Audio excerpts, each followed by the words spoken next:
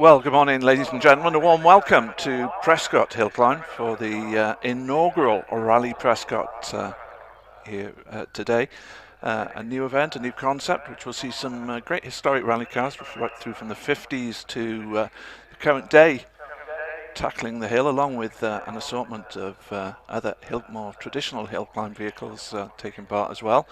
Great day's sport ahead of us. Practice runs have commenced, and timed runs will commence after lunch. We've just got a red flag on the course at the moment, just a momentary delay whilst some clearing up work is done, but we'll be getting the practice back underway very shortly. This Escort, which I think has probably had mechanical problems, Mark 1 Escort there, returning to the paddock area. Once that's clear, we will be able to get back underway.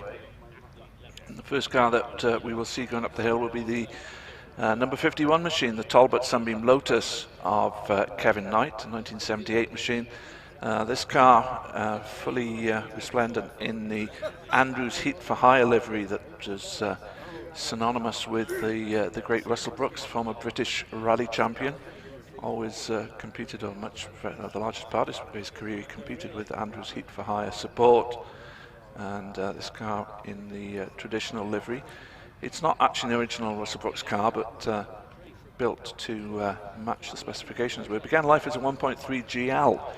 In fact, I was talking to Kevin just a few minutes ago, and he was telling me that as so many of the Sunbeam Rally cars did, start life as 1.3 GL, but no full spec Lotus Sunbeam motor under the bonnet. And Kevin, who's only been here once before, he was saying, but managed a quick trip into the kitty litter, as he described it on that previous occasion. Hopefully he won't repeat that experience, but he's just warming the tyres up a little bit as he comes up to the start line. There we are, the number 51 machine, as I say, the Sunbeam Lotus, or Lotus Sunbeam I should say. You will see, if you're watching us on the live feed, you should see some intermediate times. And the first one is in fact after 64 feet, which gives us an indication of the sort of acceleration that they are achieving. Away he goes, and next we'll see his speed under the bridge. It's 39 miles an hour into the left-hander that will take him up to the Tories, the first of the two hairpins on the Prescott course, this long course here at Prescott. And there he goes, and away up towards the left-hander at Pardon. So we get those first two times, which we'll be able to compare with other cars going up the hill. He goes on to midway through the S's, and the tail out there in the middle of the S's through the left-hander Rolt, and that will take him into semicircle, the final corner on the hill, and then over the line. And semicircle he comes, and up towards the finish line to complete his run in a time of 69.63 seconds. Next up, it is one of the non-rally cars. In fact, it's the E-Type Jaguar 154 in the hands of Oscar Harding. Not surprisingly putting in some slightly quicker times up the hill. The E-Type was never enjoyed quite the same sort of competition history as the earlier C and D types, of course, but described once by Enzo Ferrari as the most beautiful road car built. And it's a 58.50 then for Oscar. In the Martini livery next, it's the 1979 Porsche 911, a 3-litre machine of Matthew Pierce, number 52. As he makes his way out towards semicircle.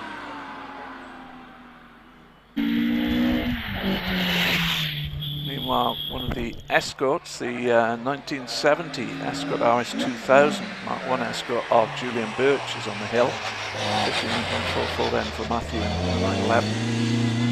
Julian around the Tories in that Escort. Such a massive, as he hands the tail nicely coming out of pardon, massive rally history for the Mark 1 Escort. Of course, we placed the Cortina, which had previously the Mark 1 Cortinas, which had previously competed. RS2000s were generally used in what was known as Group 1 rallying, less modified machines. The RS1600 with the BDA engine was the top end Escorts. We've got a Renault 5 Turbo now. Martin Ferris's Renault 5 Turbo from 1984. This car previously owned by Derek Warwick, in fact the Formula 1 driver. He was given it by Renault when he signed to race for their Formula 1 team. Martin is a former Welsh Hill Climb champion, competing in Renault 5 GT Turbo. This is the mid-engined 5 Turbo, of course, that was their rally weapon of choice after they used the Alpine, where we've seen the Alpines, and earlier Renault 8 Cordinis a little bit later on. Still two-wheel drive, of course, the 5 Turbo. So many of the Group B machines after it were four-wheel drive. He continues to make his way around semicircle towards the finish line. And it's going to be a 65-second run, 65.81 to be precise. Meanwhile, we see a Mark II Escort. We've seen the Mark 1, now the Mark II from 1980. This is the car of 62 Christopher Wigmore in this car, going a little bit wide there at the Tories, but getting it turned in eventually on up towards Pardon.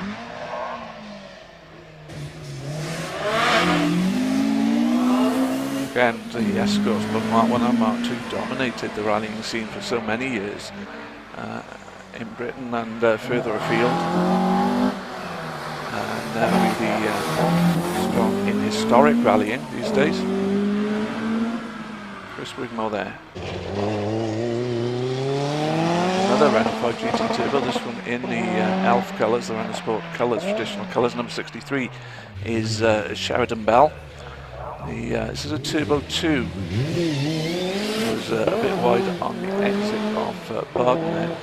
Turbo 2, I don't know if it's still the case, but at one stage weren't homologated for historic rallying, international historic rallying anyway. We use the Mark 1 version. They've now brought in, allowed in the Mark 2, I'm not too sure to be honest.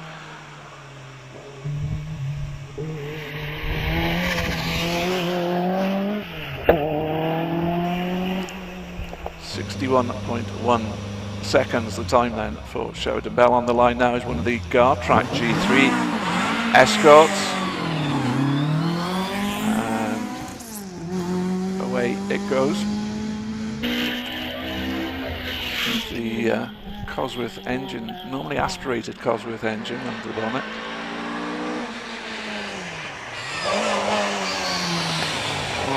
This is car number 70. It's a two-driver car, 70 and Neil Kirkham driving this 2.1 litre machine. Gareth Kirkham will be running the same car as car 770. Still rear-wheel drive, front-wheel drive, Evoque and Mark 3s were, of course.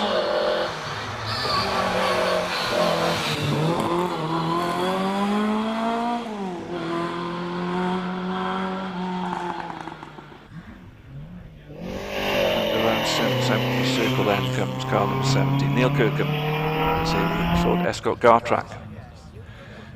On the line now, one of the Renault Alpines we have here today. This is one of the later ones. It's an A310, car number 72, driven by Tim Jeffrey, 2.5 litre turbocharged engine. Behind the driver, away it goes. A310 never had the same sort of rallying success that his predecessor, the A110, did, but did do well on the tracks. And that's a quick time at the 64 feet mark. Very neatly around the Torres. Continue on up towards Pardon.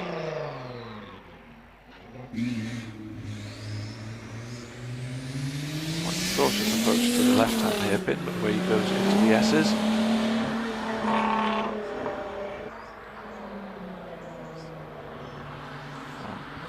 It's into Rolt, and then on towards semicircle.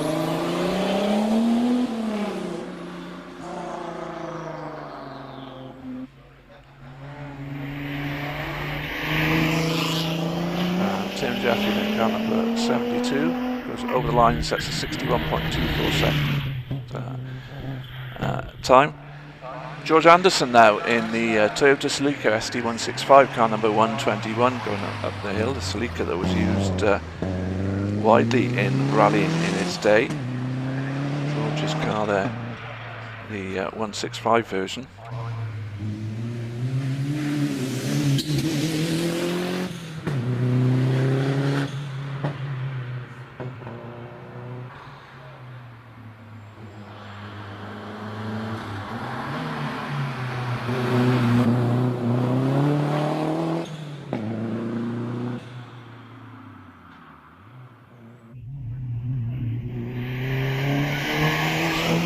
Celica goes around and up to the finish line, and quickest time 1:57.19. Meanwhile, the 205 GTI 1.9 litre version, number 40, the car of Steve Bailey on the hill. 205s still used a lot in club rallying, getting harder and harder to find 205s in good condition, to be honest, but they came across in basically two engine sizes, the 1.6 and the 1.9. This is the larger engine one, the 1.9. Steve Bailey competing in this. The weapons of choice for many club rally drivers. A little bit twitchy there through the S's.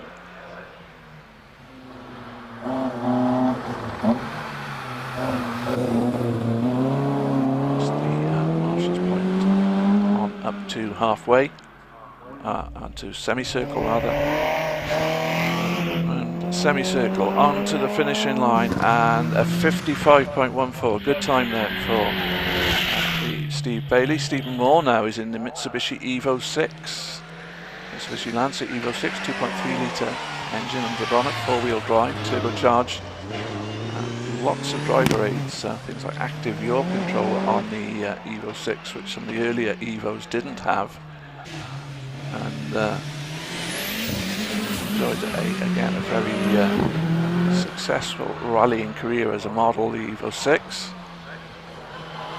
A lot of success in Group A, the less modified category, as well as in the, should I say Group N rather, at the time that it was running. It was enjoying success. And this looks like a good time, yeah, 53.62 then for number 90, Stephen Moore in the Evo 6. 103 is the MG there of Mark Bendel, the MG ZR 1.8, bearing the names of Claire Mole and Gwyndaf Evans. Gwyndaf, of course, a British rally champion himself, and father of current Toyota Works driver Elvin Evans, who the last I heard, which was overnight, was leading Rally Finland in the World Rally Championship. So Gwyndaf had his own successful career before his son took up rallying. The North Walian family. The MG ZR then continuing on up the hill.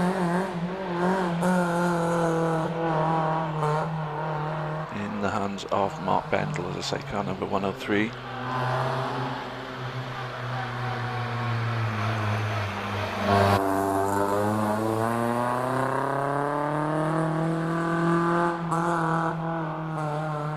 He goes into semicircle.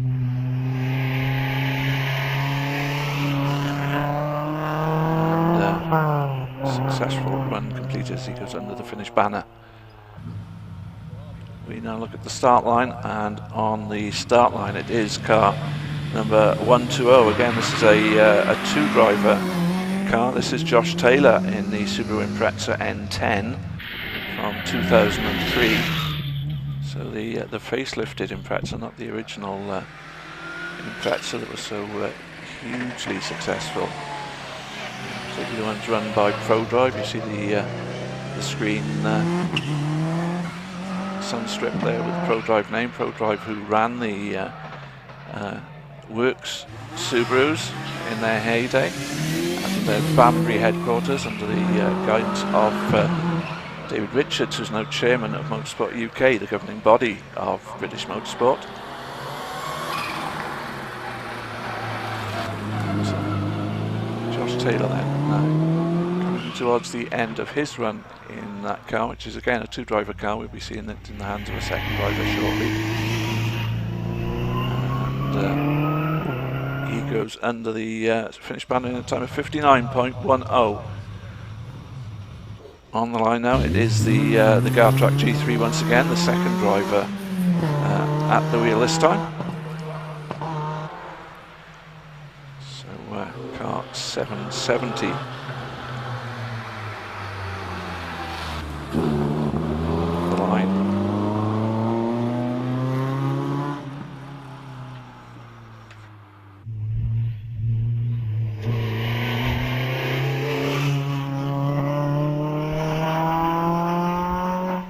Meanwhile, completing his run is Ben Fisher 100 in the Ford Fiesta 2-litre Fiesta with a time of 66.29, and the Gartrack Escort gets on its way up the hill.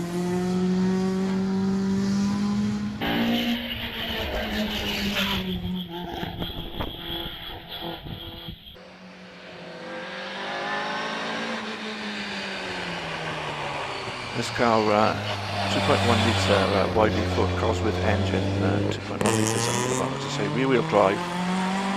Won the Tornado Trophy at this year's Goodwood Festival of Speed for the longest jump on the Forest stage, completing 48 feet without the wheels and tyres touching the ground. Quick flash of the brake lights as he goes into the S's. Family owns campaign in this machine. You saw Neil as earlier.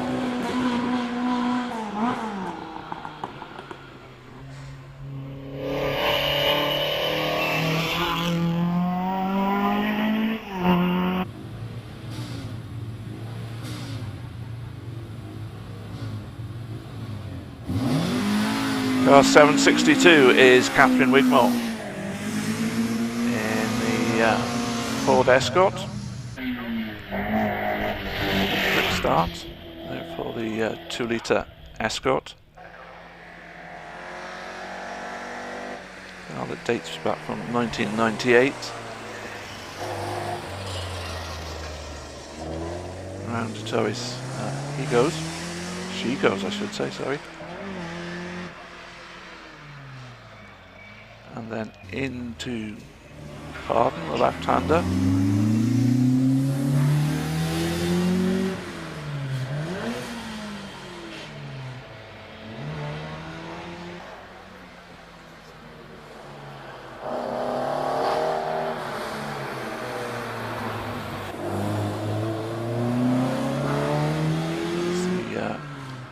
Traditional forest arches of the Mark II, the sort of squared off arches as compared to the rounded ones of the Mark I's ran.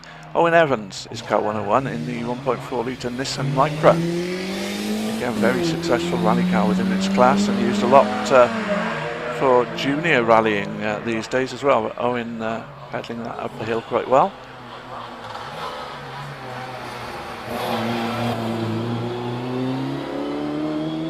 Very neat run indeed for Owen Evans then. And then we see John Harding in his Mitsubishi Evo 6 102, car number 102, John Harding. This car from the year 2000, in fact, the turn of the millennium.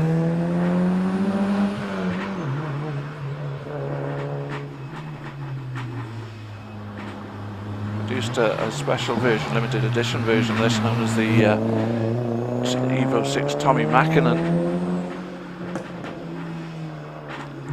This one, is one of just the Evo 6. He goes over the line in a time of 57.96 seconds. Lots of popping and banging on the line now from car number 122. is the Toyota Corolla.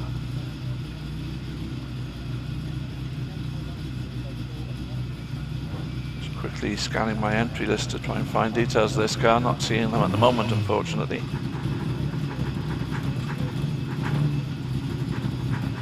In fact, it's Tim Bendel in the S2000 specification Toyota Corolla from 2007. So a four-wheel drive machine.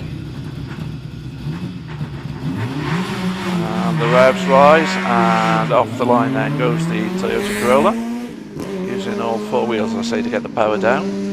Heads up towards the bridge. Under the bridge he goes, really pushing hard through the left-hand first wheel corner of the Prescott course, then into the Tories, and just a little bit of twitch as he exits the hairpin on up the straight up the hill towards the left-hand hairpin.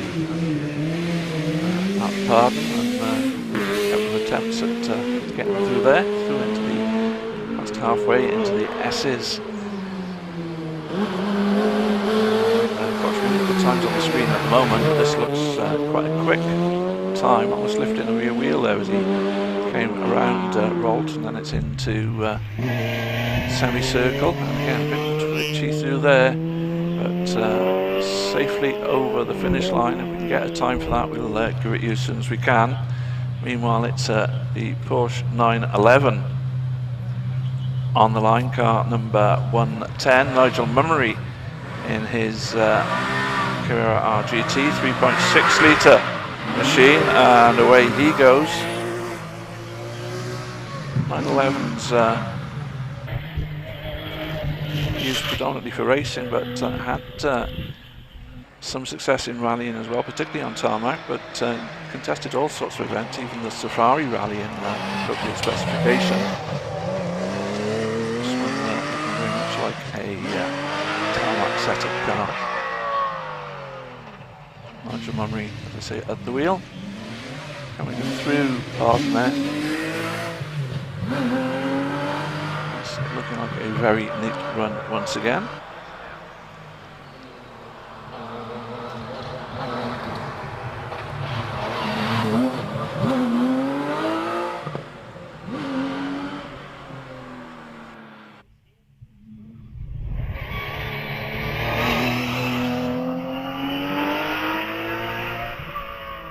So the 911 completes its run, and on the line now, car number 81 is Cheltenham driver Lee Kedwood in his Mitsubishi Evo 3. We've seen Evo 6s before. Now one of the earlier machines, the Evo 3's, a 2-litre turbo engine, slightly smaller than the Evo 6 sported. This is a Group A specification car. At the wheel, the car finished third overall on the 2019 Get It Sideways stages.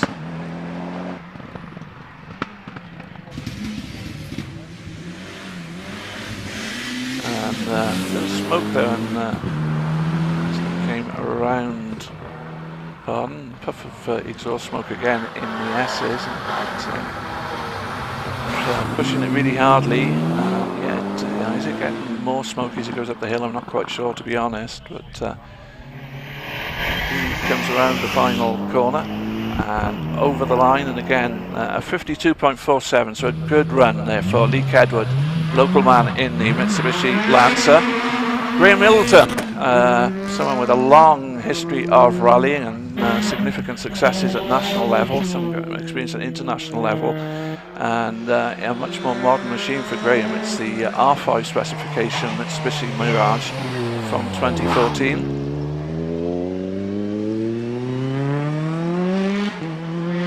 And up the straight he goes towards Pardon.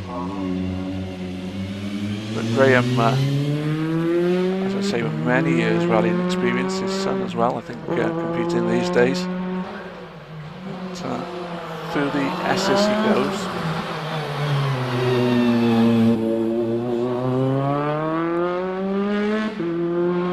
And into halfway. And there comes Graham, the four-wheel drive machine, and getting his power down well over the line, and a 57.75. Another Impreza now, 2007 machine, number 123, Tim Dennis in the 2.5 litre Impreza. The original Imprezas cost 2 litres, and then they were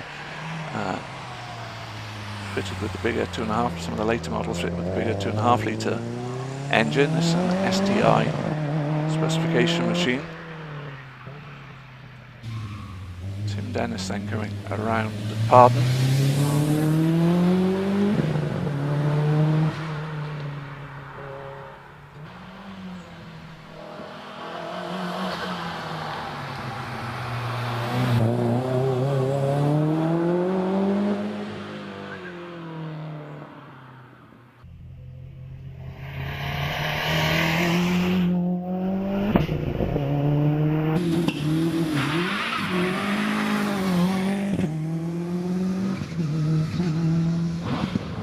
Meanwhile, Spencer Chard, experienced rally driver himself, gets away in the 2003 Impreza.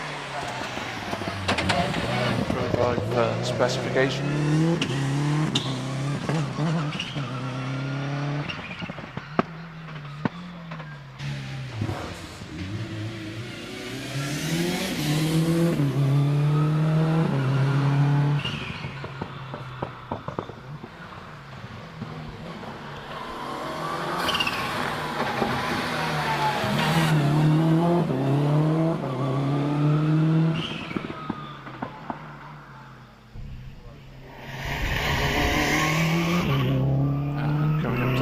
Then is 8:20 Spencer Chard, and a good time, 54.33 for Spencer. Another Mark II Escort. On the wing it says Bjorn Voldegard and Hans Sorselius, so famous names. Whether it's an original car, I'm not too sure, to be honest. But, away goes the Mark II. Certainly looks the part. That, I think, is Tim Bloxham behind the wheel of the 1977 machine.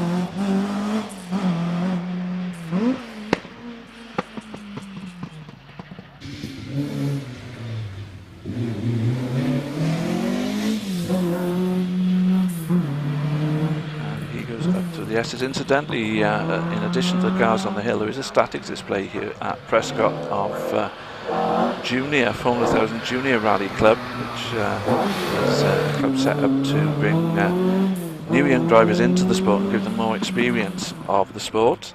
And unfortunately they can't participate in this event because of their age. The drivers are too young to do a speed event. They are allowed to do single venue rallies, but not a speed event, which this is designated. But their cars are on display in the paddock. Everyone that is interested, then go along there and have a chat with them, and they'll tell you all about that championship. Meanwhile, George Harding is the second driver of the year 2000 Mitsubishi Evo 6, car number 802.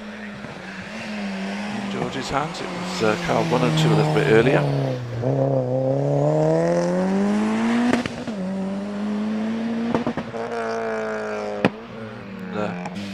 Quite a lively run then from George in this Evo 6.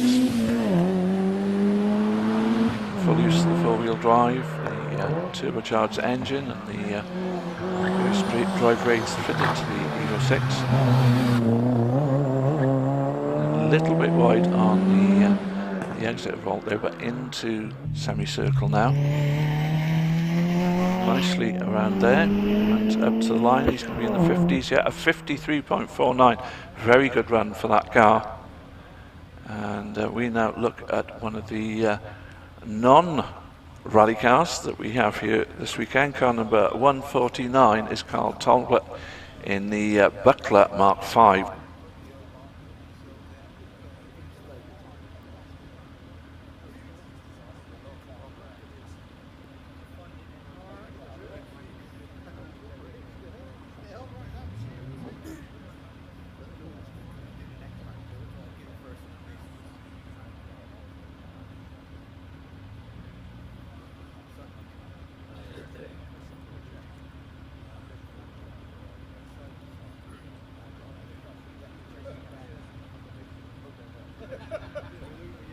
Buckler produced, in fact, the first space-framed car to be offered for sale anywhere in the world.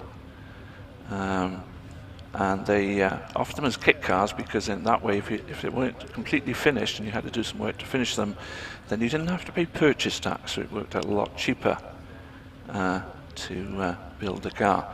The engine of choice in these was typically the engine out of the E93A Ford Anglia. But a huge variety of engines were used over the years, including Coventry Climax, everything up to Lincoln V12. But this is a Mark V. They were built between 1949 and 1955. This one has, they were fitted as certainly originally with an 1172 Ford engine, top speed 80 miles an hour, and a very short wheelbase, just 90 inches for Buckler, which comes around hard now into the S's.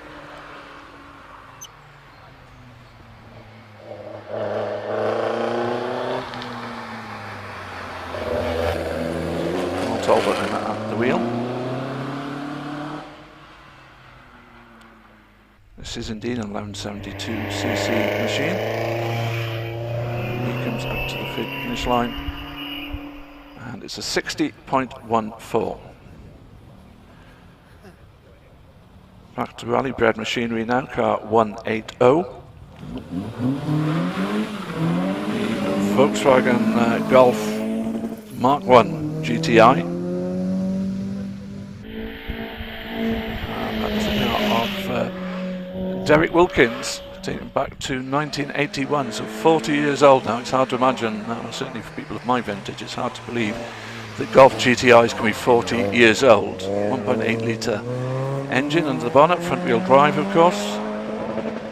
The first of the so-called hot hatches, the Golf GTI, which spawned a whole range of hot hatches from various manufacturers from there on, including the 205 GTI that we saw a little earlier. XR3Is was Ford's offering.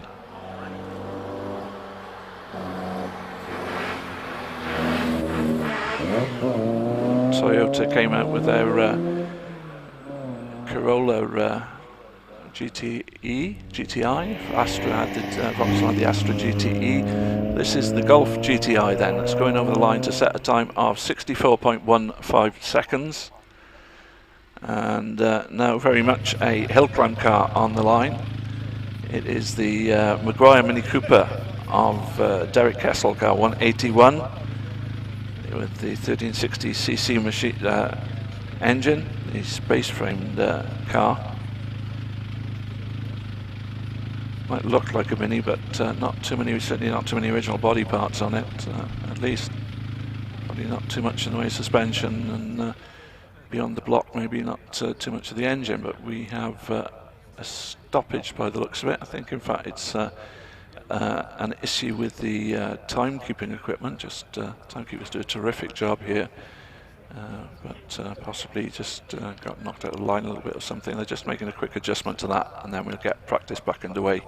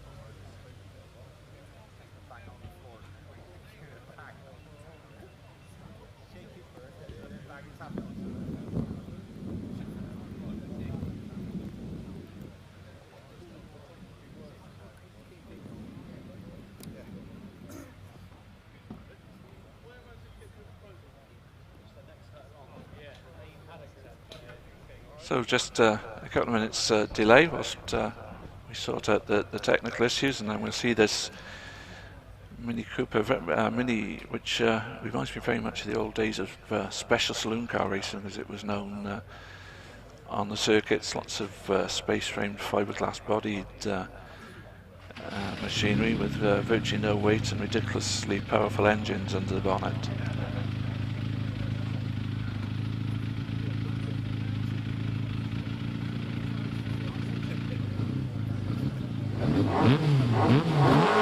So away then goes David Castle in the McGuire Mini Cooper S. 2.68 seconds to the 64-foot mark. The reason we do a 64-foot mark is that anything under 2 seconds means that you're achieving one equivalent of the force of gravity, 1g, on acceleration. 2.68 in the saloon car is very impressive. Some of those the more powerful single-seaters will get to 2 seconds, but not that many cars do it. This is looking like a quick time up the hill for David Castle so far. Very planted as it goes through the S's.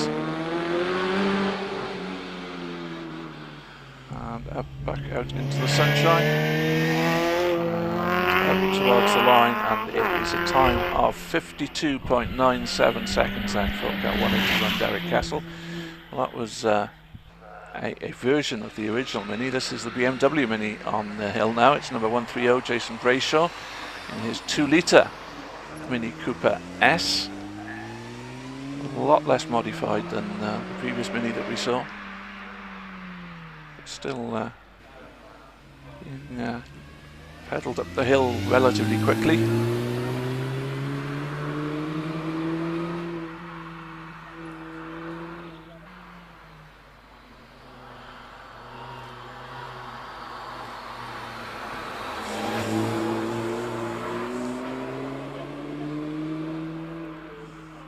And he approaches the finish line.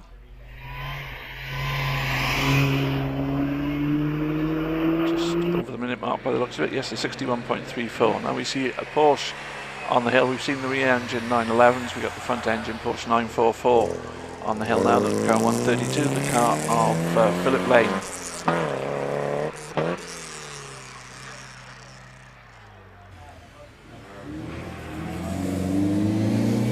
He's into the S's. 2.5 litre engine in this 944.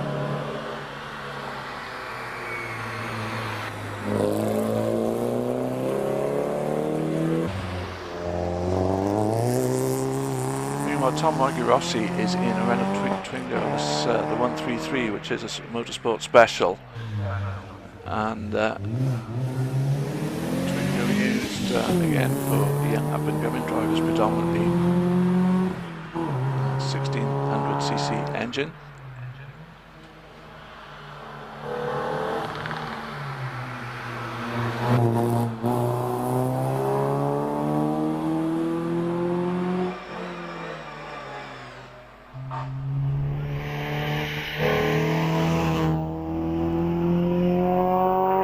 And over the line then for Tom, a time of 60.40. Meanwhile, it's Graham Ramsey in his Seat Cupra 2-litre machine car 134 on there.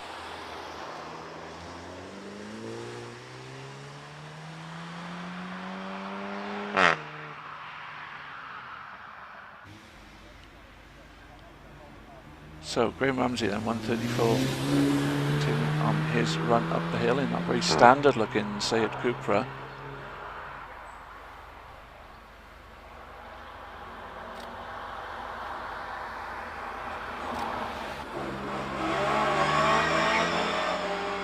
Understeering a little bit out of that left-hander there as he goes up onto towards the finish line. Meanwhile, the Mark II Escort of Mark Hobbs, car 139, is on the hill now. Plain livery, but sporting the widened arches. A competition car. Just getting word instantly, it looks like we may have seen the last of the Gartrack Escort, which is unfortunately the Mark III Escort reports of distributor failure on that guard track. It's got to back here to the end today. Good run though from Mark Hobbs in that Mark II Escort. He'll get under the minute mark, I wonder. Looks like he will. Yes, indeed, 55.45 seconds then for 139 Mark Hobbs. On the line now, Sophie Lane, car 137 in the Porsche 924 with the 2.5 litre engine under the bonnet and in Gulf Racing livery.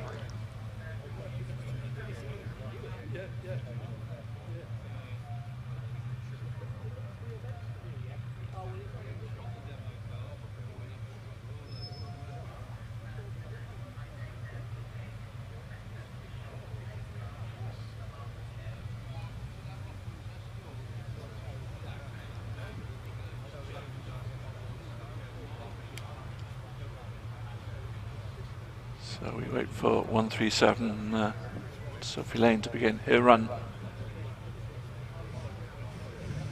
Porsche 924 Le Mans, it says on the Sunstrip. So away then goes that 2.5 litre machine.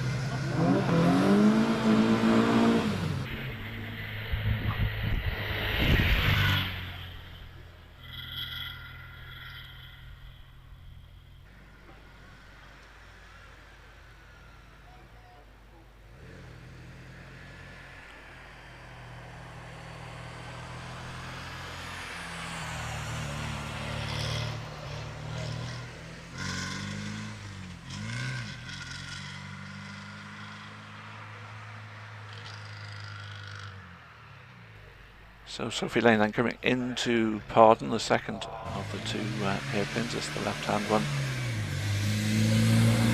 Continuing on up the hill. But it is slowing dramatically, that car. We think, just think it must have some sort of mechanical problem. The question at the moment is, can it get to the top of the hill? I think, hopefully so. Close to that now, just one more corner to negotiate, which is the semicircle.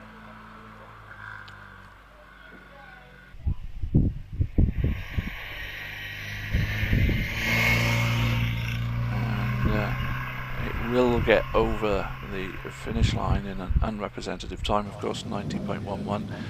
Clearly problems then for Sophie on that run. Nick Wilkins is now in the Mark I GTI Golf, car 880 this time.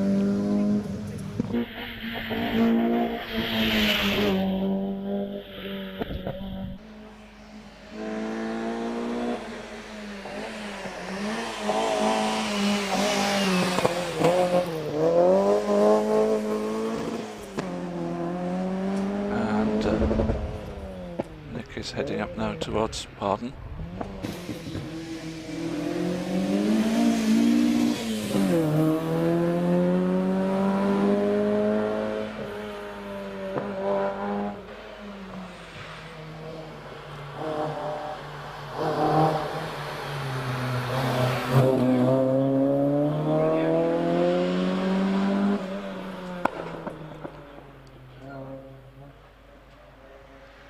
Meanwhile, we have on the hill the very standard looking Audi A4 1.9 of Simon Barnwell, car number 138, competing in the handicap saloon class. So he will have a target time to try and better, and results not on outright speed in these handicap classes, but how you do in relation to your handicap, how much you get under or how much you're over the handicap time set for you.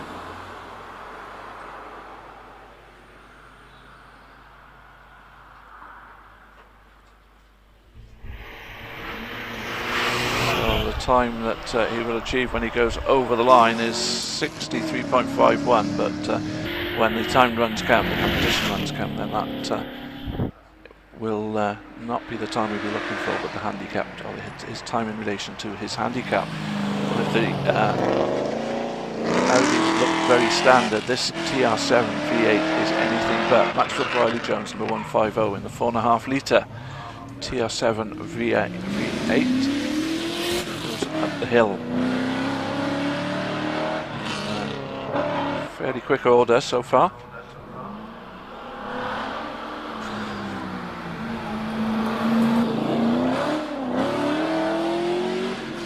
Already about to negotiate semicircle.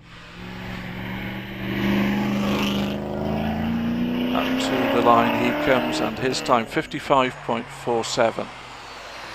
Ethan Brayshaw 830 in the Mini Cooper S 2 litre car that we've already seen going up the hill once, of course.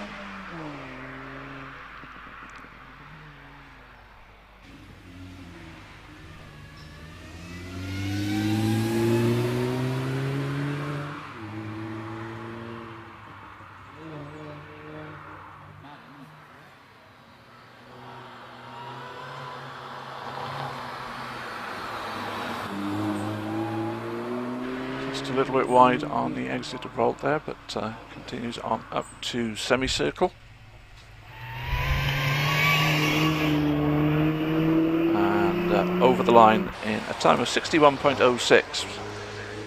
On the hill now, 141 John Wells in the 1.6 litre version of the Mazda MX-5. MX-5s very popular cars for speed events, certainly a good way to look at getting into motorsport, relatively inexpensive to run, particularly if you're running them in standard class, standard trim I should say.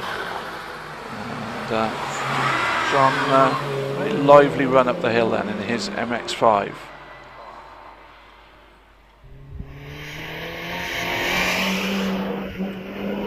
We look for time for him, 52.54, very impressive indeed. Meanwhile, Rupert Marks is out in the 5.7 litre McLaren M12. It's 2.5 seconds to the 64-foot line. He's around Arden now. It was built by late Bruce McLaren. He set up the company, and the company that's still going strong took victory recently. And not the last Grand Prix, but the one before. But this car, which was originally developed for competition at Le Mans, but couldn't get homologated for Le Mans, and ended up doing events such as Can-Am in America. 51.93 seconds the time then for Rupert Marks. 142 Oliver Chilton, another MX-5, this time 1840cc under the bonnet.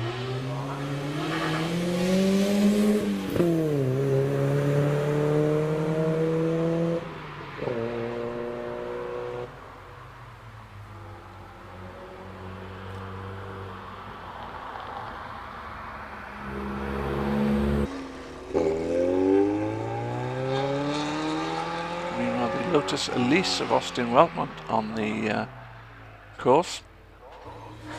Car number 143. We get that time of 68.95 for Oliver in his Mazda MX-5. The mid-engine Lotus Elise on its way up the hill.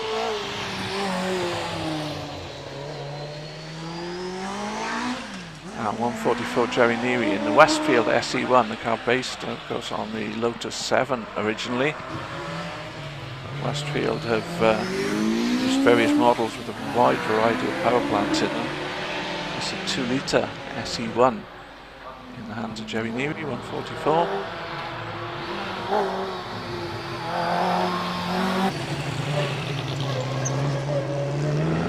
Something a little earlier, 140 was Christopher Tabor in the 1.5 litre Rallye Special. Beautiful looking sports car this.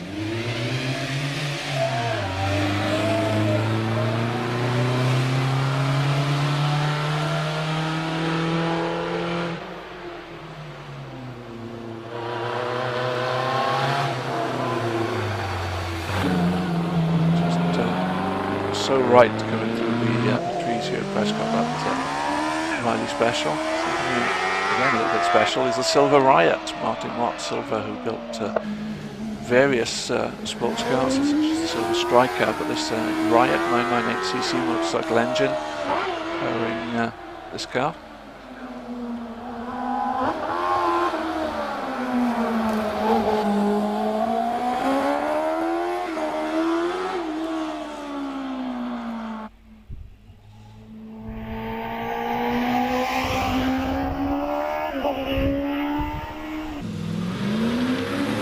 we saw a V8 powered TR7 on the hill a little earlier. Now we have a V8 powered TR4A 146 David Roberts, so not the standard, the original engine that would have been under the bonnet, but this 3.5 litre V8 powering this TR4A.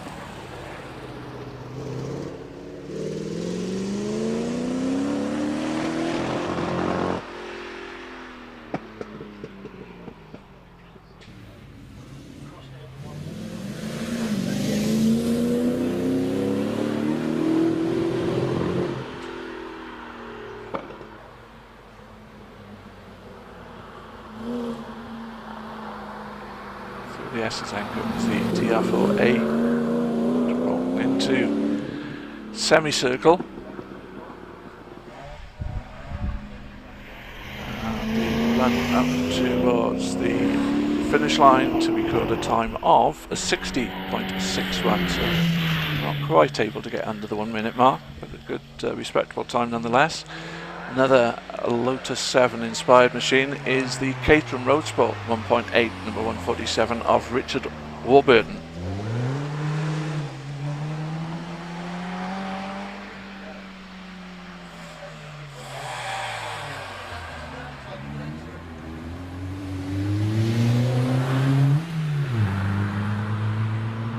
Richard goes back through the S's.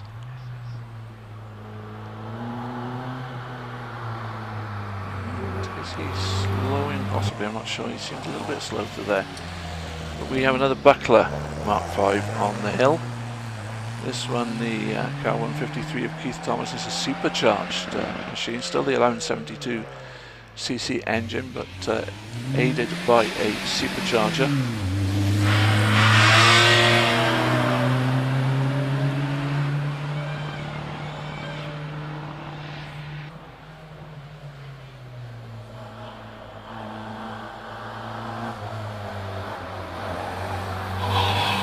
Continuing to make its way up the hill as the TR7 V8 returns to the hill, this time in the hands of Keith Fletcher, car number 850,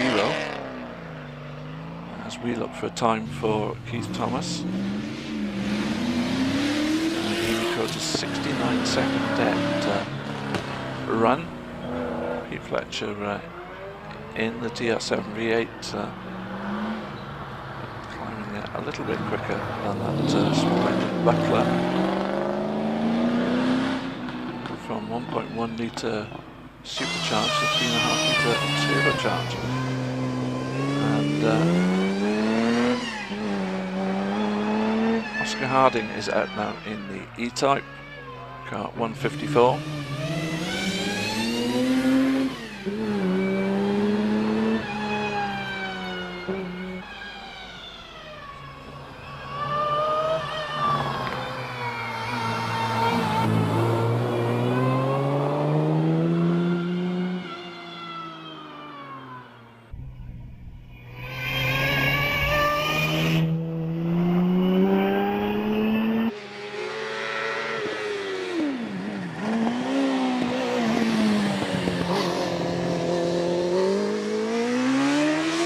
Single-seater action now in the form of the OMS of Murray Wakeham, car number 163. This one of the motorcycle powered machines again.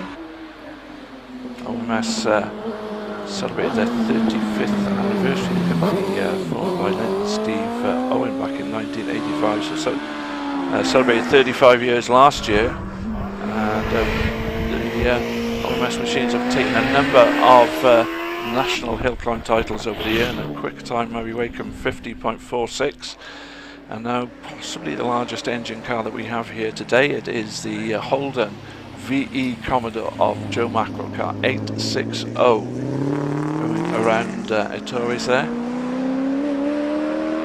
Car that possibly looked more at home at Mount Panorama on the Bathurst race circuit in Australia. You've had huge success in the V8 Supercar Championship in Australia. Not instantly achieving success at Bathurst, but they did in due course with this VE model. A car that was basically all Holden. A lot of the Holden Commodores used Opel parts, but not the VE Commodore. Carl Talbot is out there now in the it's saying it's 149 Carl Talbot in the buckler. I'm not quite sure that's correct what's on screen at the moment.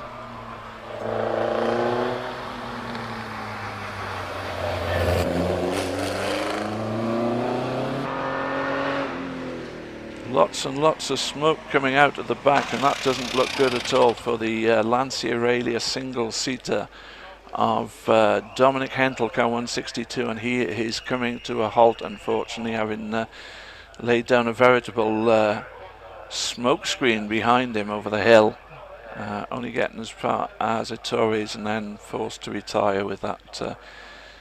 Looks like it could be a fairly significant engine problem for the Lancia Aurelia powered single-seater.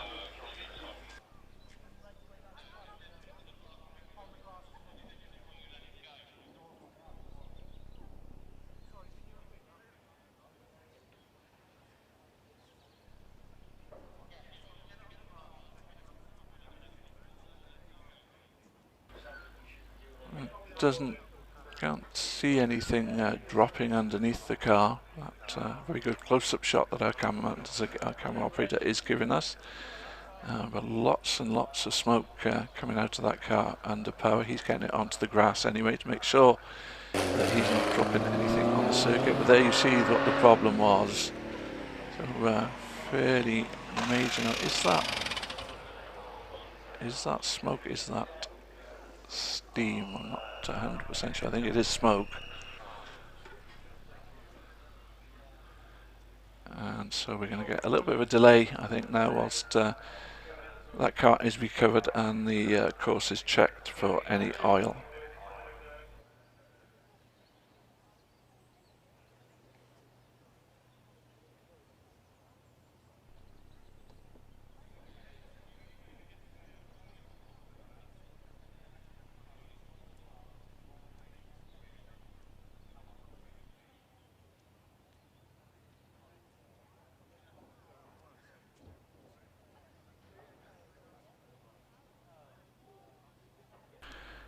So as I say, a little bit of a delay now whilst this mechanical problem is dealt with.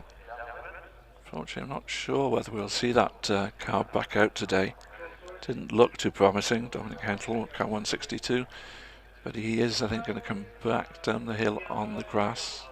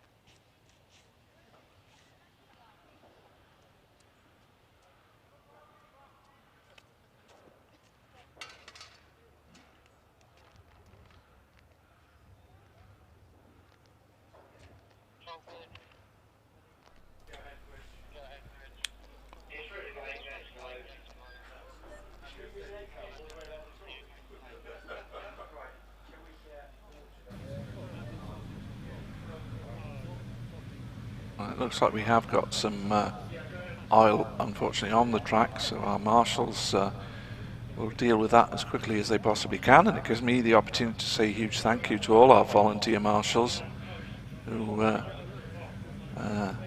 give their services up for the whole weekend for nothing more than a bacon bap, and do it for the love of the sport. Without them, we couldn't safely run motorsport. They make our sport what it is, often referred to as the Orange Army. We do appreciate the time that they put in. They put themselves at risk at times, although obviously we seek to minimise those risks. and they are there to look after the safety of the crews, of the drivers, of the spectators, and we'd like to say a huge thank you to them for all that they do.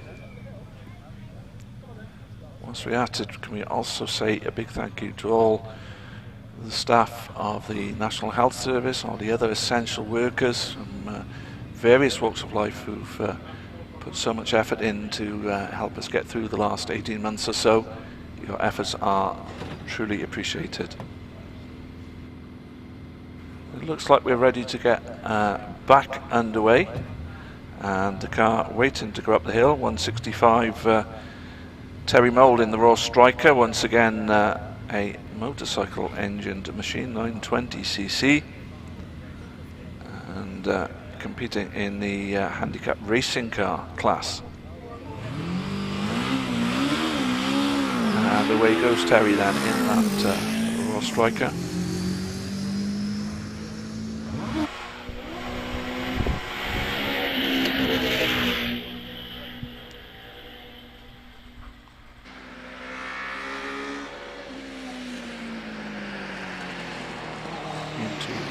He goes, and that long right hand hairpin, and then Power is his way up to the left hander,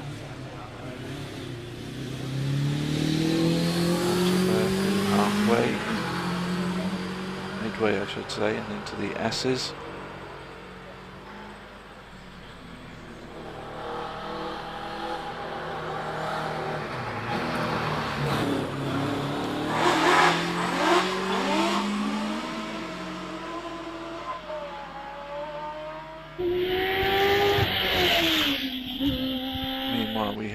Kerry Wayne on the hill in the Magnum 843, the Formula 3 racing car. Magnum began life in 1981. This is also a 1984 car. They raced an F3 up until 1987. It was this car, or the Magnum 843, that got Magnum's only F3 win when Bill Martinson won in Scandinavia. And the name that you may recognise who drove the Magnum 843 was one called Oyser, racing driver, but a 52.14 for Kerry Wayne in that Magnum 843.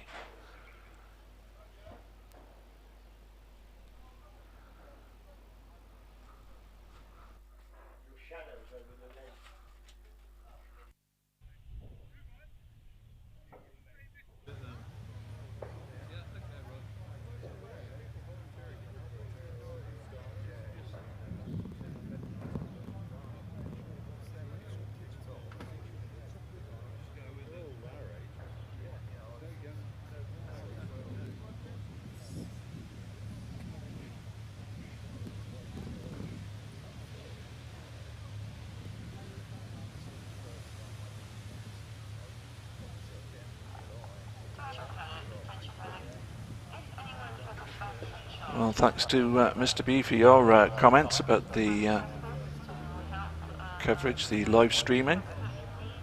It'd be great to see you here at Prescott whenever you can make it next season. Look forward to seeing you here. Car 169 comes up to the line now. That's Martin Jones in the Brabham BT21 1600cc machine. A Formula 3 car of its day.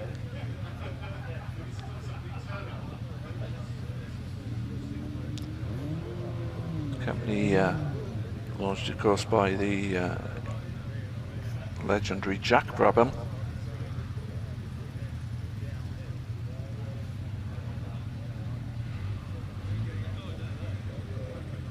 So he's lined up and ready to go, I think.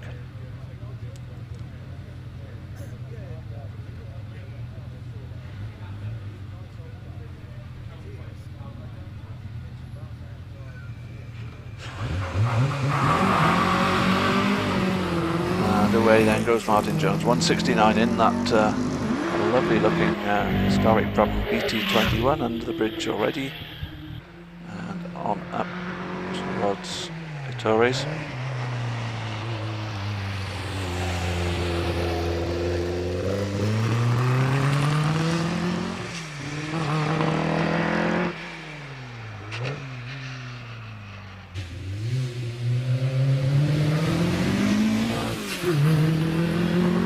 Said by many people many times, it really is great with these older cars to be able to see the drivers, the input they have in driving these cars. Not enclosed and so visible for us to observe their driving.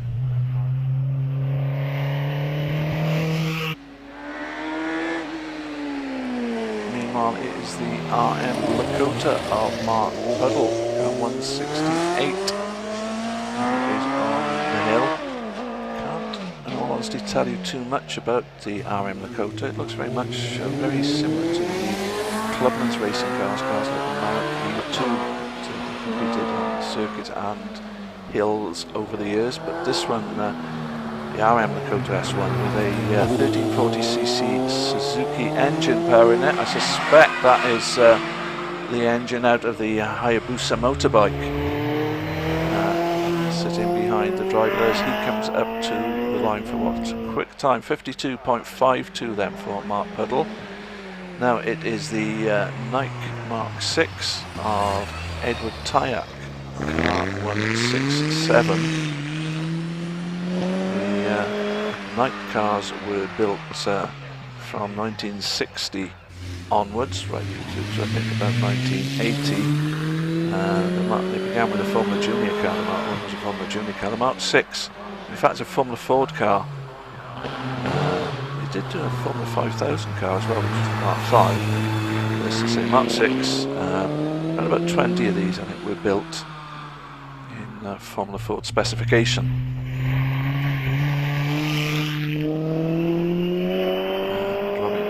Edward Tyack rather coming to the line to record a 57.41. in that Nike Mark 6. But to well, monster saloons now. It's Robin Johnson 160 with that 6-litre Holden VE Commodore on the line.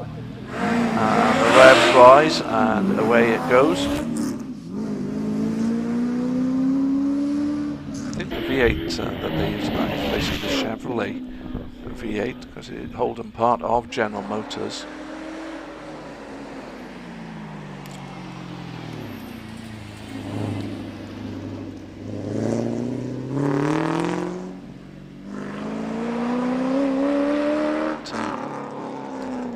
Quite a significant handful to muscle around this Prescott Hill Climb course, the Commodore. Johnson doing a good job of it so far though, and making his way up through the S's.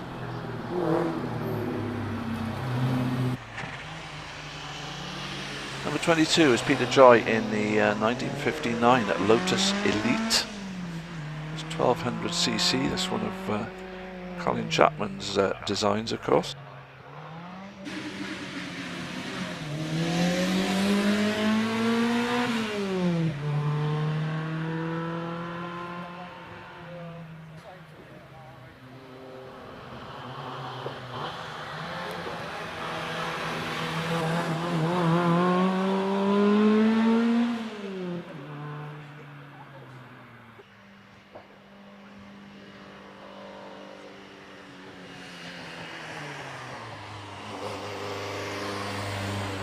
Cockgrove is out there, number 20, the Lancia Fulvia Rally. 1300cc machine from 1969.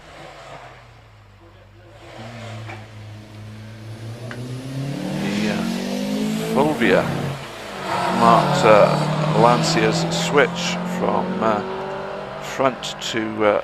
from rear to front wheel drive.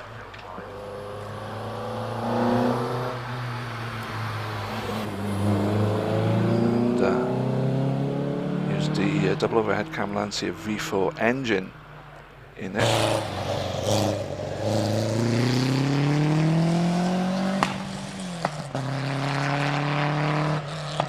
can return to motorsport and rallying in particular in 1965 rather, using the Fulvia, and Cesare Fiorio was the man running the works team, and Lestrieri won the San Remo Rally in 1972 in one of those. We now switch to the Renault R8 Gordinis. Number 32 is David Wheeler in his 1400cc Gordini.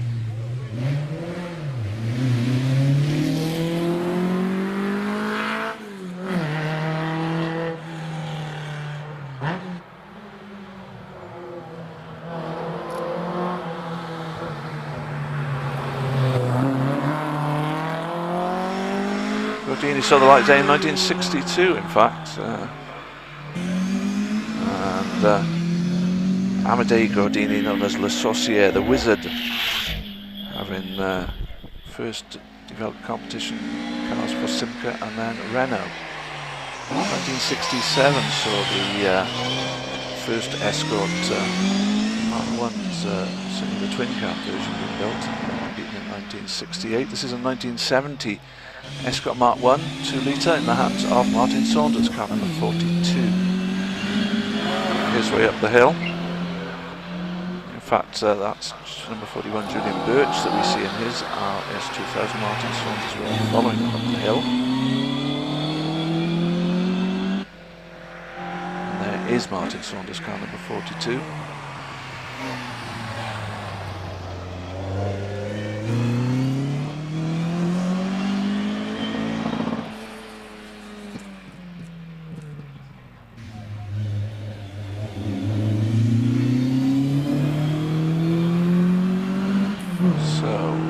Times will we see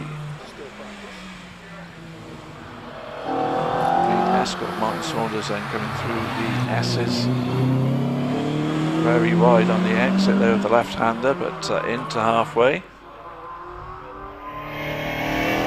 around there and up to the finish line for a time of 56.55, very respectable time there. The Renault R8 Gordini we saw a little bit earlier was replaced in competition by Renault, by the French manufacturer, with this, the A110 Renault Alpine, this one from 1973, driven by Johnny Hulme, car number 45, 1400cc machine.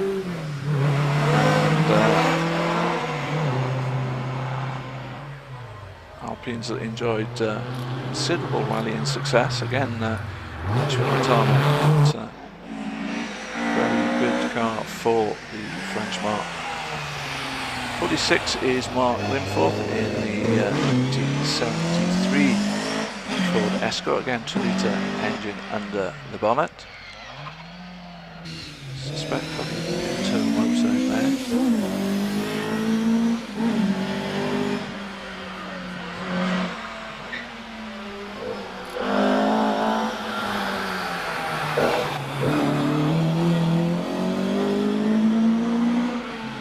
Hard mark there as he goes into semicircle. The time of 52.44 seconds. Meanwhile, Ian Beveridge is second driver of the Lotus Elite that we saw a little earlier. This car from 1959.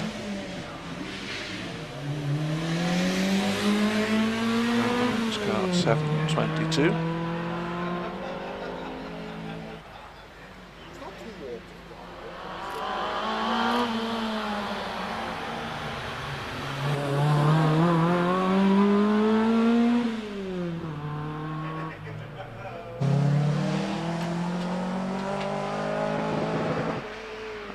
We see the Lancia Fulvia Rally once again.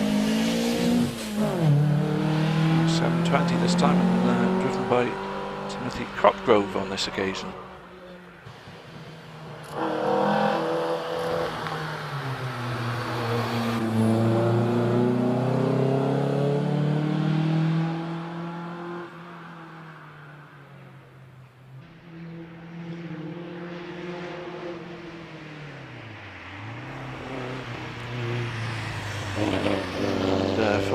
Charles Reynolds is out now in the 71 Alpine Renault A110. Also has a long history of involvement in motorsport himself. Probably nearly as long as this car, in fact.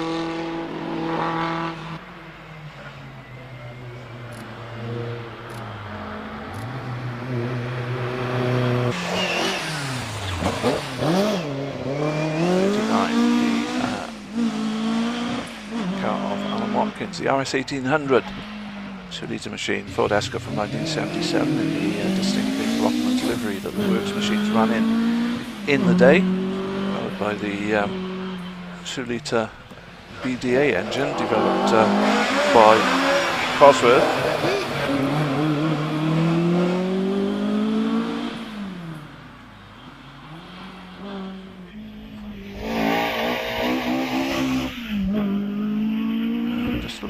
Puff of smoke from as it goes over the line to do a 53.97. Meanwhile, car 48, another Mark II Escort, this one an RS 2000, in the hands of Steve Harkness. Steve, who really hanging the tail out beautifully there around Martin. Steve, who does a lot of work for the Pirelli competition tyres department.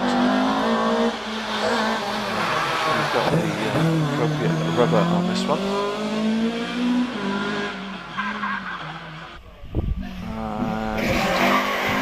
Around semicircle he goes and up to the finish line, and a very good 52.26 there for Steve Harkness. More Escort action. This is the 1978 machine of Andrew Portlock, car number 49.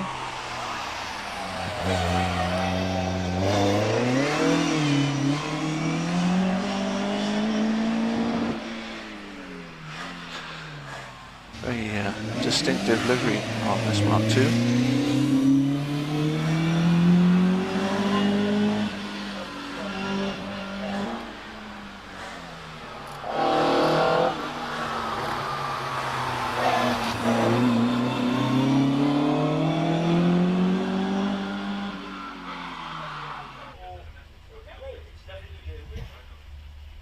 Well, Steve not going to be able to in fact, where is Steve? We seem to have lost Steve on semicircle by the looks of it, unfortunately.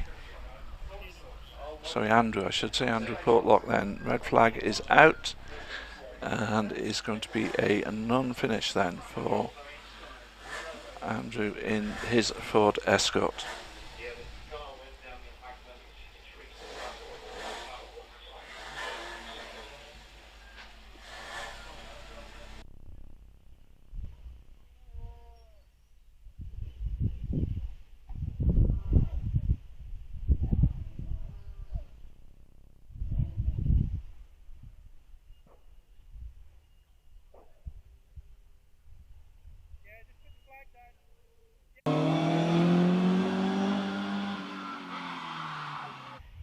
So we get a replay there, just unfortunately Andrew just sliding off the outside there at the start of semicircle and going down the embankment. So red flags on the hill, and all the support that Andrew needs in place. And we'll get things back underway just as soon as we can.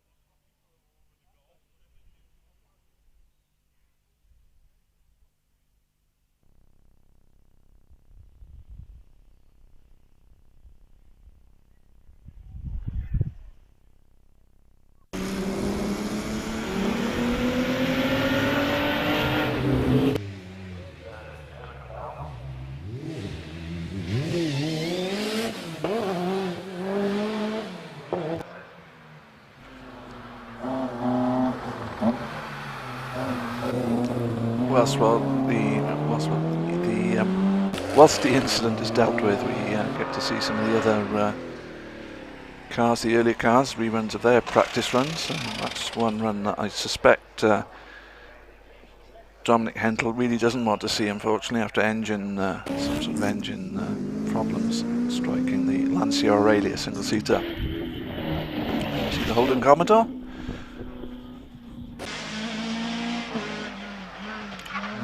That is Steve Hartnett's beautiful slide round in true rallying style, sliding it round the hill there, round the hairpin.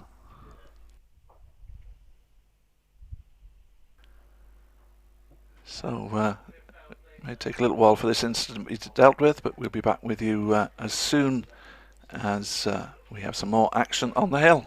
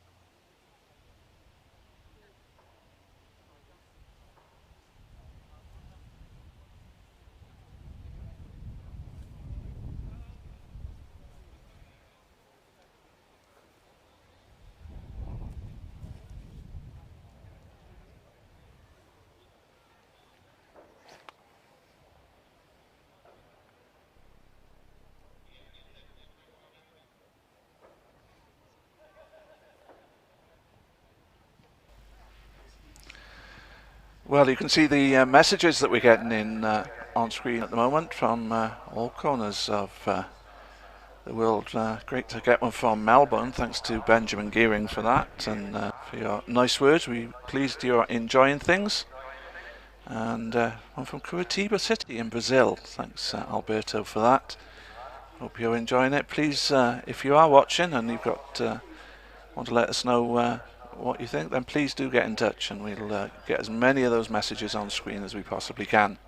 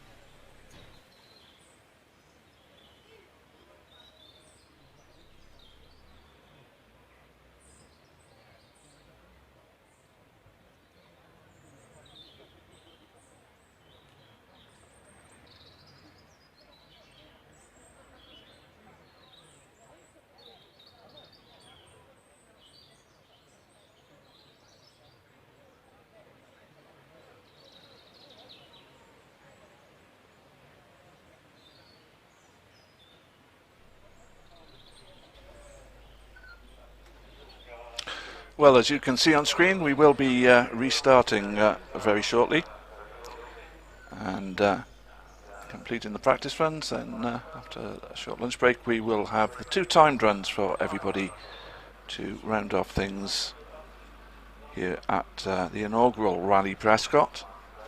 Final event of the year, final hill climb of the year anyway at Prescott, but a full season of action to look forward to once again in 2022, so keep your eyes peeled.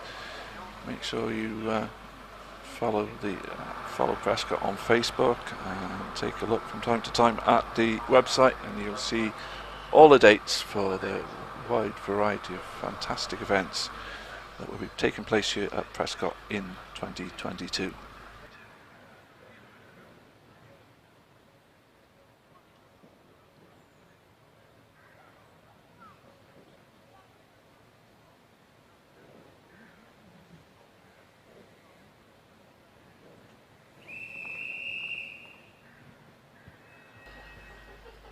So the red flag's now starting to come in down along the hill, and then the action will be back underway.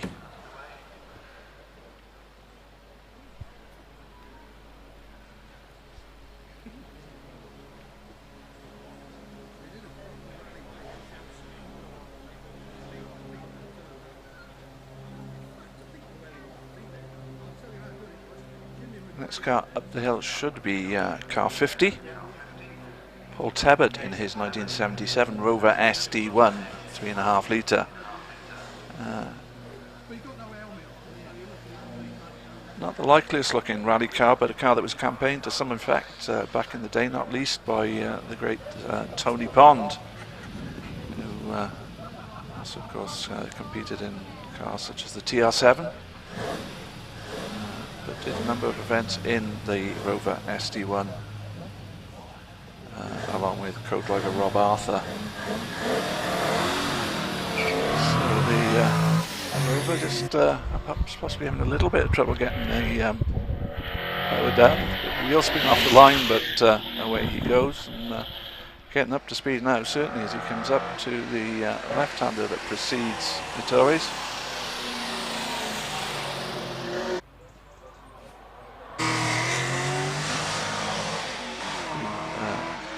And on to Pardon.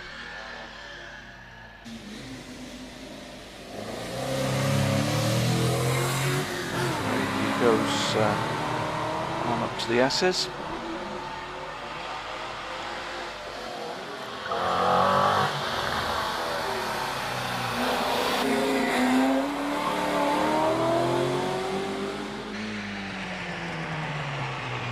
Meanwhile, that Andrew's Heat for Hire livery Talbot Sunbeam Lotus of Kevin Knight, 2.2 litre Lotus twin cam engine under the bonnet. Car number 51 as Paul Tebbutt in the Rover records a time of 60.67 seconds for his climb.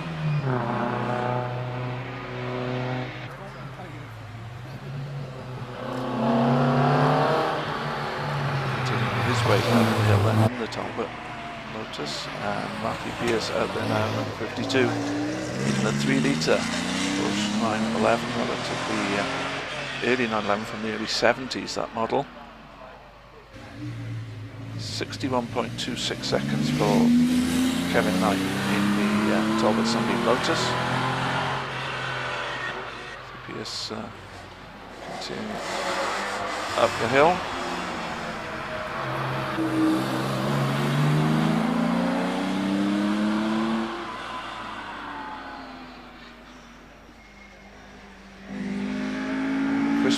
Out there in his Mark II Escort 80, 62,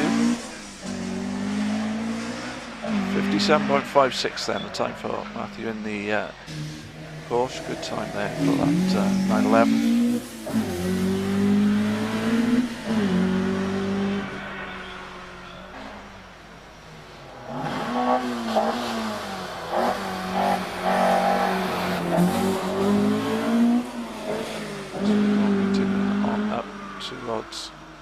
Semicircle. and to the line for a time of 55.13. Meanwhile, I was told the Track G3 Escort might not be back out, that it had a distributor issue, but clearly whatever was amiss has been sorted, because number 70, Neil Kirkham, now going up the hill in that 1983 machine, 2.1 litre turbocharged engine, driving the rear wheels.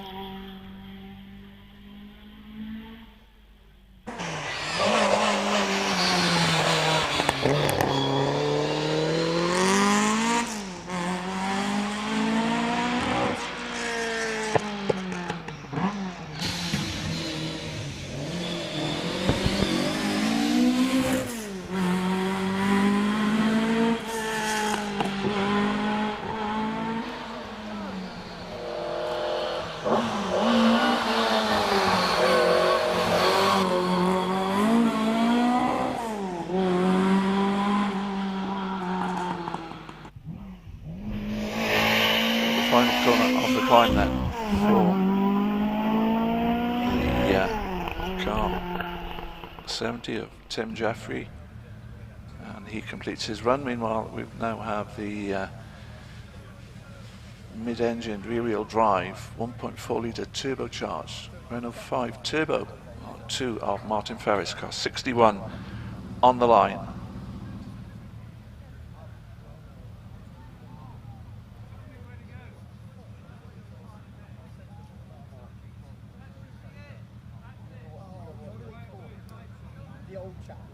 So just getting the car lined up.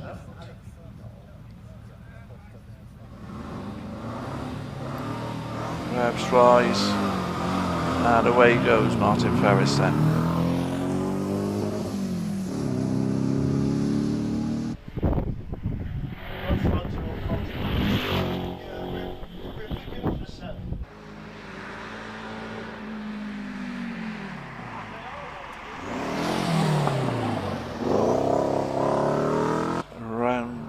Torres, that French machine.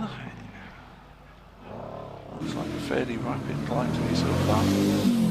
Out of up the hill.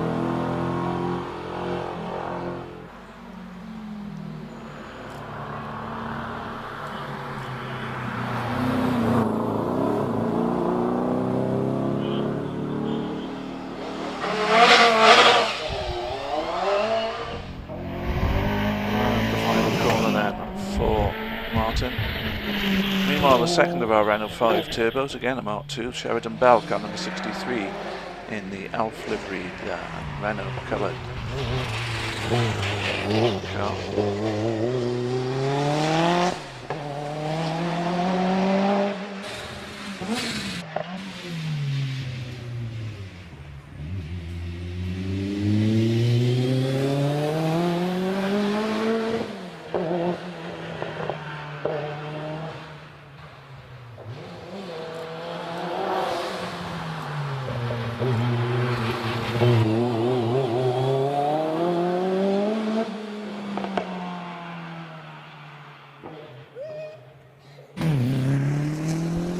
So away gets George Anderson from Llanish near Cardiff in his Toyota Celica ST165 GT4. It's been a Group N rally car right from new in 1989. It was campaigned in the British National Rallying Championship by John Cleary and Richard Mawson, and then went to the hands of Steve Patch, rally driver, Nicky Grist, former co-driver of Colin McRae, and Formula One's Martin Brundle as well. And now runs in the Repsol Toyota colours of the period.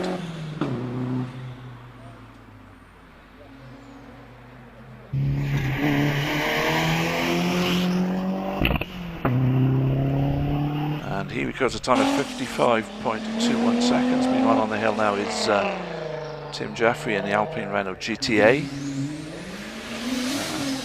2.5 litre car from 1987.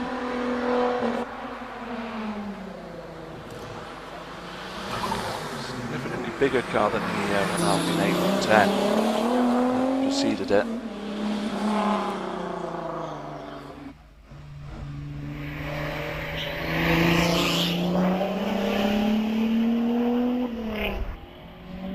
55.4 for Tim Jeffrey. Steve Bailey is in the 1.9 litre Peugeot 205 GTI, now from 1990.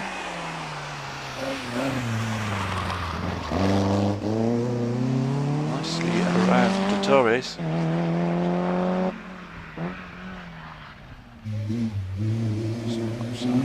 Very slight look of the back wheel lifting off the ground as he comes around Pardon. So Steve not holding back at all on this second practice run. As away goes Stephen Moore in the Mitsubishi Evo 6, the 2.3 litre machine from 1999, car number 90. 53.47 seconds, a good run then for Steve Bailey in the Peugeot 205 GTI.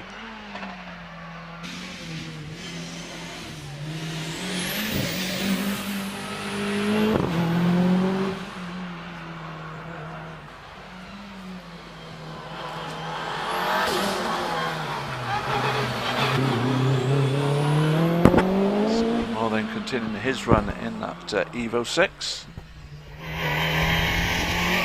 Towards the finish line to record a time of 49.03 for Steve Moore, as Josh Taylor in his Impreza 10 car heads up the hill.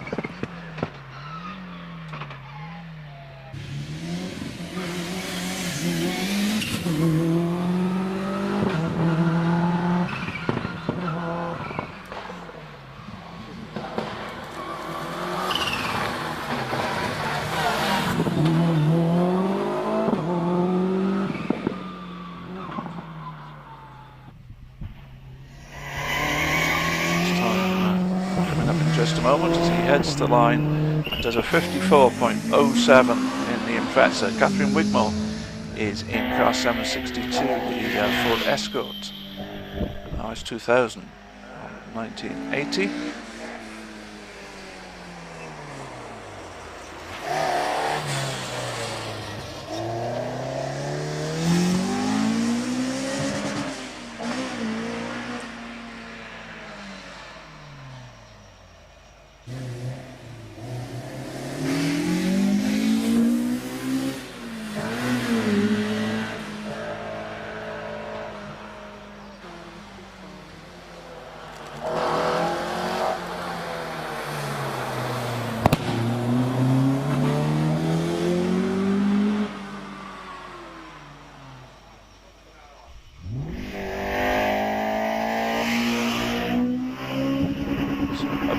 Line for Catherine and a 60.12 for the 2 litre Ford Escort. Cartrack G3 is Escort is Mark 3 Escort is on the line and away. This time as car 770.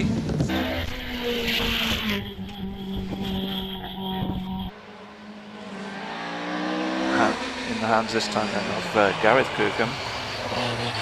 By 1983.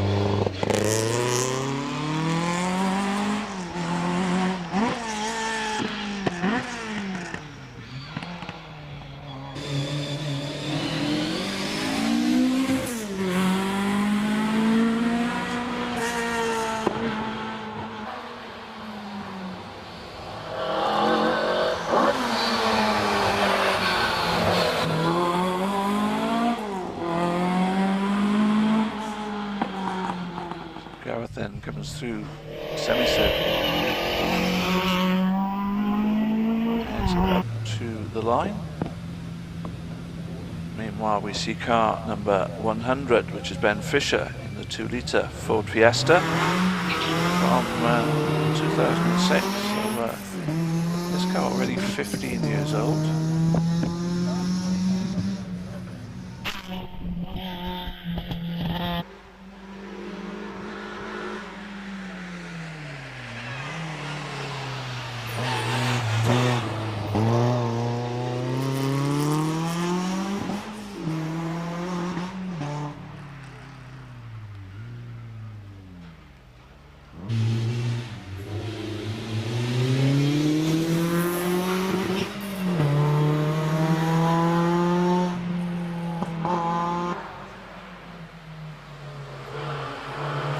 passes, then comes Ben Fisher in that Ford Fiesta.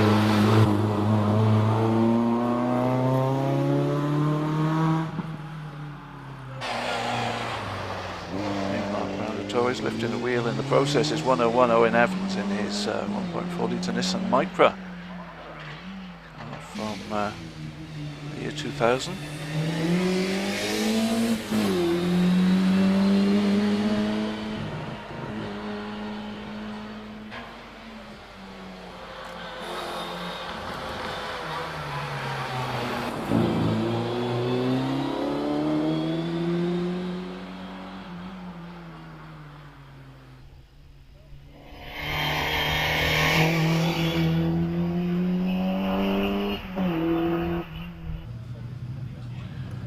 .34 seconds then for Owen Evans on a demo run now. It is car 103 Mark Bendel in the 1.8 litre MG ZR dating from 2003.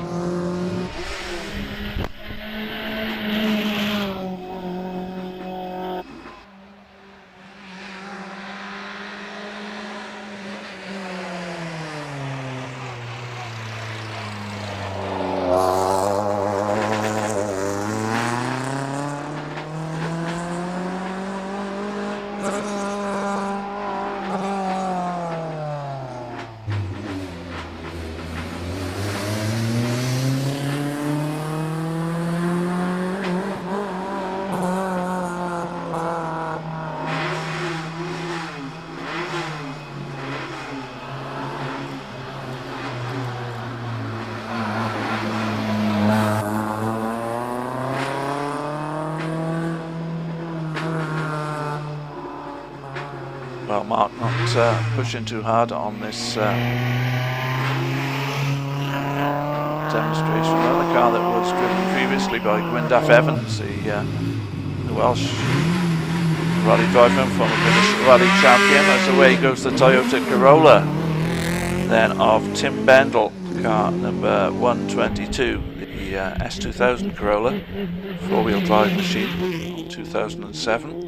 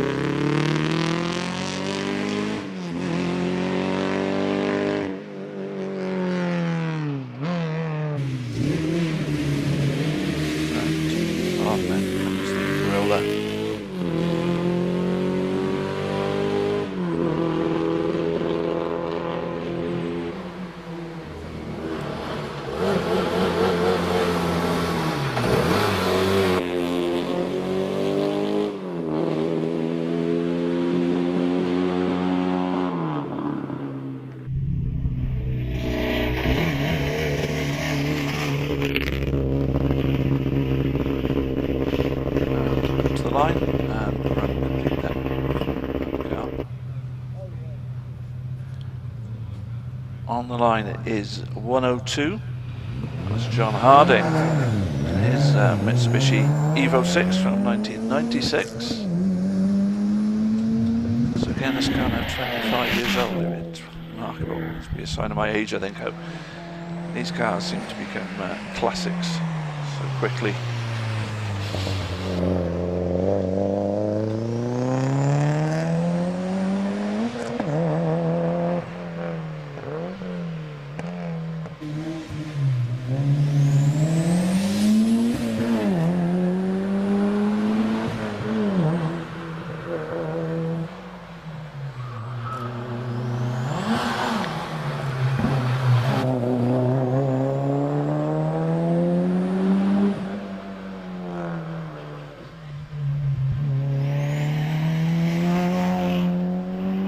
Time then for John Harding, 53.77 seconds for that Mitsubishi Lancer Evo 6. On the line, the beautiful looking 911, car number 110, the machine of Nigel Mummery, the Porsche RGT, 6 litres.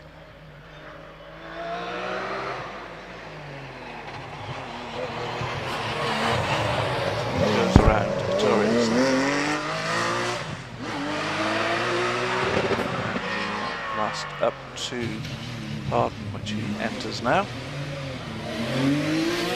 After Pardon, midway on into the S's.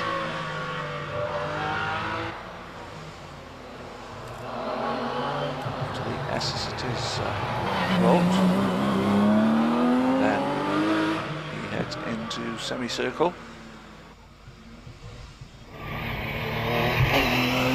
Semicircle, just a very short blast to the line, finish line. He will head back down the return road back to the paddock as off the line goes the Mark II Escort.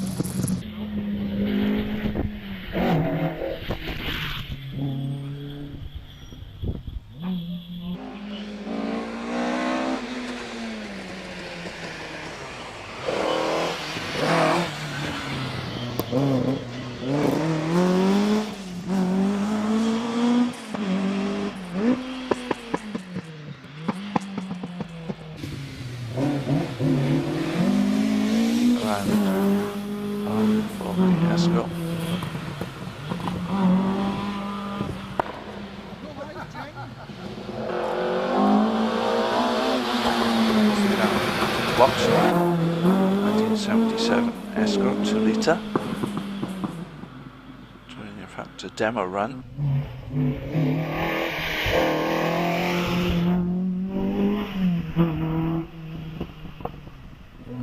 Over the line then, he goes. Spencer Chard waits on the start line, car 820, the Subaru Impreza from 2003. Machine.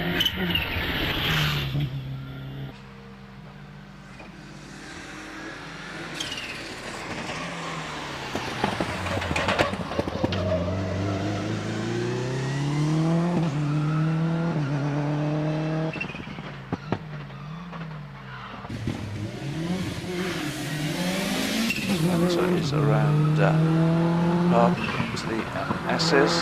Flash of brake lights as he comes through there.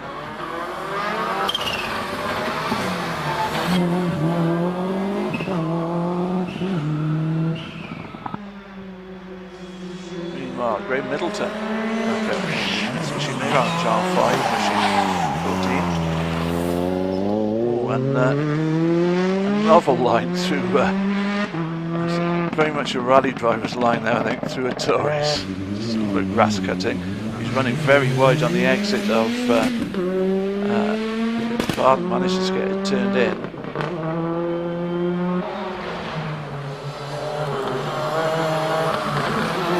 The S's. But, I think if not enjoying himself as he goes up the hill there, Graham Middleton in that Mitsubishi Mirage R5. He comes up to the finish line for a time of 55.39. I'm not sure how the officials will view his little excursion across the grass, however. Tim Dennis is on the line now, car 123 in his 2.5 litre Impreza STI from 2007.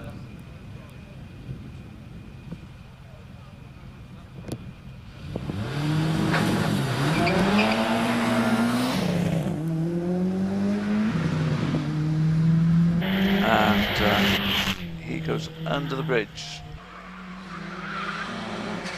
Up to the Taurus.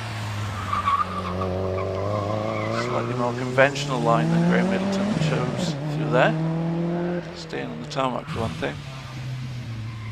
And into Pardon.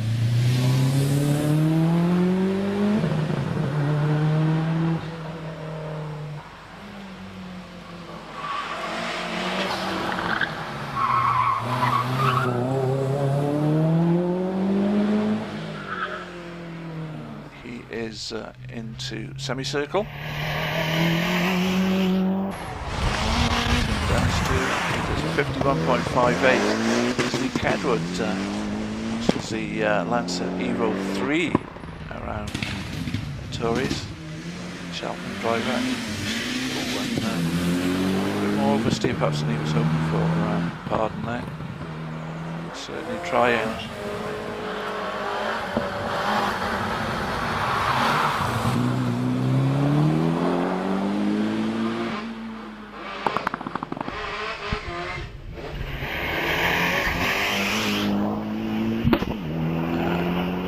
under the finish banner goes Lee Kedward with a time of 51 seconds exactly.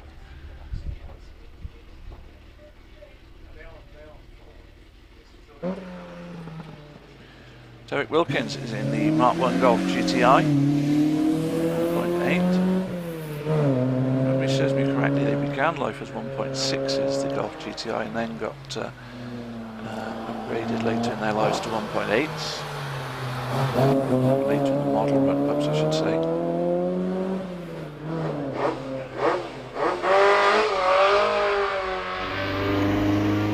He is around a semicircle, goes up to the finish line for a time of 59.47. Derek Kessel now in that Rallye Mini Cooper S 1340cc. Pedaling hard as he comes up to out there.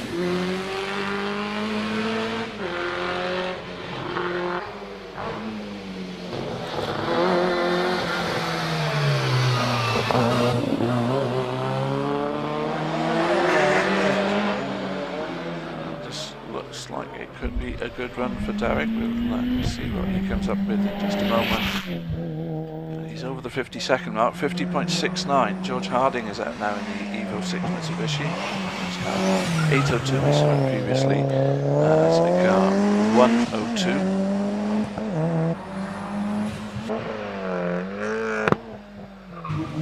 John Harding was the previous driver, George Harding in it now.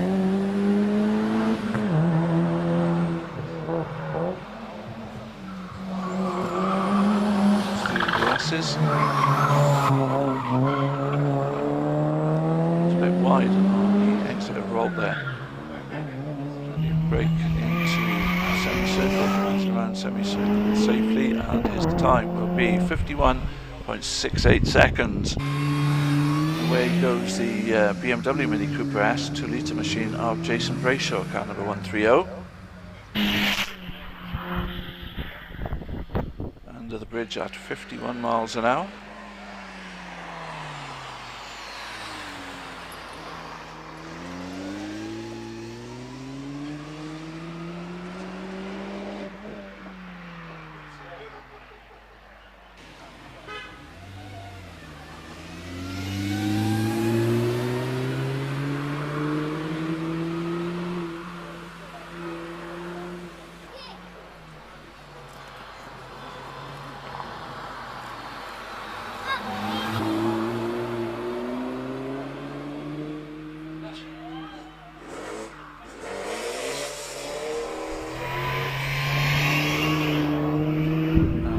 Towards the finish line goes Jason for a time of 58.73.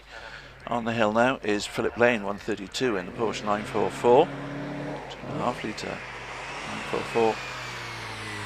He's rounding Vittoria at the moment. Up the hill into Pardon. 28.45 the time. Intermediate time for Philip Pardon. Midway at 39.02. Two S's.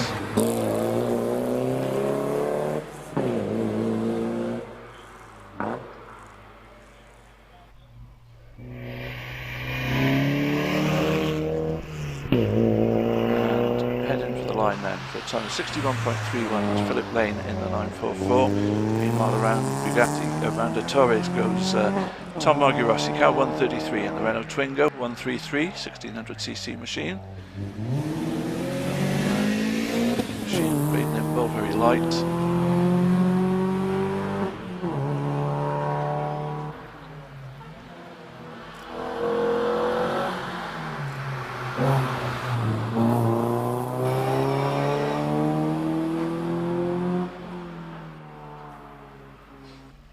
Around semicircling comes Tom. His time will be 58.15 seconds. Graham Ramsey is in the Seat Cupra. Again, very standard looking machine this.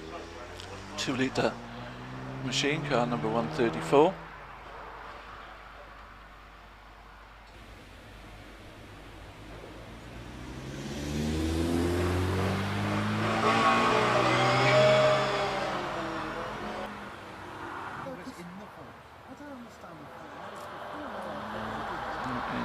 S's. Graham and Lancia Cupra. Mark Hobbs 139 in the Ford Escort Mark II. Second quicker foot to the, or 8/10ths quicker to the 64-foot mark. And then Graham Ramsey was 359.47 full run.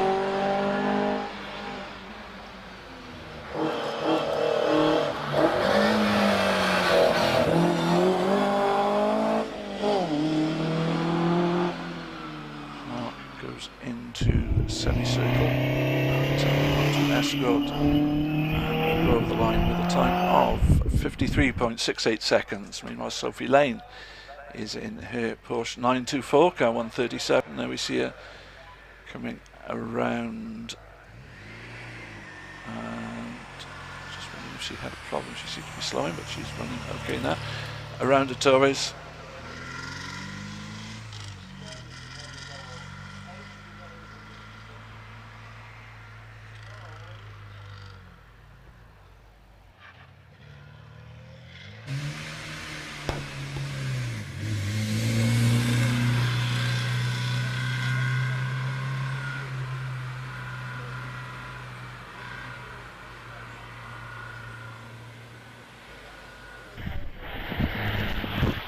Audi A4 1.9 litre of Simon Barnwell on the hill now, car 138.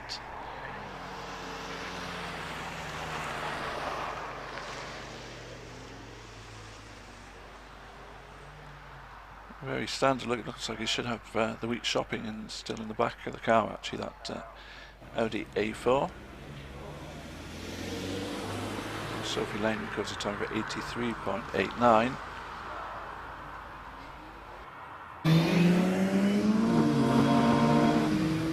Brayshaw is out there now in Mini Cooper S, 2 litre BMW Mini Cooper S. So pushing on pretty hard by the looks of it.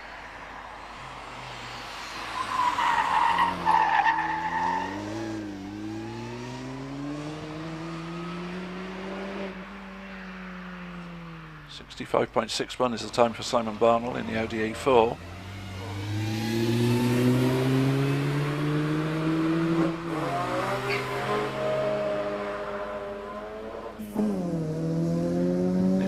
Heads away from the line in his Mark 1 Golf GTI from 1981, 1.8 litre machine.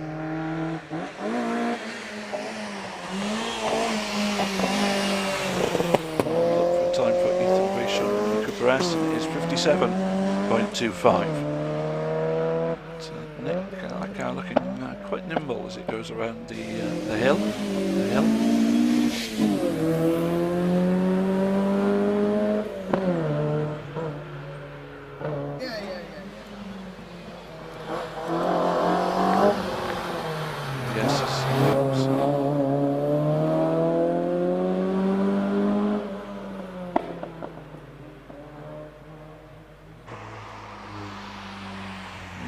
Chilton, it's his second practice run in the Mazda MX-5. It's the 1840cc machine.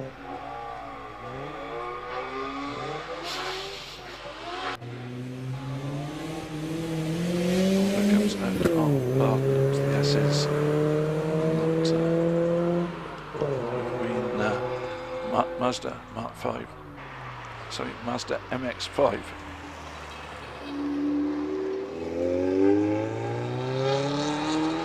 Weltman there in the Lotus Elise S1 1.8 litre machine.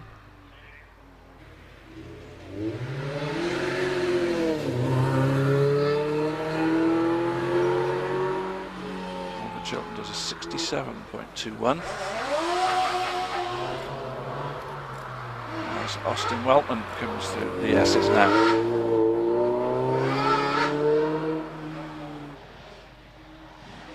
144 Jerry Neary out there in the 2-litre engined Westfield SE1.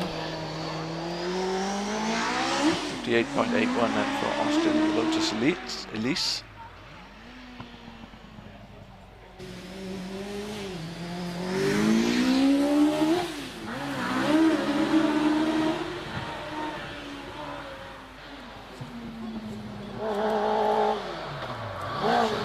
quite a good time for Jerry Neary.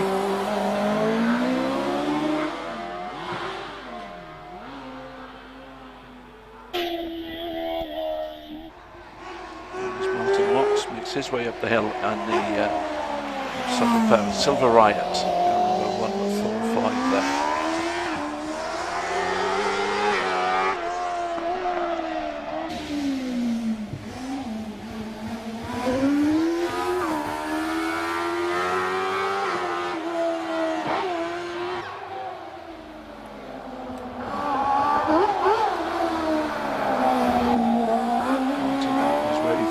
Is just clipping the curb slightly on the exit. Meanwhile, the V8 engine, 3.5 litre Triumph TR4A, number 146, David Roberts out there going on the rounding. The Tories at 50.55 for Martin Watts.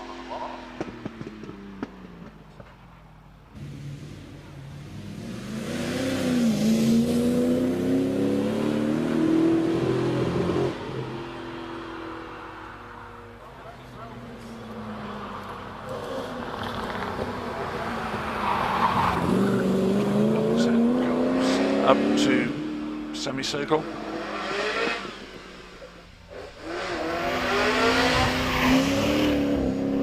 Heads to the line at a time of 57.26. Richard Warburton is in the Caterham Road Sport 1.8 litre machine car 147.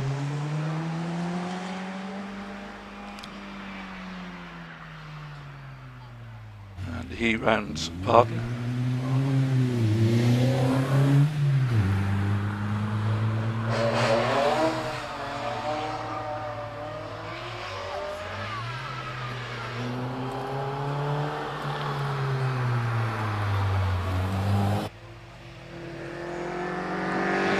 Yeah, Richard in that.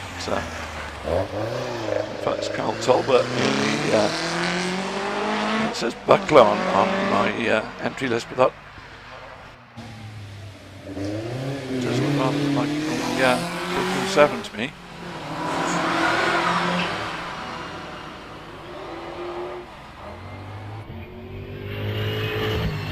Fearsome McLaren M12 5.7 litre machine of Rupert Marks makes its way up the hill, car number 152. Talbot registering a time of 54.56. Takes his way up in the McLaren.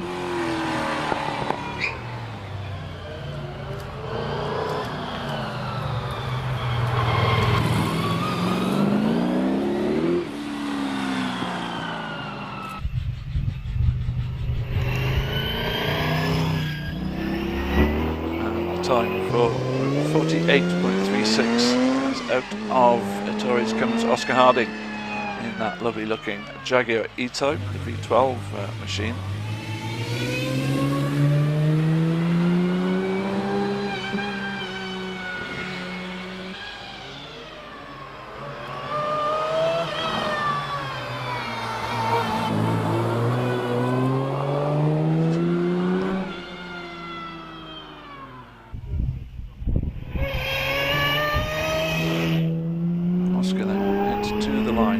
Sets time 53.34 seconds as Chris Taylor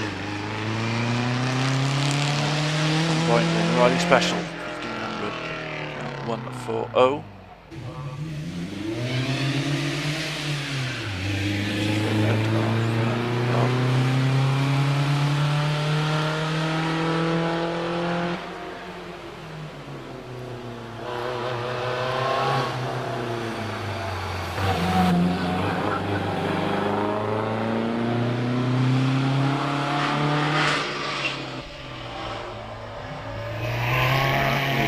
Riley heads towards the line.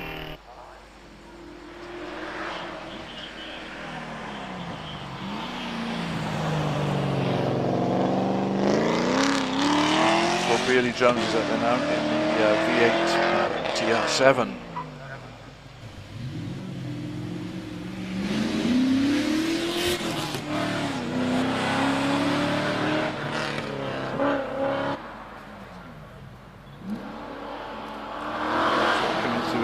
S's. Tommy Bond, to Brian Colchith, various drivers campaigned these for British Leyland back in the day. Over the line goes 53.62 then for Master Really Jones. Keith Thomas is out there in his Buckler Mark 5, that's the supercharged one.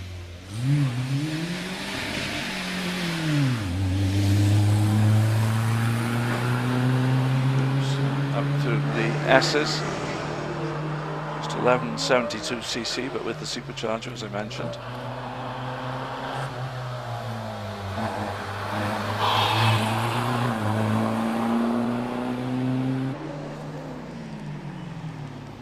The Holden v Commodore, the 6-litre machine, 860 Joe Mackerel out there rounding at Torres at the moment. That's Keith Thomas in the Buckler record in time of 66.79 seconds.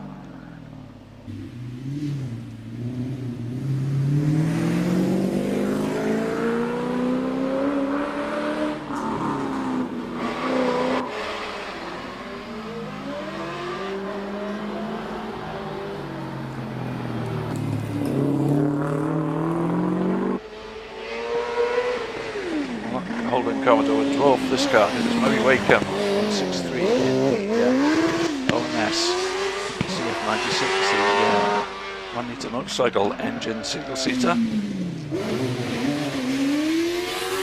Recording some impressive times. He was actually a hundredth of a second slower to 64 feet than the Commodore, but by the time he got to bridge, he was probably significantly quicker.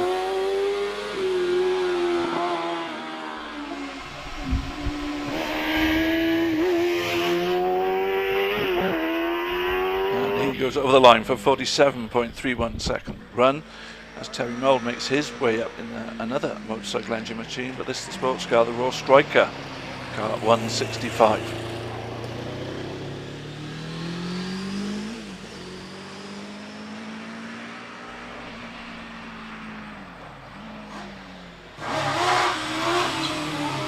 And around Barden goes Terry Mould in that Raw Striker.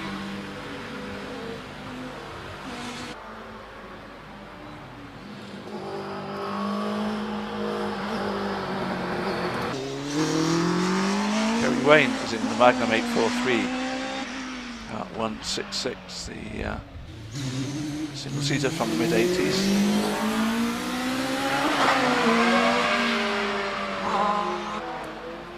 $64.99 for Terry Mould in the Raw Striker.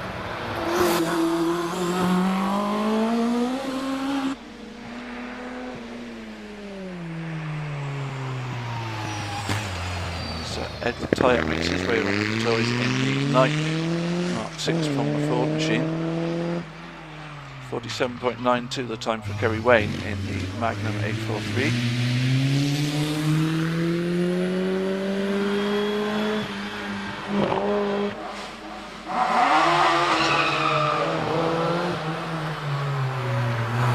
Tyatt through the S's. Rolled on up towards semicircle as Mark Puddle, the Suzuki Hayabusa engined RM Lakota S1 makes his way up the hill at 53.38 for Edward Tyatt in the Nike.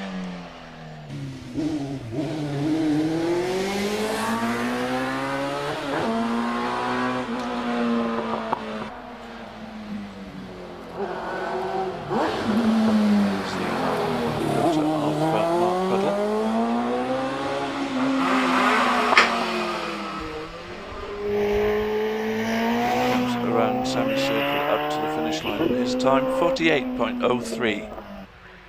Martin Jones is in the Brabham BT20 1600cc single-seater. 169. Looks around the Tories.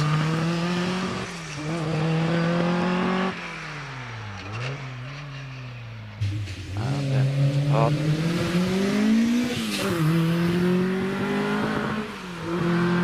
Tidy run up the hill so far for Martin.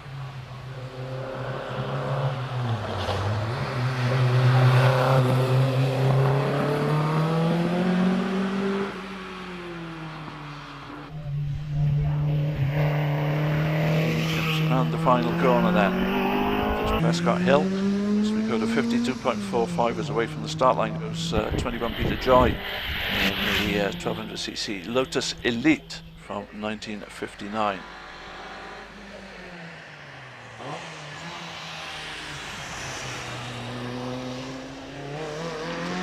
Around Tories. Just 1200cc, but very light, these cars, which will challenge big things, but minimising weight. Sometimes controversially so.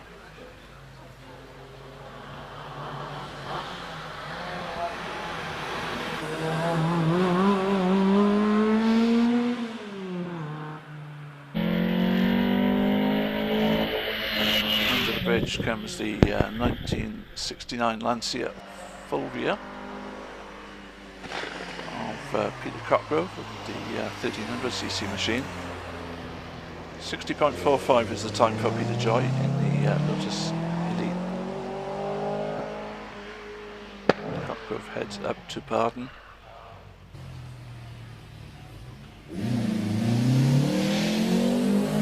So just 1300cc, and then put out a little under 80 brake horsepower as standard.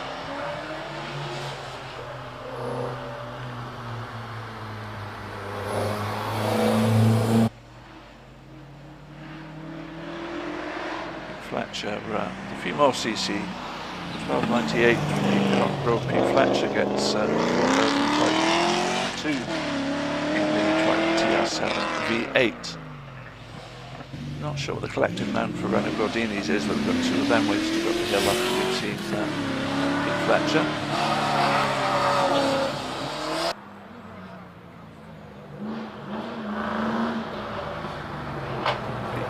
The S's. Power, but quite a heavy lump to have in the front end of that car. He was the first of those R8 Gordinis I mentioned. Paddock. Victorious. Fletcher was a 54.16 second run in the TR7 V8.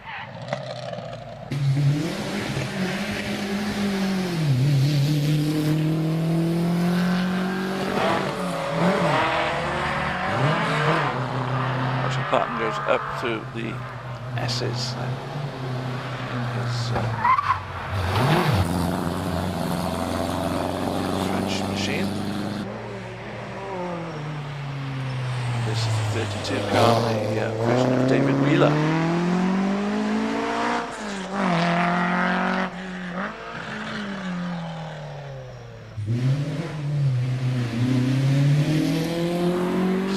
.25 was the time for Patton. David Wheeler is looking quicker on the intermediate times.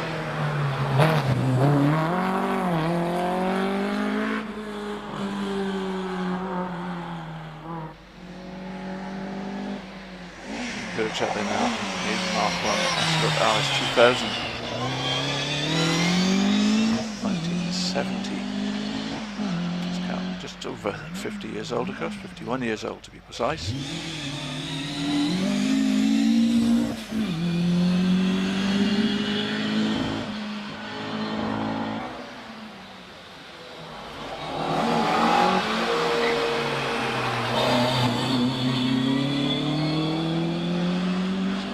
1970 car. Same age and the same CC is the car on Martin Saunders, number 42.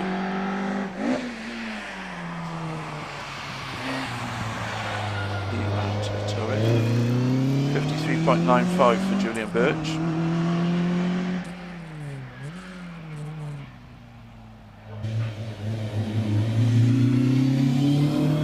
Saunders not quite matching Julian's time on the early parts of the hill.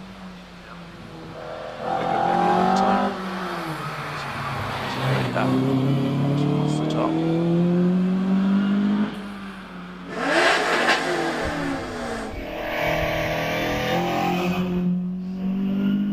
Goes to the finish line for 54.51. Possibly the loudest car of the day, the Holden Commodore, Robin Johnson car 160. It's his way up now.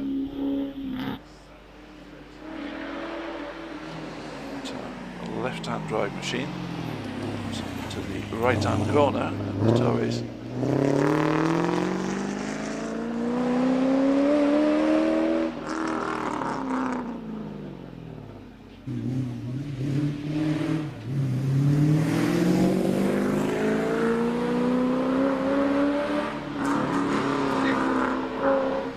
Away goes the Lotus Elite then, Ian Beveridge, car 722.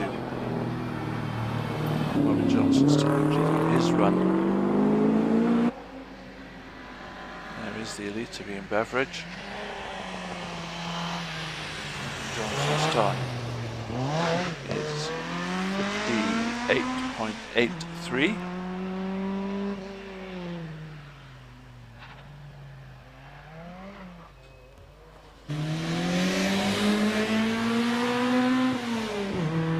On this Lotus Elite, very different cars, but they nip and tuck on times at the intermediate points as Ian Beveridge makes his way up the hill.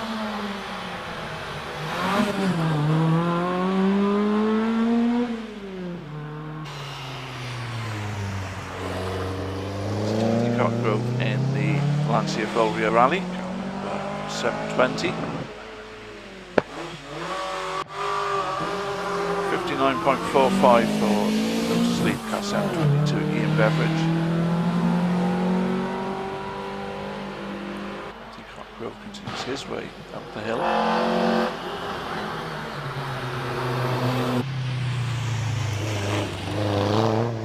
Johnny Holmes in the 1973 Alpine Renault A110.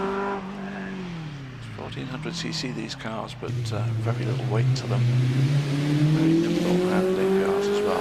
58.06 for Timothy Cockgrove in the Lancia.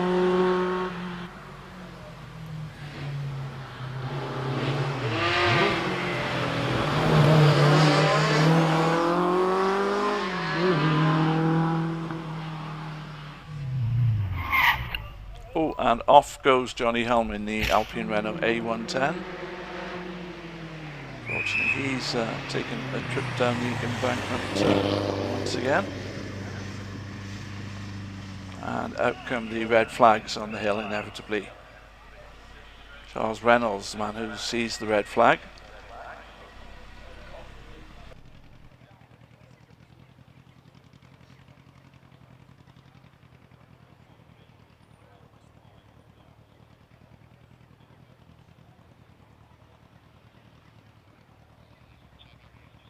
So once again, we're going to have a short delay inevitably whilst that incident is dealt with.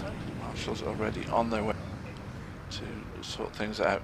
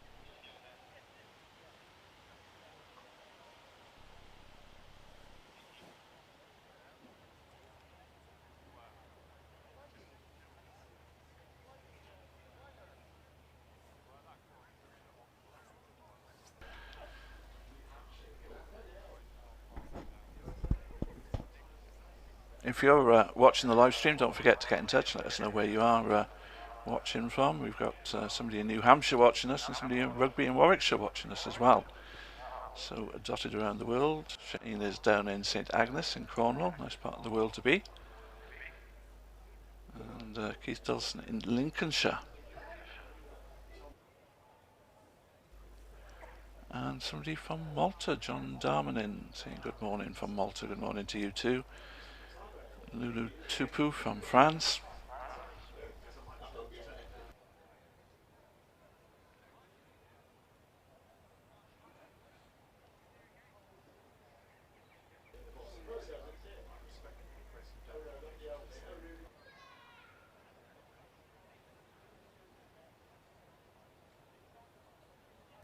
Yes, it really is good to see you all joining us today for this, the first, I'm sure by no means the last, Rallye Prescott.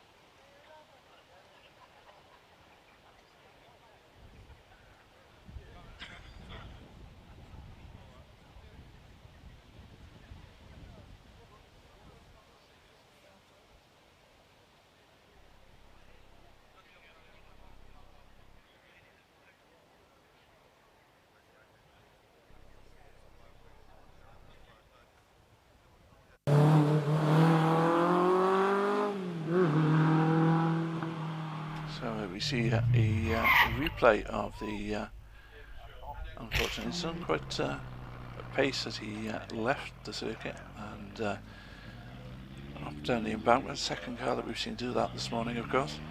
Meanwhile, Charles Reynolds being sent back down the hill, having been red flagged because of that incident. So he returns to the bottom of the hill for a rerun.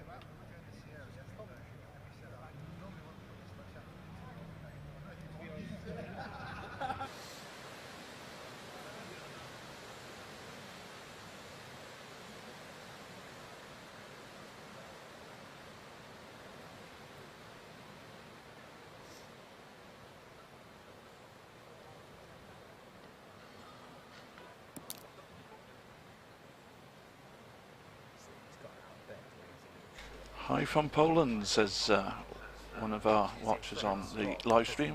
Simon Brown says morning from Northamptonshire. Bob is up in Newcastle. Andy Stevenson in Sunderland. You're had a busy day, Thursday and Friday. It's not even busy, I want to go back into the office tomorrow.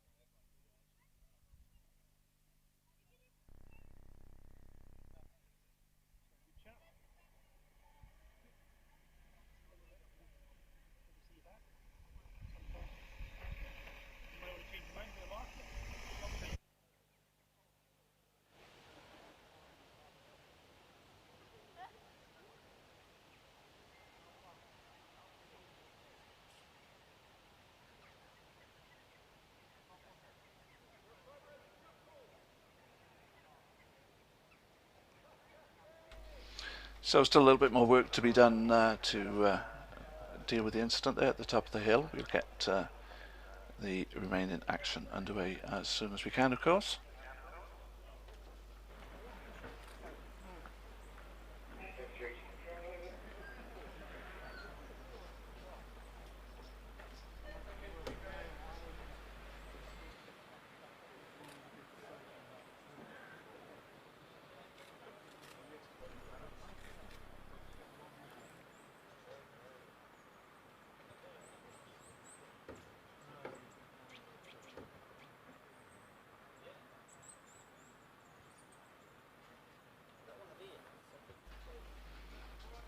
It looks like the course cars are returning to their posts, so hopefully we will be able to get back underway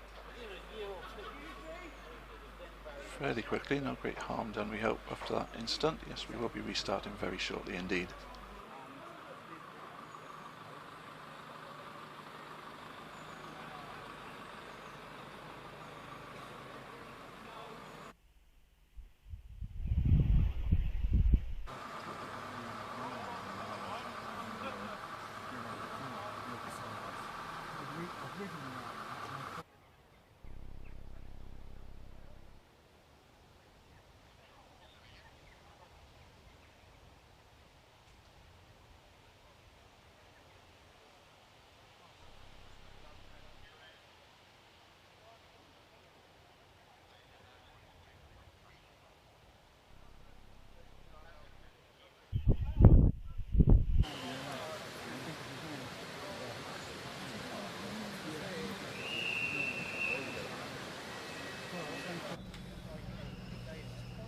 So it looks like we are close, very close to a restart. Indeed, the red flags come in. Up onto the line will come Mark Linforth, car number 46 in the Escort Mark 1, dated from 1973.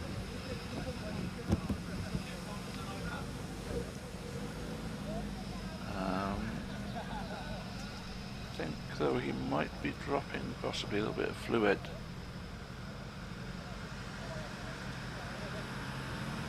But he's pulling back to let the ambulance and the clerk of course get back to their posts.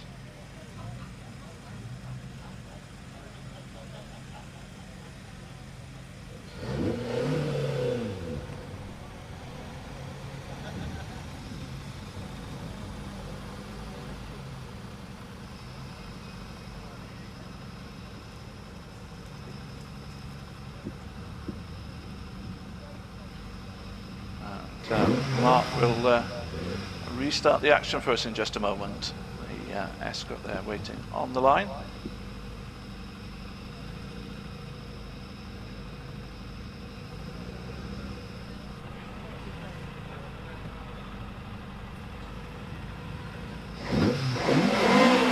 And away he goes, and car number 46, so 2-litre Mark 1 Escort of Mark Linforth heads away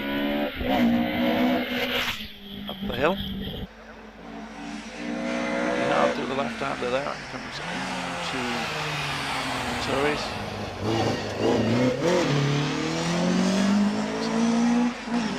Hipping up to Pardon, which he goes into now. Very slowly and through the S's.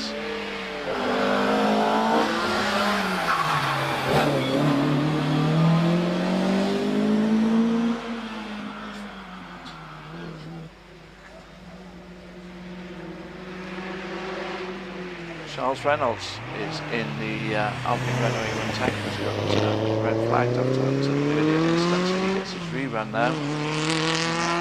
1971 machine.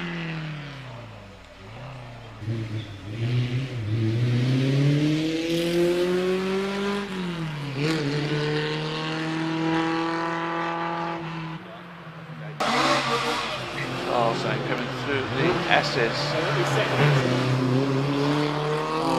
A little bit wide, a little bit late turning in there on the exit of the S's, but he does so and manages to spin the car in the same spot that the other A110 went off. He doesn't go off, but he does spin the car then. That's Charles Reynolds.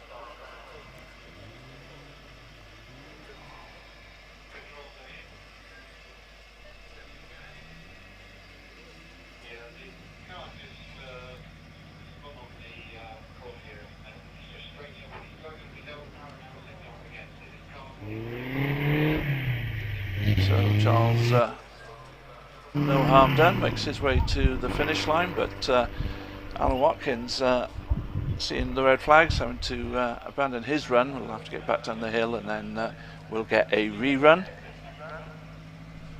Rothman's liveried Mark II.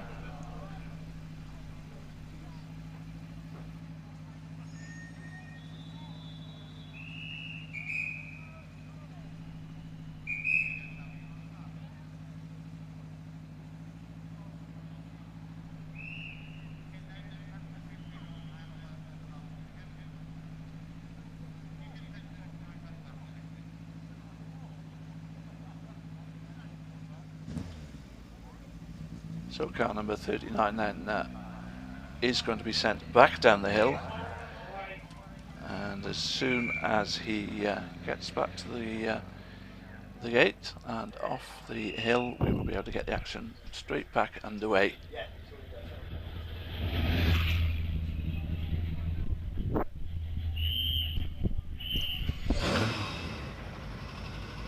On the start line, Steve Harkness fires up his Mark II Escort, and then stops it again.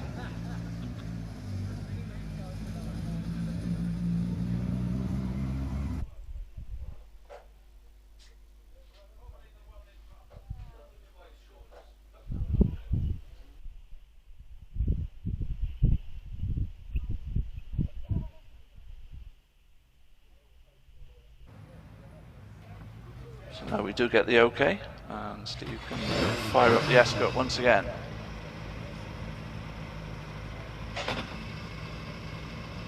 Because it goes into gear.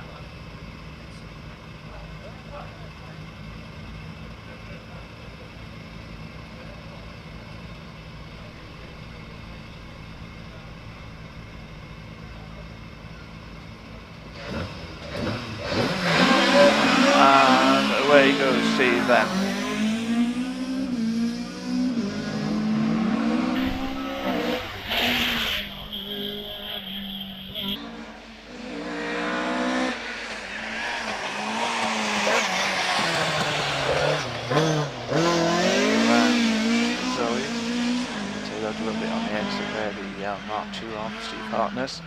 Now he really hung the tail out, and once again takes it sideways around. Yes, is Steve flamboyant.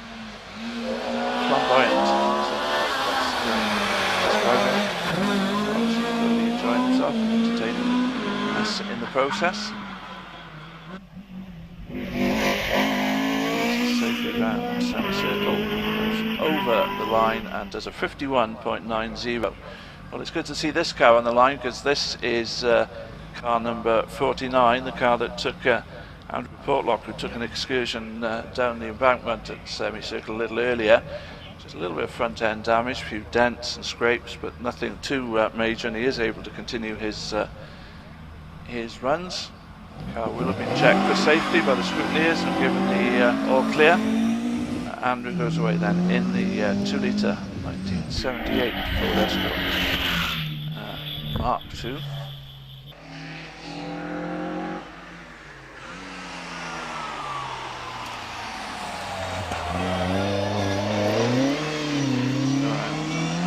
Sorry, just pardon.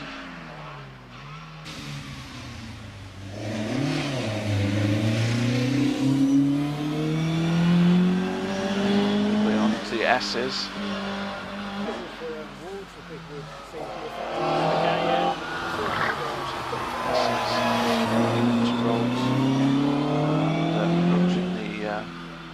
Scene of his earlier incident, perhaps taking it a little more cautiously this time. He gets around there without a problem, up to the line, does a 55.56 as off the line gets Paul Tebbett in that. Well, it looks pretty cumbersome when it's stationary, but when it's moving. It's the 1977 Rover SD1 3.5 litre machine. 50 Paul Tebbett.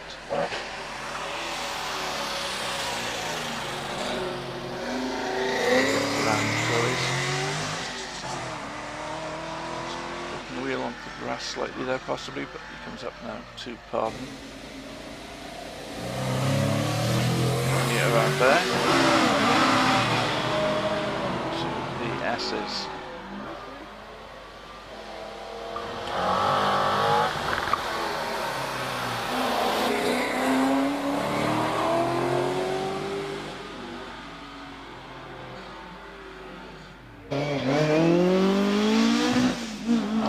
Man who was red flagged after Charles Reynolds' spin a little bit earlier takes his rerun. He's looking at Prescott. 58.43 was the time for Paul Tebbett in the SD1. As we follow the hill now. Dating from 1977.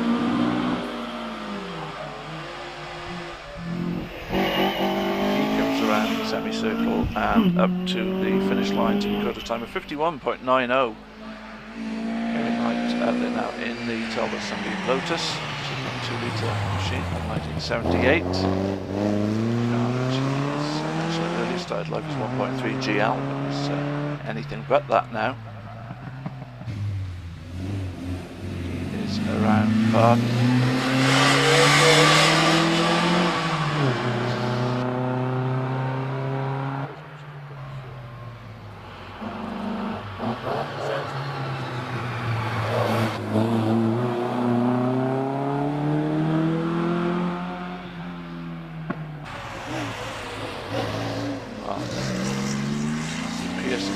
Car 52 in the first 911 dating back to 1979.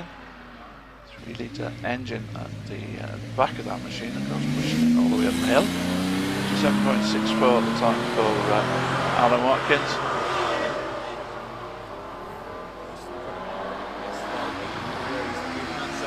The livery 911 moves its way up the hill.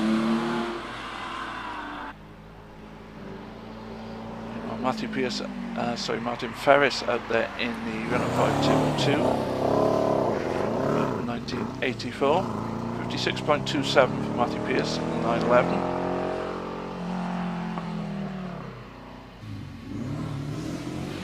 Ferris round continues on up to the S's.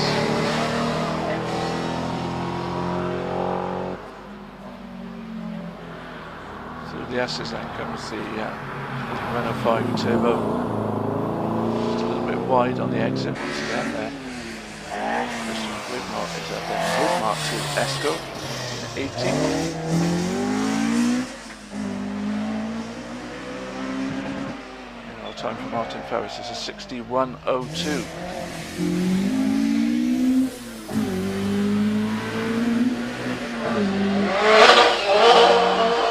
Widmore continuing his way up the Escort.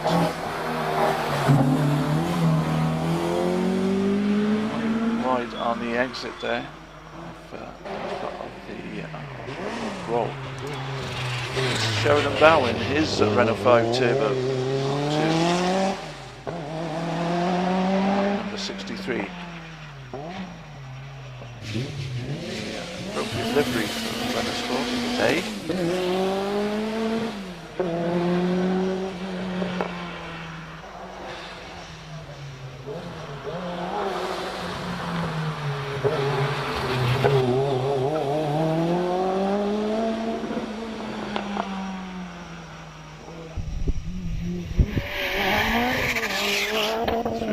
Line comes Sheraton Bell, car 63 with a time of 55.03.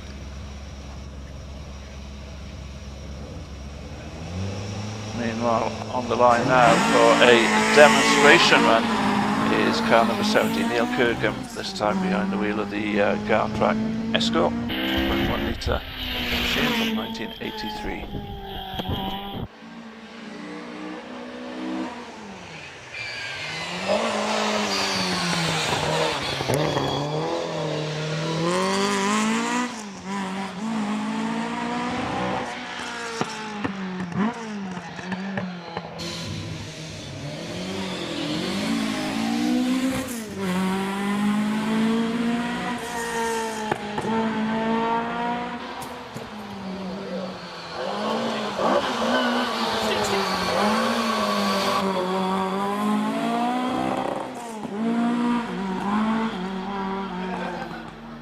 The guard track Escort comes into semicircle, heads to the finish line.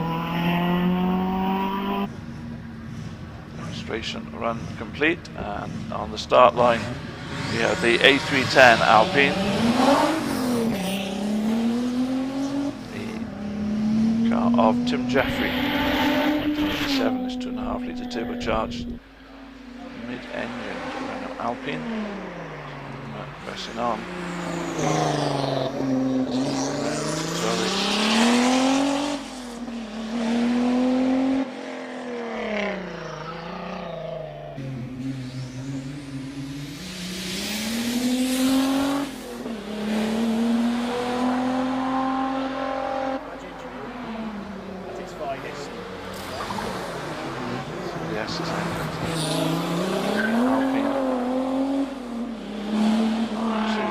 Circle.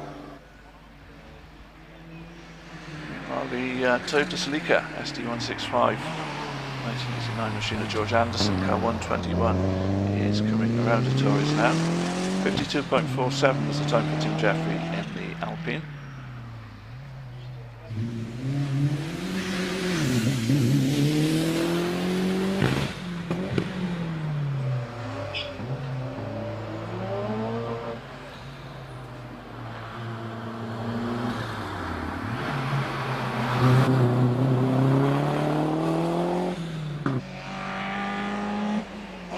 Peugeot 205 GTI 1.9 of Steve Bailey, number 40, comes around at Torres. As we check on George Anderson's finish time of 55.30 then for the Toyota Celica. Steve Bailey again lifting a wheel as he comes out of pardon. 15.8B or something. Yeah, that's a rear wheel, I suppose. More on the hill in the Mitsubishi Evo 6. 3 the 90s now from 1999. Just 2 miles an hour quicker under the bridge than Steve Bailey was. Steve doing a 51.37. 205 GTI.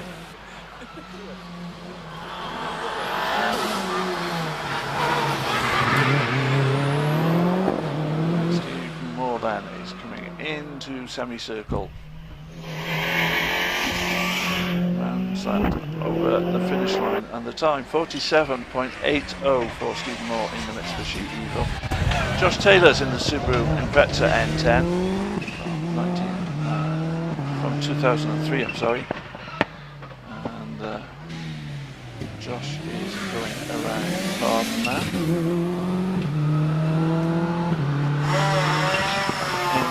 The S's.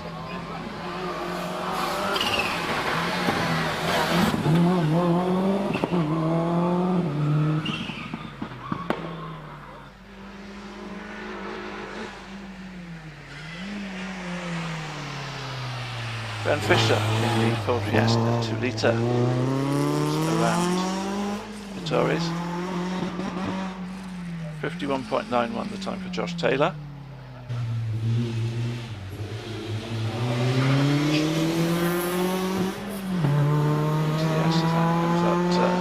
And yellow liveried Fiesta of Ben Fisher, car 100.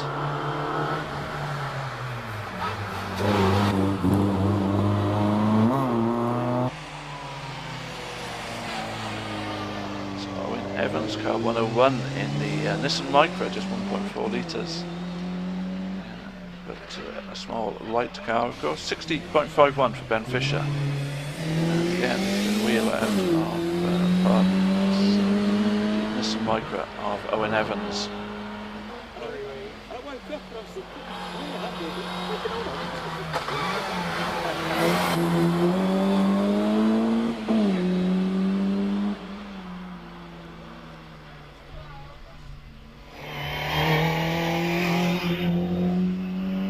The line comes Owen with a time of 57.44.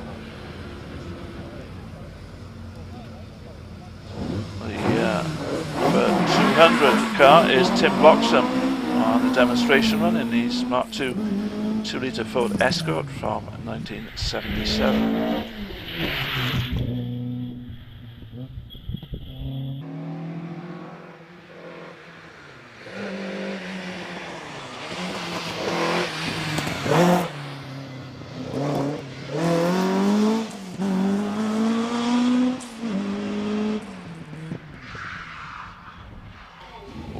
bit of a moment there into pardon for Tim Watson. He manages to get it all together and continues perhaps a little more cautiously up through the S's.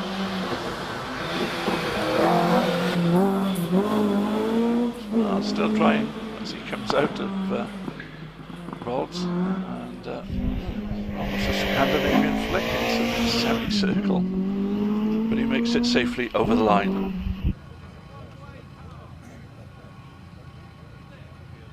Well, in the car that she shares with Christopher Wigmore, we have Catherine Wigmore now in the Escort RS 2000.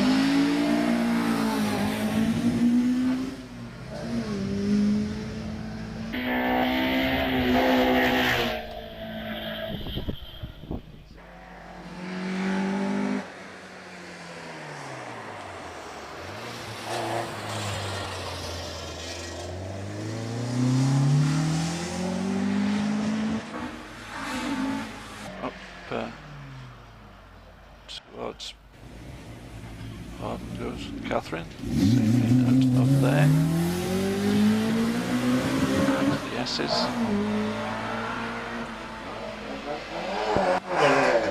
Car 102, John Harding gets away in the Mitsubishi Evo 6.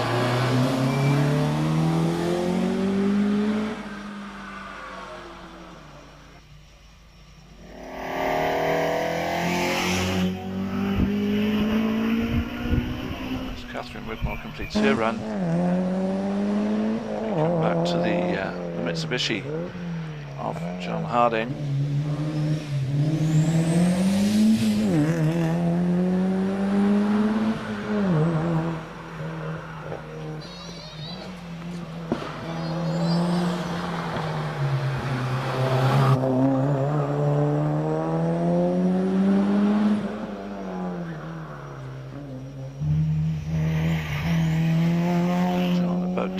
His time will be 52.96 then for the Mitsubishi Evo 6. As off the line goes the Gartrack G3 Escort of Gareth Kirkham.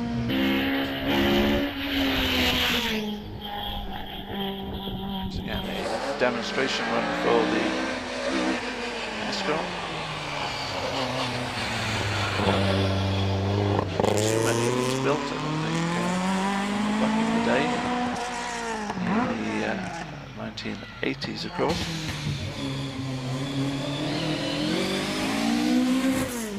'83 to be precise. Maybe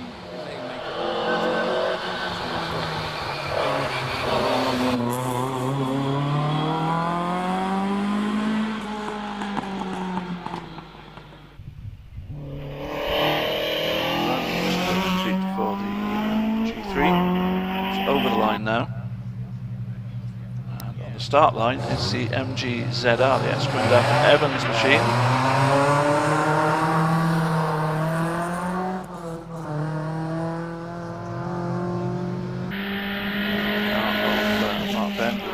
Up the hill.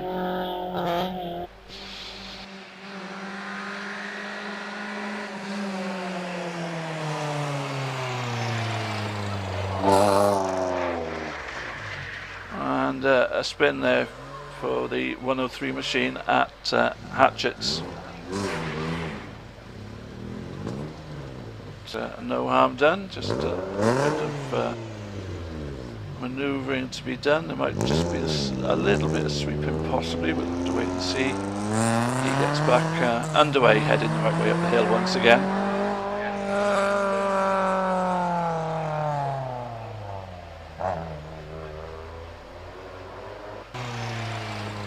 We get a replay of that spin as he comes in, but it's just a little bit too quickly. And the car swapping ends on him there at Ettores.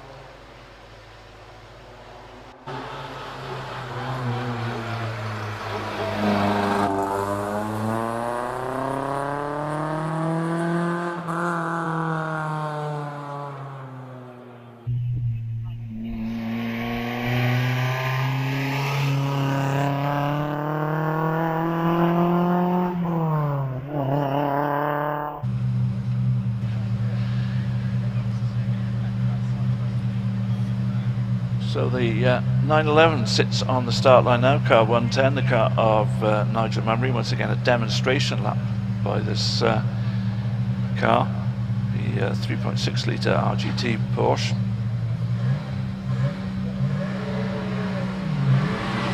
And away goes the car.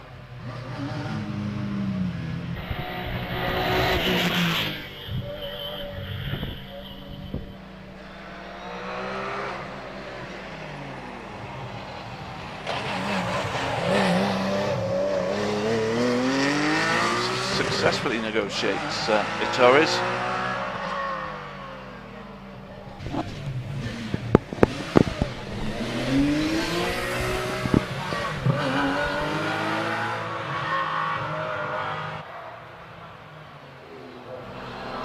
Through the S's then comes the 911.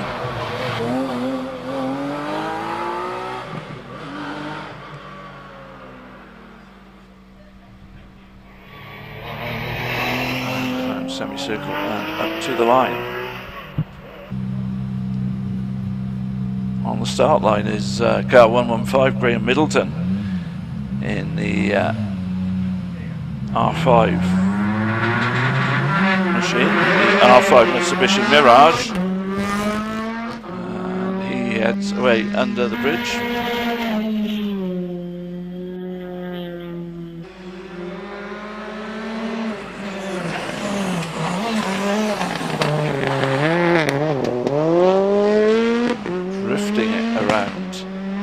Onto the grass on the exit of it. So it was a nice drift around there, a trip onto the grass afterwards. Nice drift around Pardon as well through the S's, just to flash the brake lights there.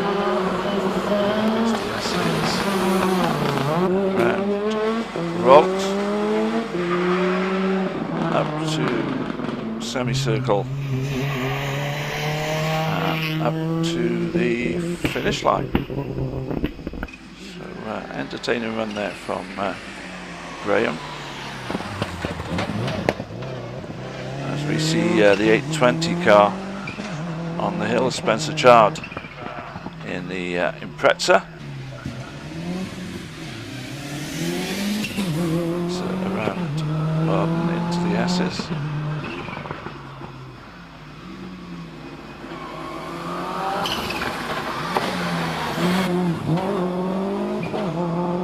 Looks like it could be quite a good run. So he comes into semicircle up to the finish. It's a 50.89.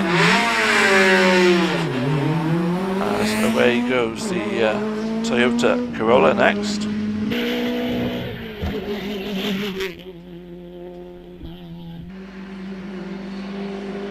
This is the car of Tim Bendel, of course, the S2000 specification Toyota 122.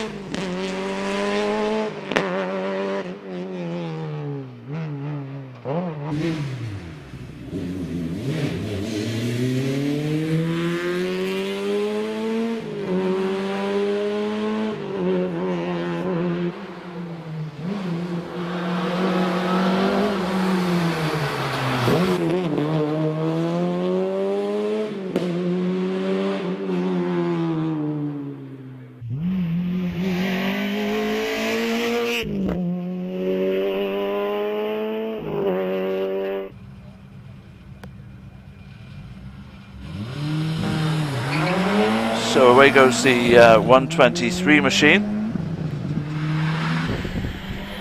The car of Tim Dennis, in fact, the Subaru Impreza STI. 2.5 litre machine.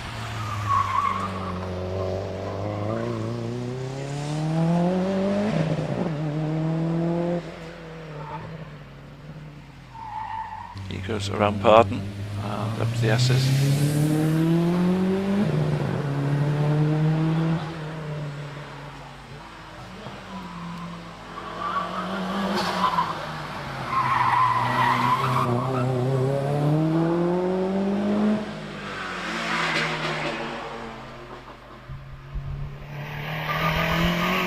semicircle comes Tim Dennis, and up to the finish line, and the time 51.60. Lee Kedwood is on the hill in the Lancer Evo 3, car number 81. Just a little bit slower under the bridge than Tim was.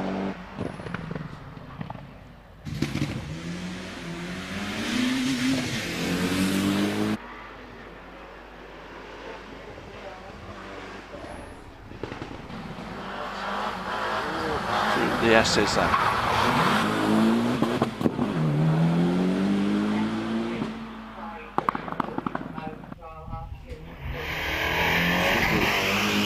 Semicircle, and the time for Lee Kedwood 50.17. George Harding's on the start line in his Mitsubishi Evo 6, car from the year 2000, car number 802.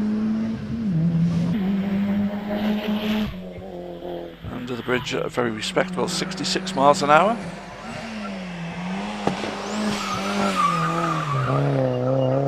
Around the Torres.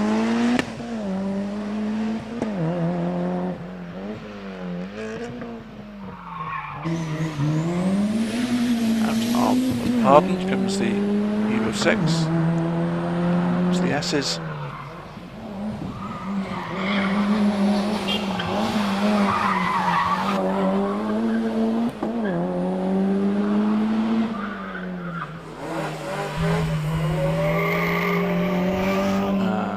To the line then for George Harding, car 802, with a 50.51 second run, as under the bridge comes Derek Wilkins in the Mark 1 Volkswagen Golf GTI 1.8 litre machine. Less powerful than the later GTIs, but lighter, and I think for many this is the true Golf GTI, the Mark 1.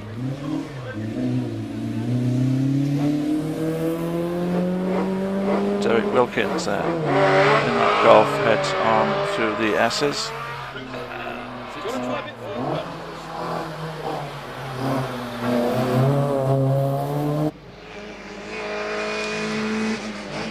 Kessel, Brian Cooper.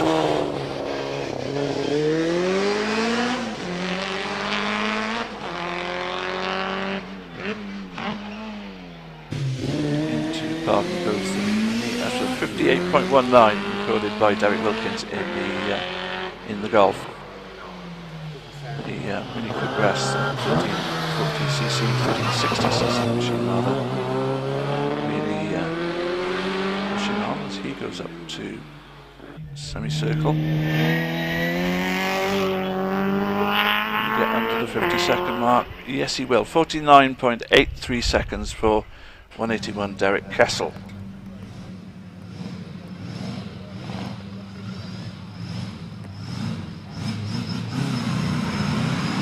And for the first time today, I'm delighted to say we get to see the Bugattis.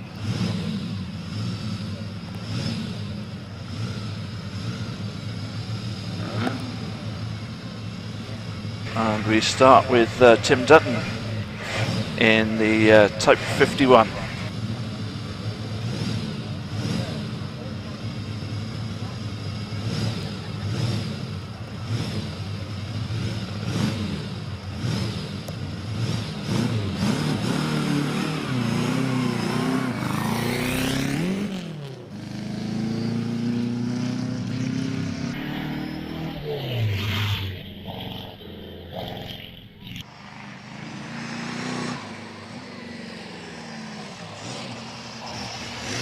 Type 51 made its first appearance in 1931. 160 horsepower twin overhead cam engine. It's an evolution of the engine that's in the Type 35B. Won the 1931 French Grand Prix as pulling off the circuit by the looks of it is Tim Dutton.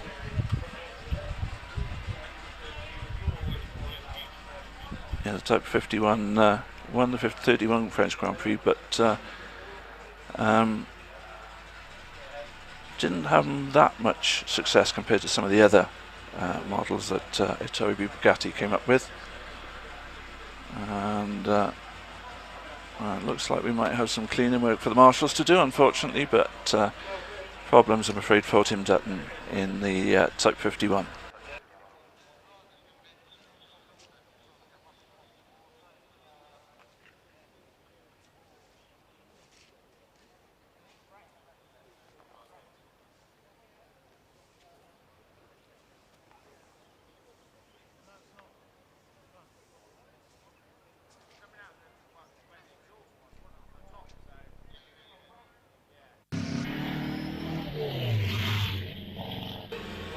Yeah, smoke's starting to appear very early on the run for Tim, and that's possibly, yeah, there's something dropping from underneath it, and looks like might be getting onto the back tyres, causing him to slide around quite a bit too. So some cleaning up to be done for the hard-working marshals.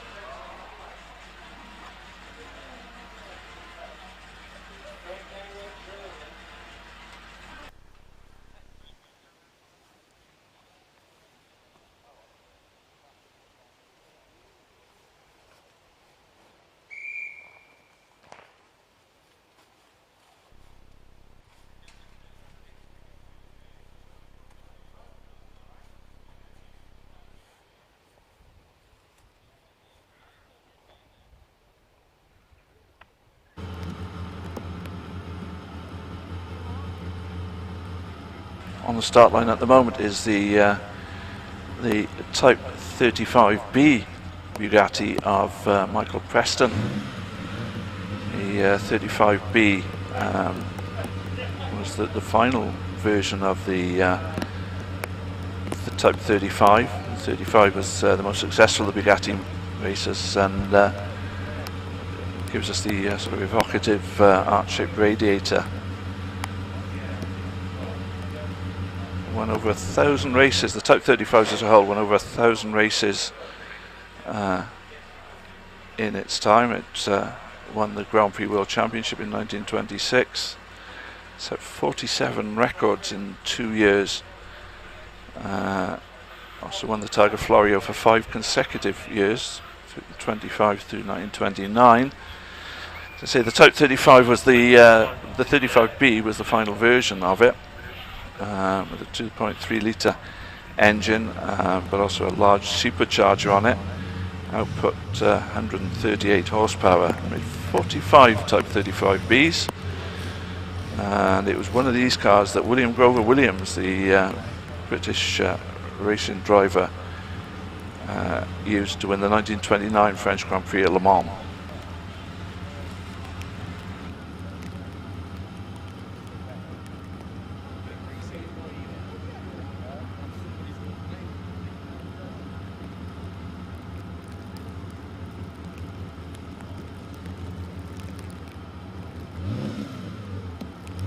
So it looks like we're just about ready for a run for Michael Preston in the Type 35B.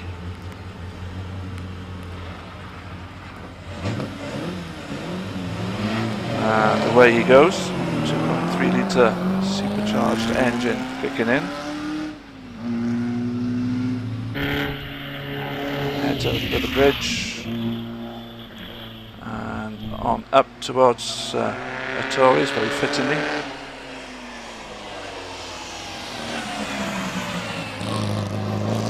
And there he goes. Continues on up to Pardon.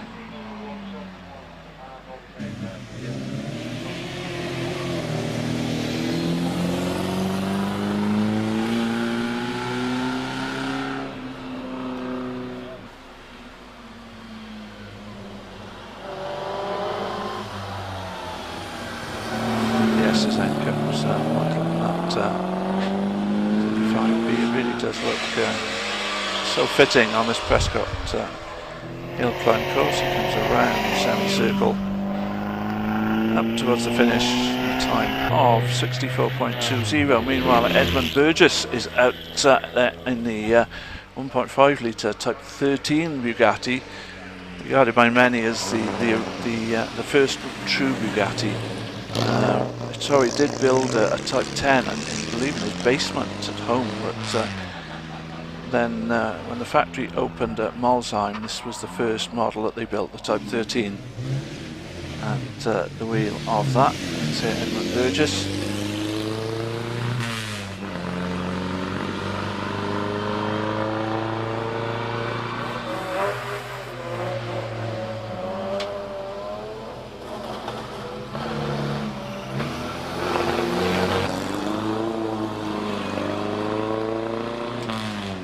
Type 13 Bugattis hill climbing in 1910, believe it or not, 111 years ago. To the finish line then comes Edmund for a time of 71.69, and on the hill at the moment is Nick Wilkins 880 in the Volkswagen Golf GTI, the 1981 car.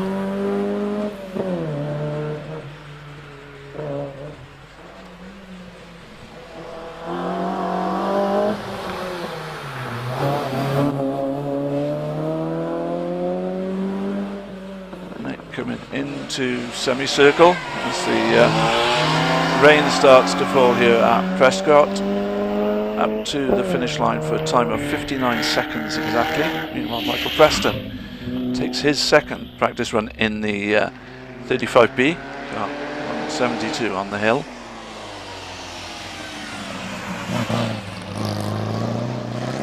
Goes round the Torres, bit of a twitch on the exit. Easily controlled by Michael. Into Pardon. Bit of an understeer out of that hairpin. So he's now through into the S's.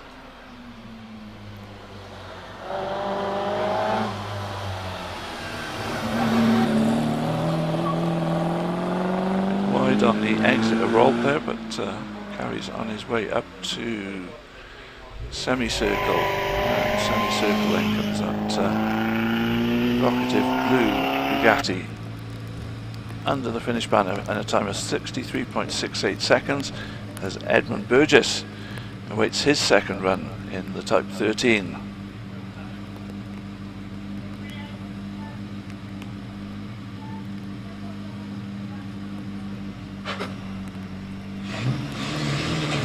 And away that goes the Bugatti of Edmund Burgess, got 173.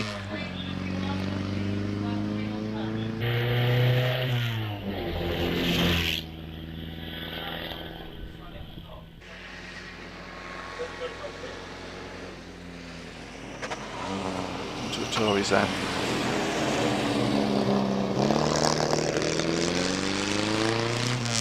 Really interesting to see how the cars evolve from this Type 13 to the Type 35B that we saw just a moment ago. And then Type 51 goes.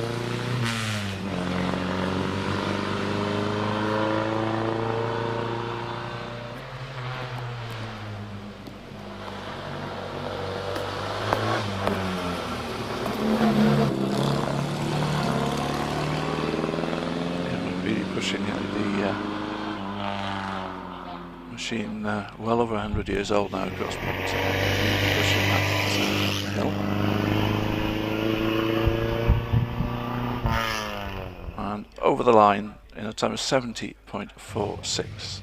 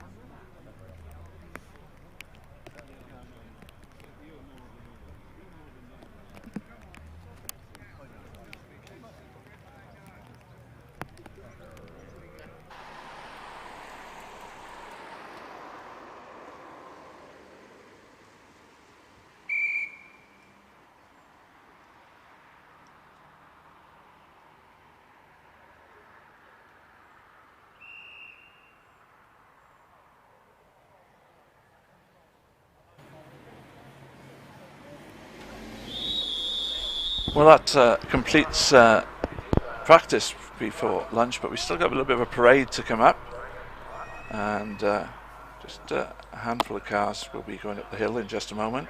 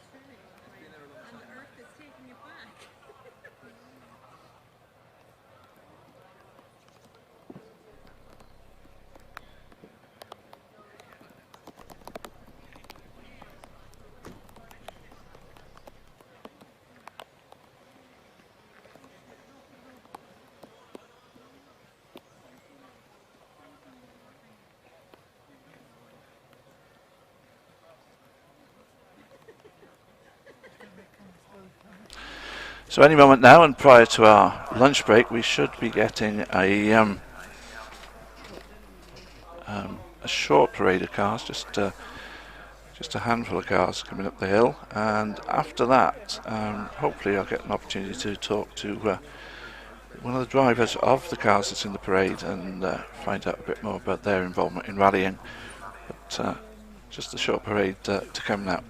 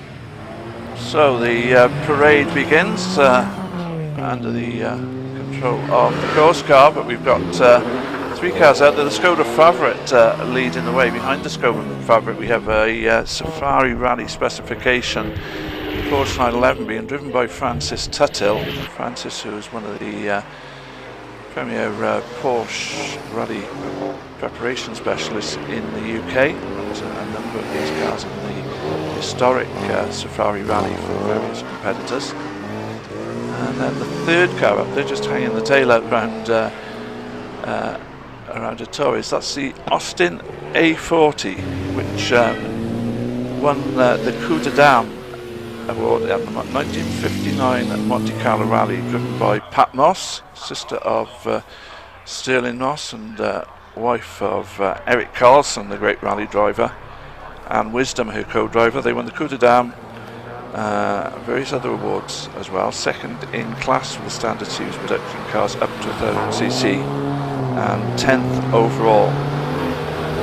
And unfortunately they didn't manage to match the success in the Alpine Rally that year because they lost the use of first gear on the car. The E40 Farina was an economy car introduced by Austin in 1958, and it often referred to as the Farina because it reflects the design which was created by Battista Farina at his Turin studio Pininfarina. So that's where it gets the name Farina from. And I say had competition success in the hands of the great Pat Moss, Sterling's sister, married to Eric Carlson, the great Scandinavian rally driver.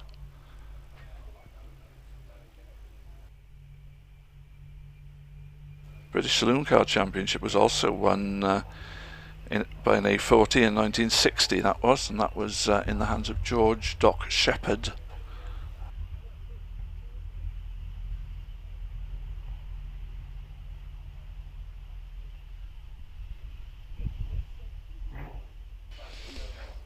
Now I understand that the 911 is going to be making 2 runs up the hill because it's 2 passengers being given, being very privileged to get a ride up the hill in that 911. And after that, I'm hoping to have a chat with Francis Tuthill about the 911 in rallying and their work preparing these cars.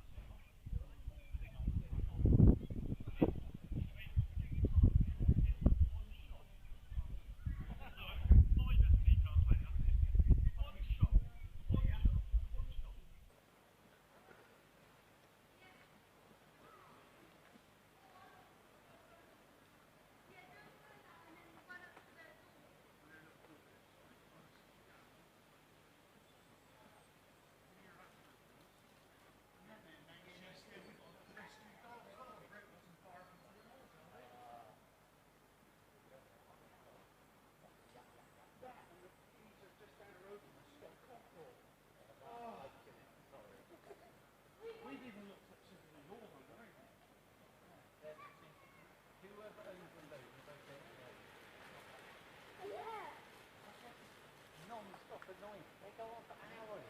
I wanted to lie in yesterday morning. 7 o'clock they started going off. Absolutely tampering. They bring them Thursday, you know, that Thursday speed show every year.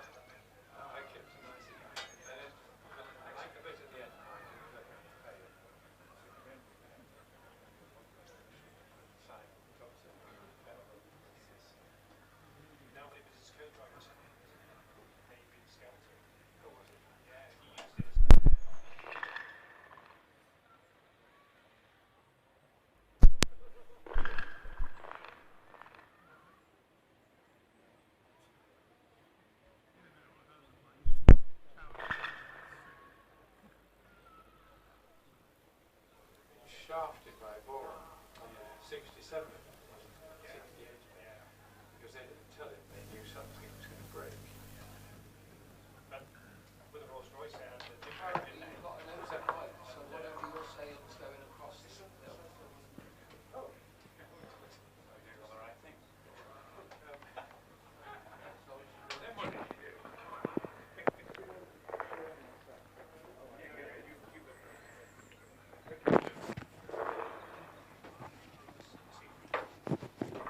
Well, hopefully you're hearing the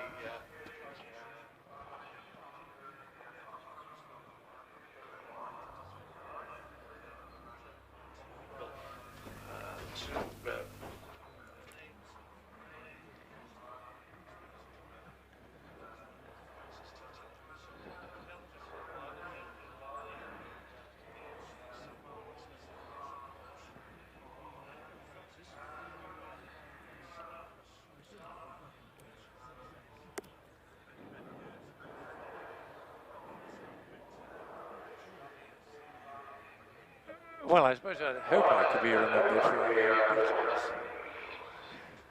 Beatles was my first love, and of course people with Beatles always want Porsches. So one thing led to another, and I was fortunate enough to win the London-Sydney Marathon in '93, and that set our company on a route towards preparing really historic 911s for motorsport. And my son Richard has carried the baton, and he's going hammer and tongs, and we were just about to send 16 cars to Africa for the Safari Classic Rally in November, but it got postponed because of COVID. But fortunately, it's only postponed till February. So although 4 cars got on the water, we managed to retrieve the others, and we'll send them all over a little bit later. But no, we have an enormous amount of fun with all our motorsport. And actually, we won the 6-hour Porsche 2-litre Club yesterday, so quite pleased about that, in the 6-hour at Spa, that is. So, but here we are today, and I haven't been to Prescott for at least 20 years or so, so I'm really impressed by how beautiful the place looks. And the track is, of course, very, very demanding. And I know the organisers are hoping to expand what's being done here today, and they must have every opportunity to do it, because you couldn't want a more brilliant venue.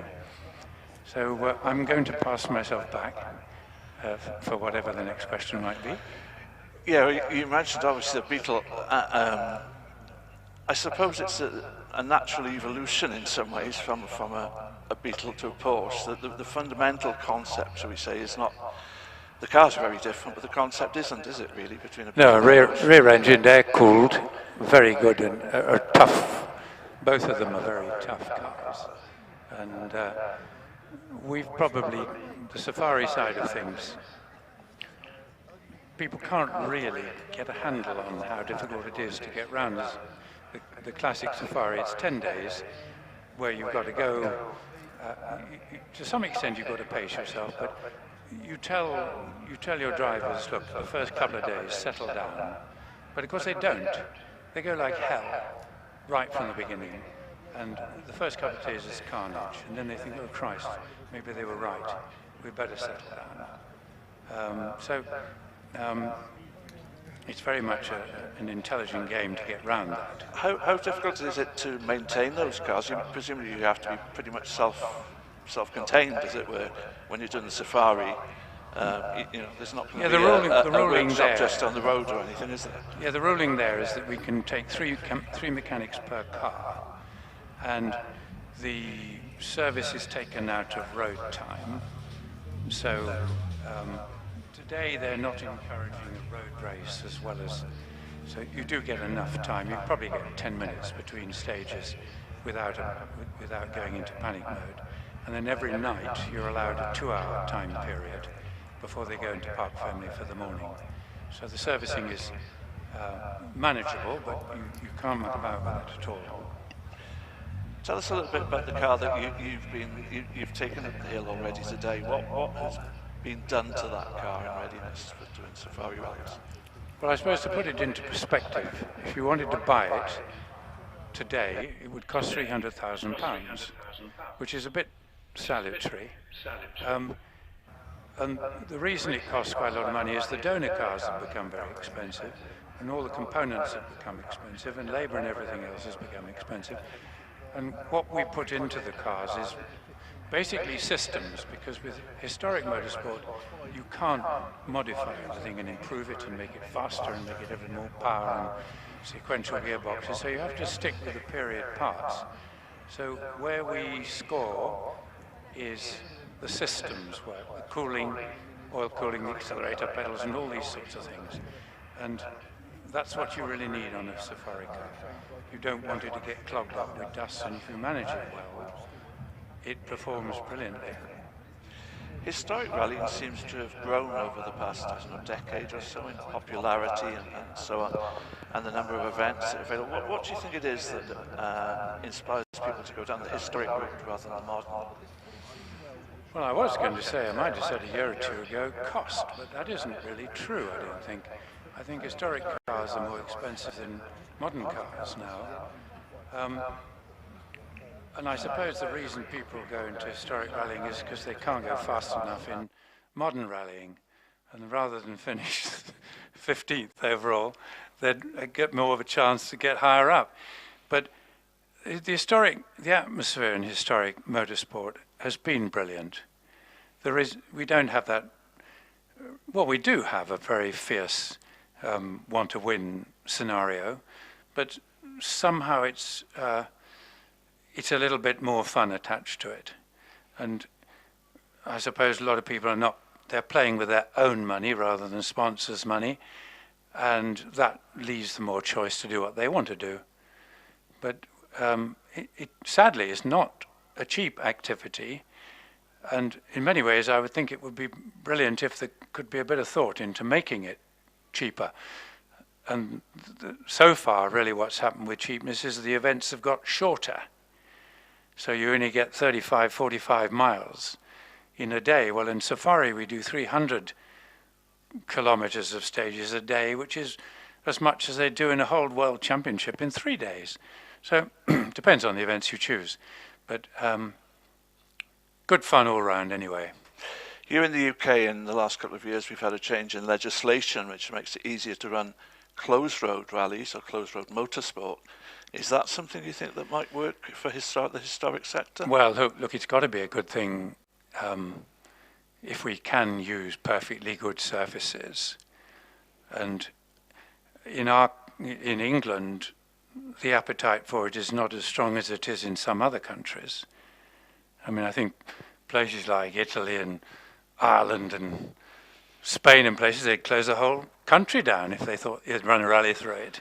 Yeah. But over here, we have to get through a lot of stumbling blocks to get there. But there has been some very significant changes there recently.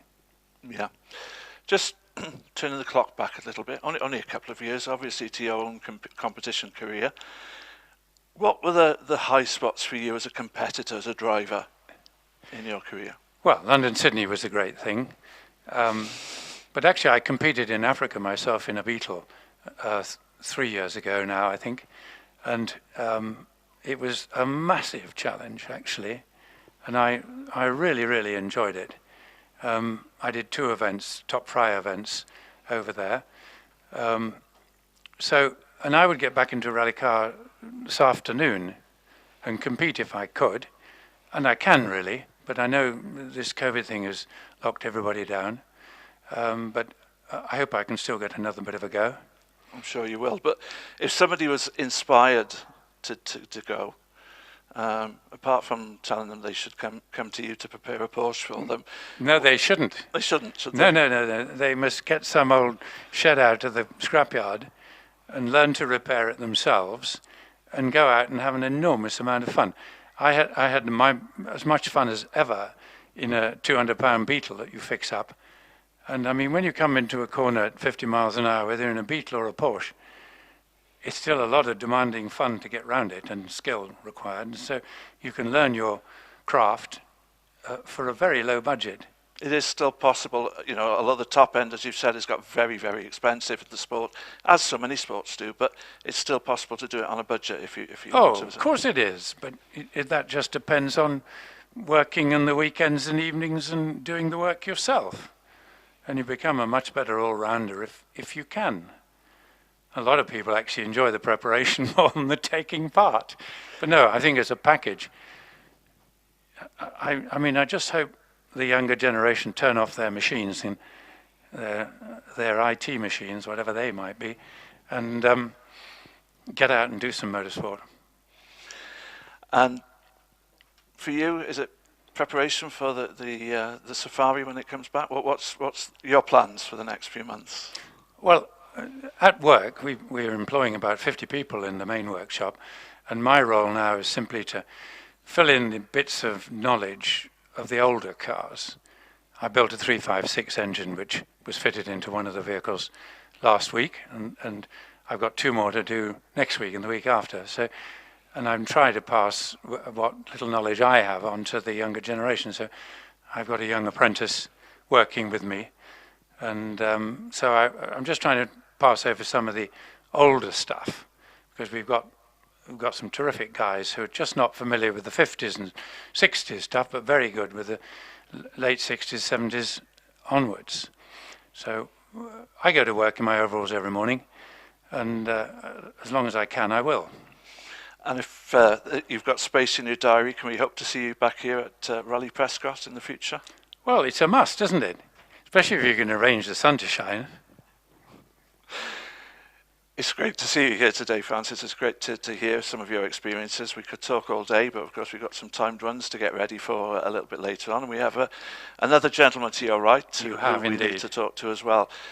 Well, I'll pass over, and thank you very much for inviting me. Thank you for coming. We're great to see you.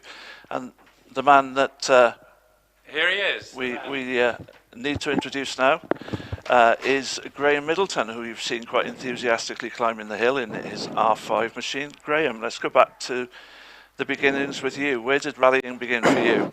Well, it began with night rallying, really, or 12 cars we called it, and it was just 12 cars going down the lanes after 11 o'clock at night and finishing maybe 2 or 3 in the morning. But then I got into the Welsh Championship and the Motor News Championship, and that was 200 miles of lane driving in, and it was a brilliant thing for the co-drivers, because it meant that they're doing everything off the map. They had to plot and bash, as we called it, and so they would mark a route out by references. So it taught them an awful lot about navigating and those skills.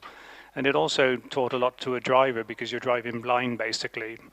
They would tell you where to go, and there would be some black spots or whatever where they knew that it was difficult, but it was finding them.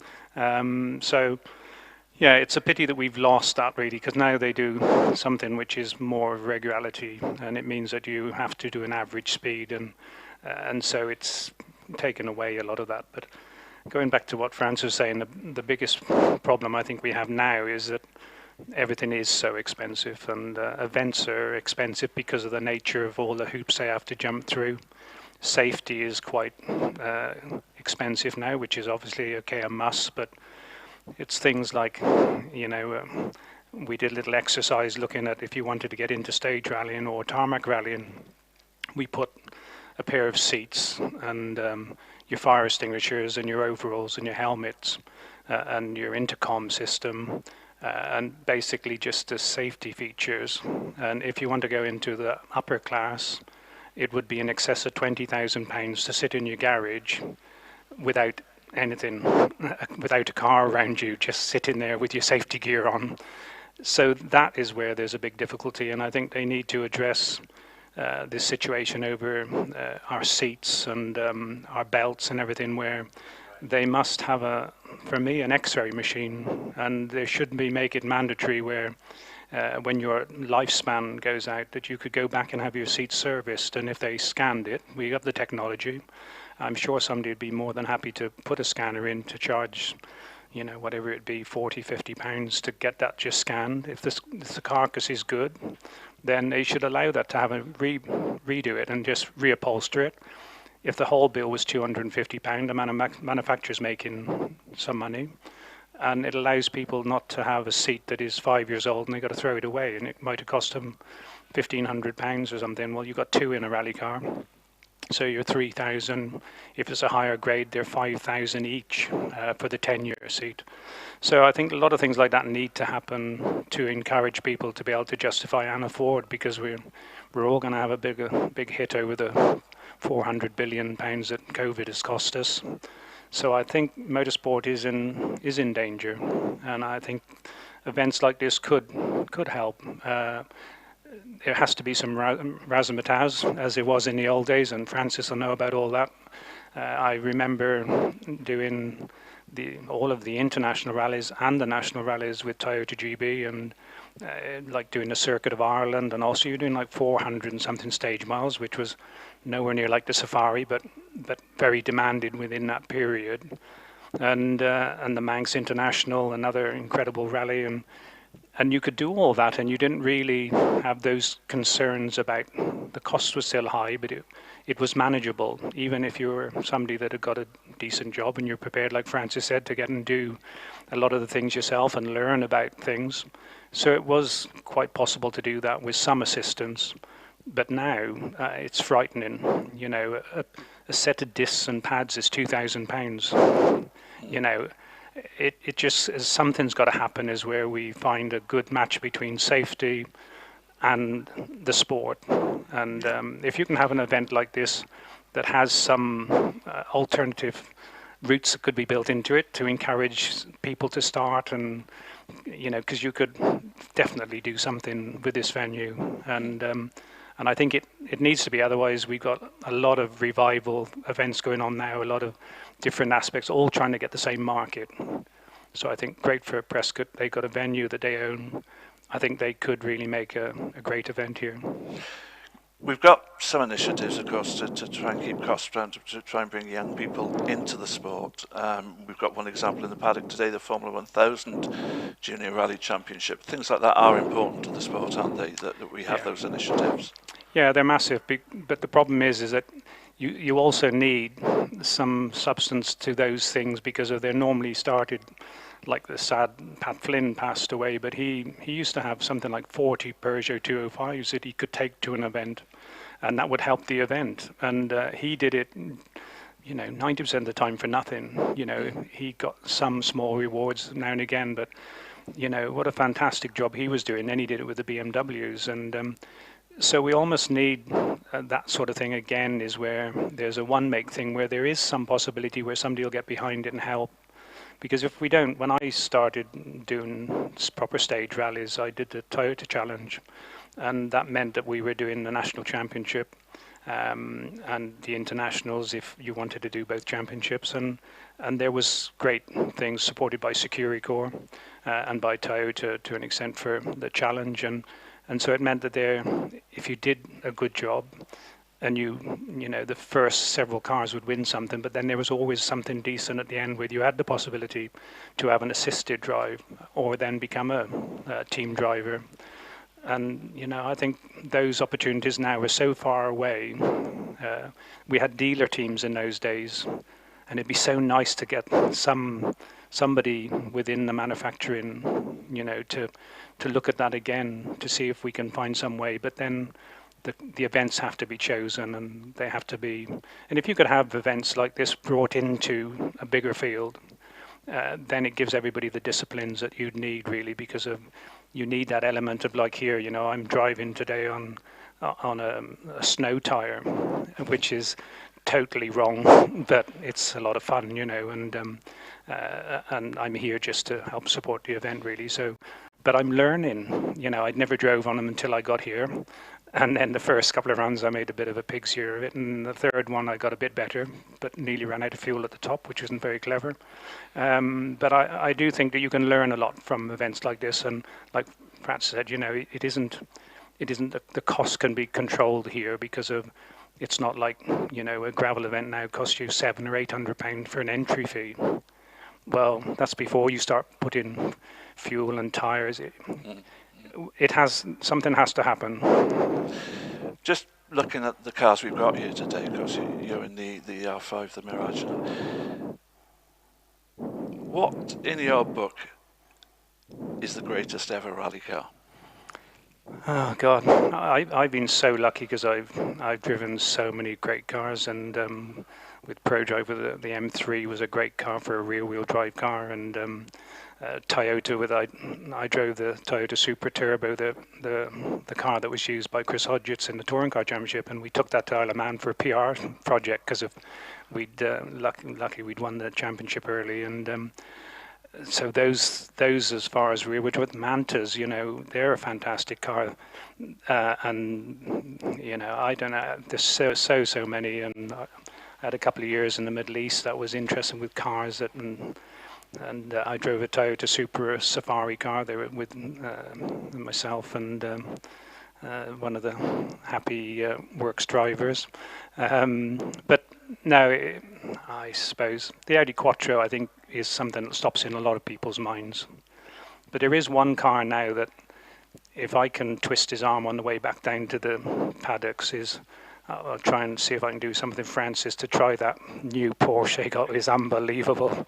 They've got I've never seen anything like it. I think it's such a fantastic car, and it's a proper take on the original Safari Porsche that they brought out, in a sense, but oh, it just is some awesome bit of kit. So, but I probably think that after he's seen some of my driving, he probably won't let me anywhere near it. No.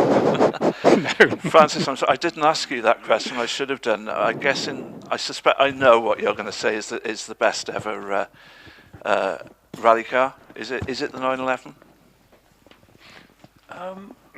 Well, I should consider that before saying yes. Yes, it is. No, it's versatile, isn't it? They win on tarmac, they win on the gravel, and they've got a very long history. That history always seemed to be stronger on the continent than here in the UK.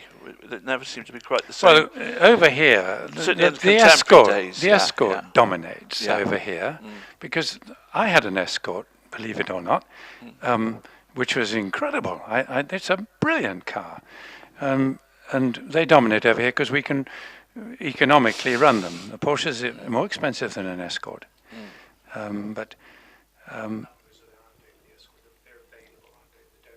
Yes, you can. It was just, Graham was just saying, you can get the pieces, the donors, relatively cheaply. So I think between an Escort and a Porsche, I mean, you can't. An Escort is an unbelievable machine today, and so is a Porsche. And if you see them battling one against the other, you don't really know who's going to win. It can go either way. Is there a car that's not quite historic yet that you see becoming one of the historic cars to go for? Do you know what I mean? It's not something I've given real thought to. I mean, the 205 is rapidly becoming.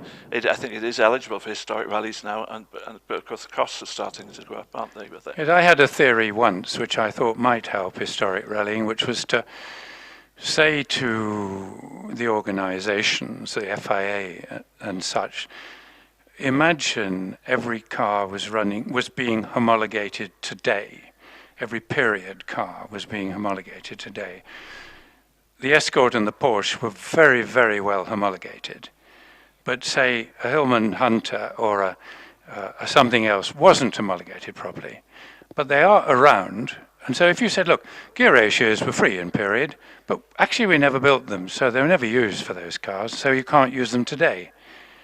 So this, was it built in period rule? If that was rejigged, you could take loads of other collectible cars that people love, because they love the car that they were familiar with in their childhood, and it has that sort of something between them. But because it hadn't got a short, a proper axle ratio, it's not competitive. So if you want to do well, you've got to get an Escort or a Porsche or something. But if you broaden that to put those period rules into any car, then I think you'd open up maybe a small floodgate of interesting cars that weren't just Escorts or Porsches. Yeah, and affordable, because the donors are about. And yeah, absolutely. Yeah. And I wrote a little piece on that once, but probably tore it up. But I think if I ever get any influence anywhere, I'd like to see that happen. So good. Great. I'd love to talk to you both all afternoon. It's We've got lunchtime. a small matter of timed runs to do, and I'm sure you want to get some lunch. Absolutely. Francis Cecil, Graham Middleton, it is a joy to talk to you, and I hope to see you here again in the future as this event grows and grows. Look forward to that. Gentlemen, both, thanks very much for your time. Great to talk to you. Well, thank you. Yes, thank you very much.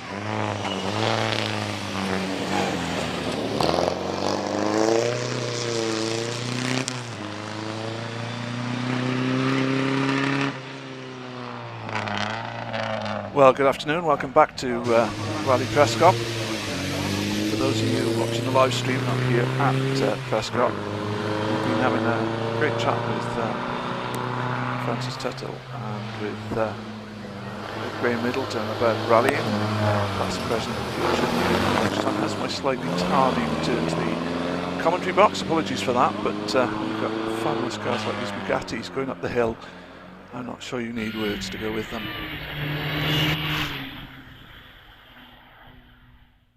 But we are into the timed runs now, and car 130 on the hill is Jason Brayshaw in the BMW Mini Cooper S 2 litre.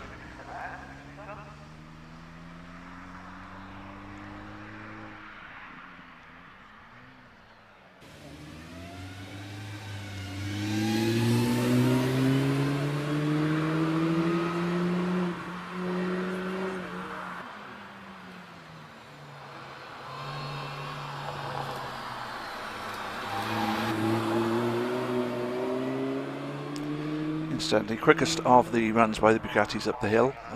Tim Dutton, car 171, did a 55.31 on his second run up the hill. Meanwhile, we've got Philip Lane in the Porsche 944 on the hill. Jason Brayshaw does a 59.14 in the Mini.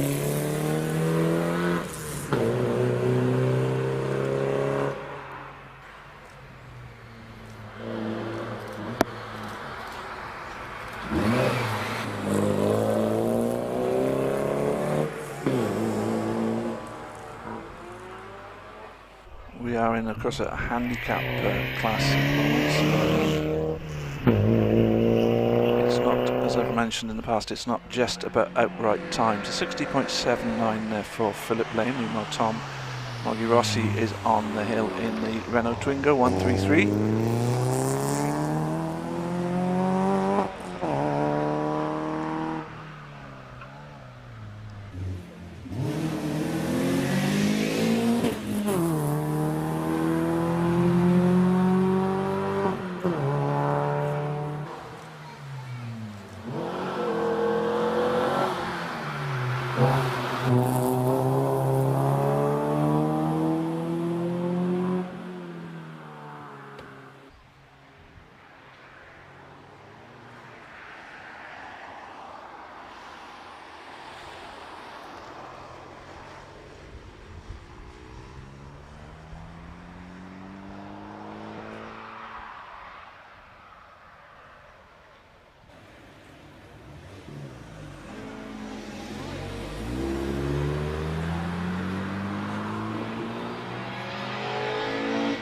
See Graham Ramsey going up the hill in the Seat Cupra 2 litre car. Tom Moggy Rossi's time, by the way, 58.43.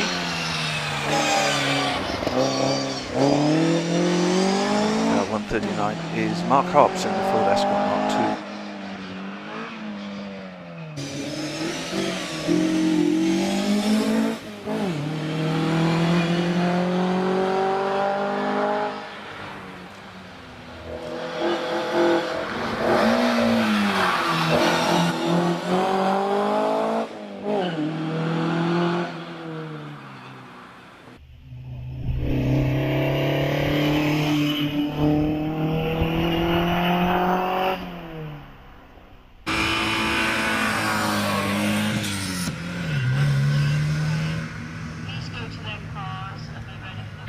So Mark Hobbs does a 52.96. Meanwhile, Sophie Lane is on the hill in the 2.5 litre Porsche 924.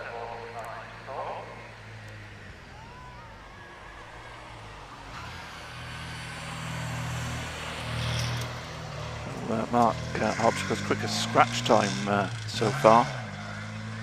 The actual time on the hill. I'm just looking to see if I can find the handicaps. I'm not sure if they are in the system at the moment. The handicap results.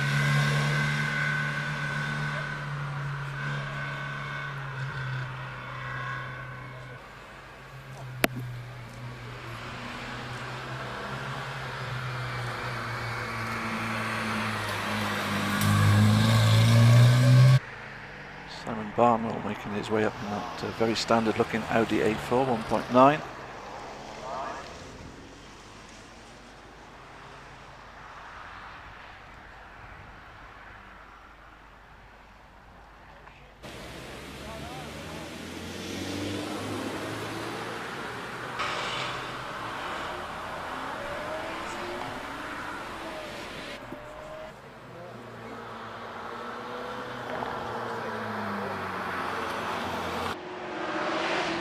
We see now Maxwell Brearley-Jones in the Triumph TR7 V8 4.5 litre machine.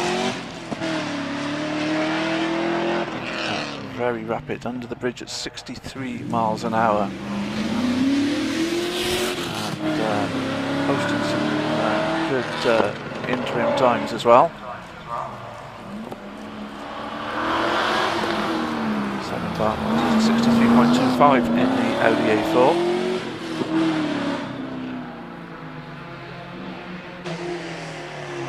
And we see Chris Tabor in the splendid Riley's Special 1500. That's the body jump of 52.36. Our best time of the afternoon so far, I think. Chris Tabor continues his run in Riley uphill.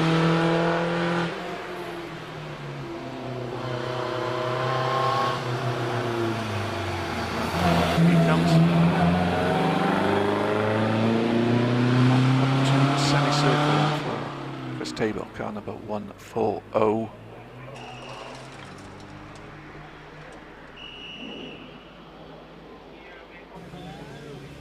Time of 63.03.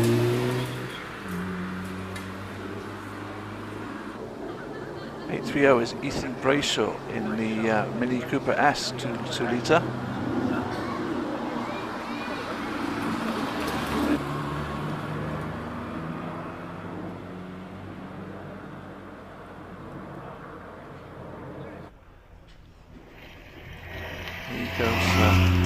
Semicircle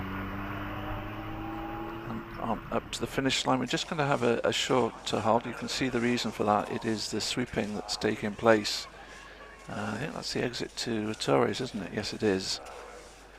So the marshals with yet more work to do before we can get the runs back underway, but I'm sure it won't be too long.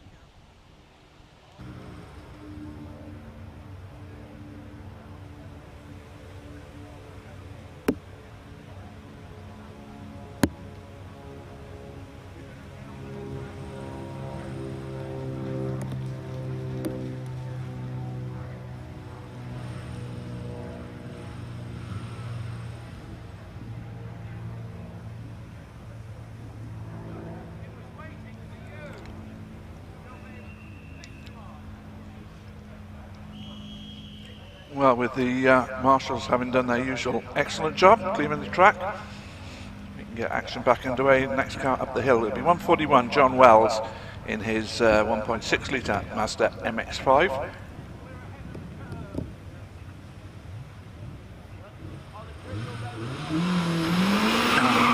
Away he goes with the squeal of tyres and up on the hill.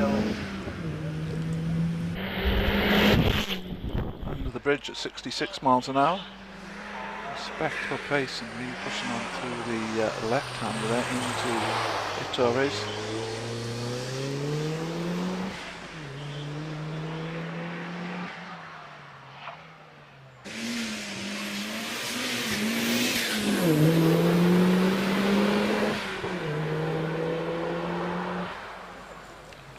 Continues his way up then through the S's, really pushing on, hanging the tail out a bit there through the left hand of the S's, and then unfortunately a bit of a spin, collects the Armco on the inside. Nothing too drastic. I don't think he was trying really hard, in fairness. It looked a good run up to then, but red flags are out.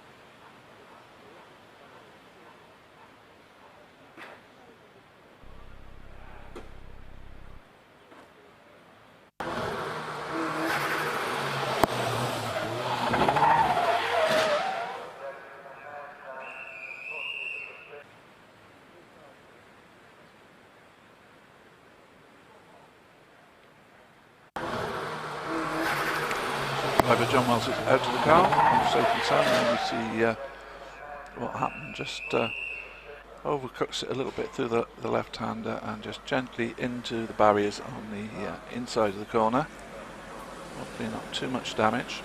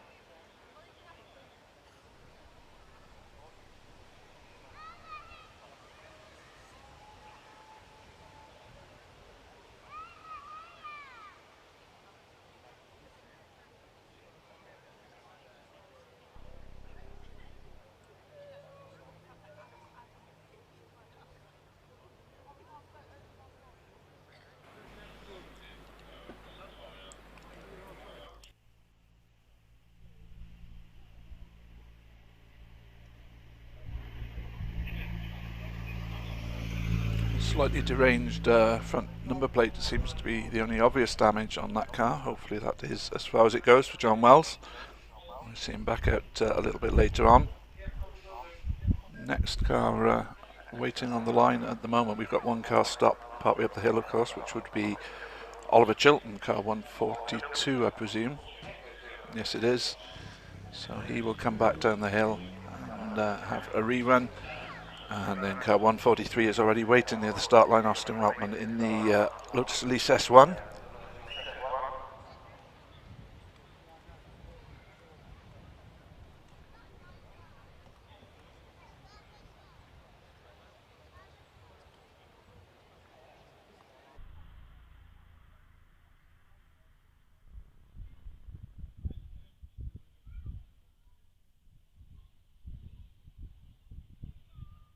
So once the safety vehicles are clear of the hill, we'll be able to get the runs back underway.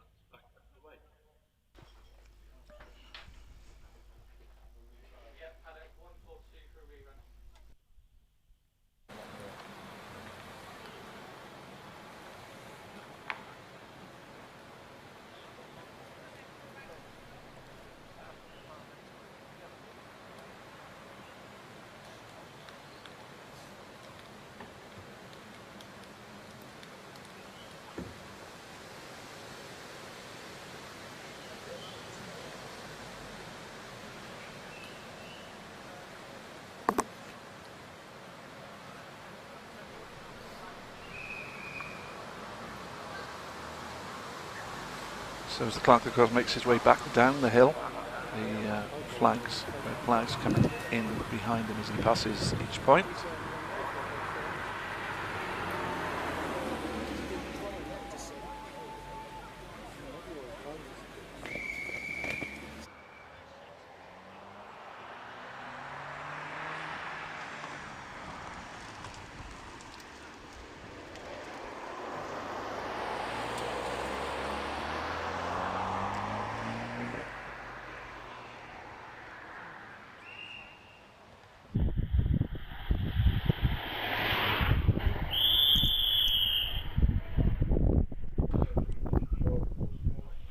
So the Peugeot Ghost car making its way back, and we get the all clear for the reruns.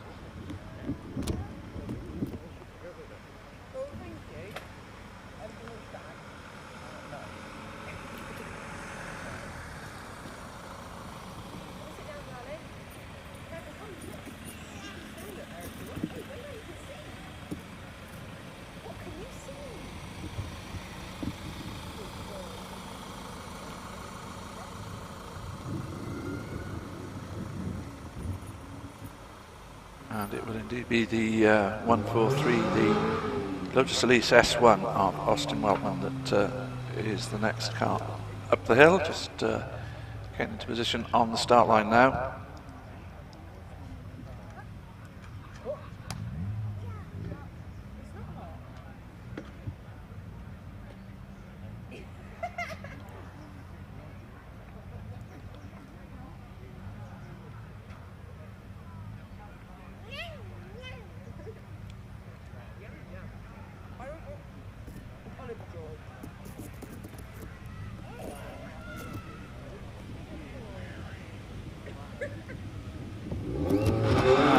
There goes Austin Weltman in that mid-engine Lotus, heads up the hill towards the bridge. With the left-hander into Torres.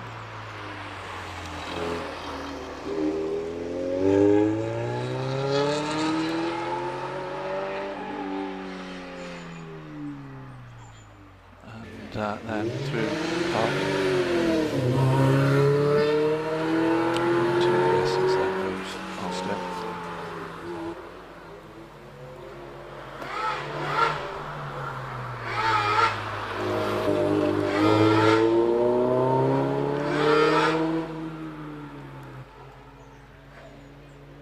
Meanwhile, behind him it is Oliver Chilton with his rerun after being red flagged on his previous attempt. The 1840cc Master MX-5 then comes around at Torres and on up to Pardon. Austin Weltman's time a 56.68.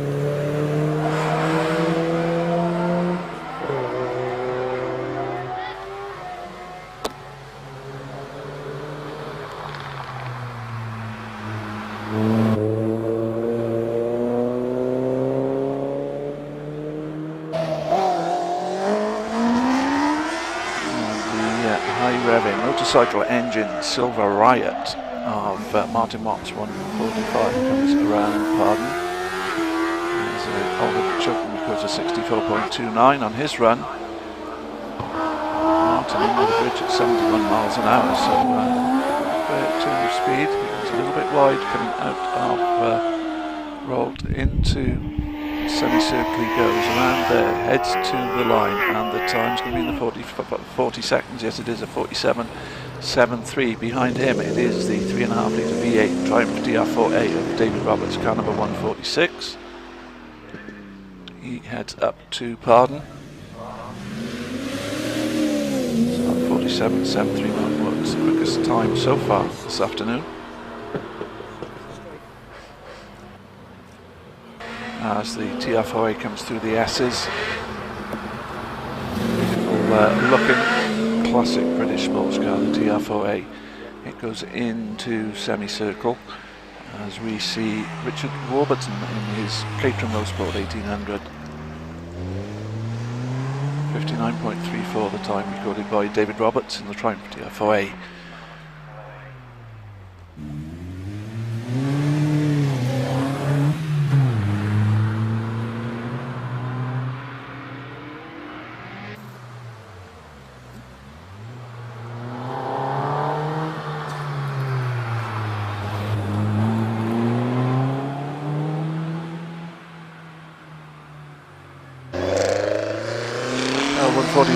Carl Talbot in the Buckler Mark V with the 1172cc engine. Richard Warburton goes to 58.12. Good couple of seconds quicker on each of the intermediates as he comes up the hill. And the TR7 V8 of Pete Fletcher there, car 850. Interesting, not quite as quick under the bridge as the Buckler. Buckler having done a 51.70.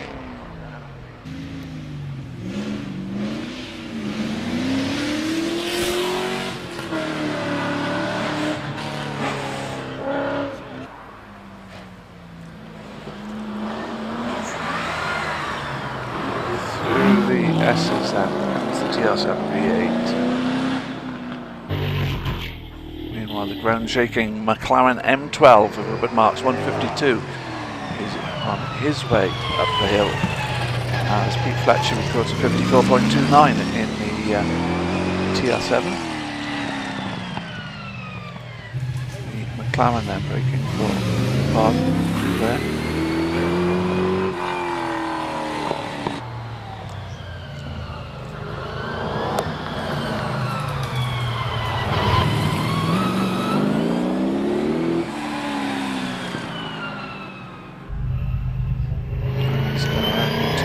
Semicircle comes the McLaren to record a time of 48 seconds exactly, so just about a quarter of a second slower than Martin Watts. The supercharged Buckler of Keith Thomas is on his way up the hill, car 153.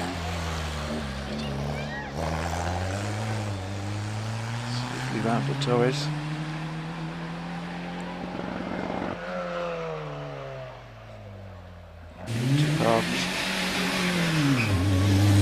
Up the smoke there as he comes out of the hairpin. Up into the S's.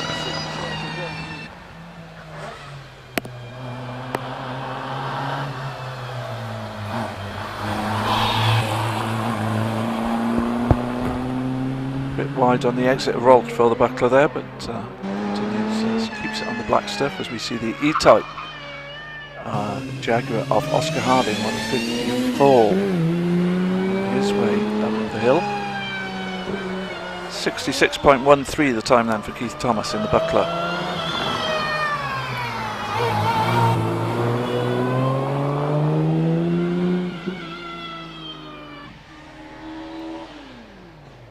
Jerry Neary 144 is in the Westfield SE1, the 2 litre engined Westfield. 53.53 recorded by Oscar Harding in the E-Type as Jerry Neary approaches Pardon.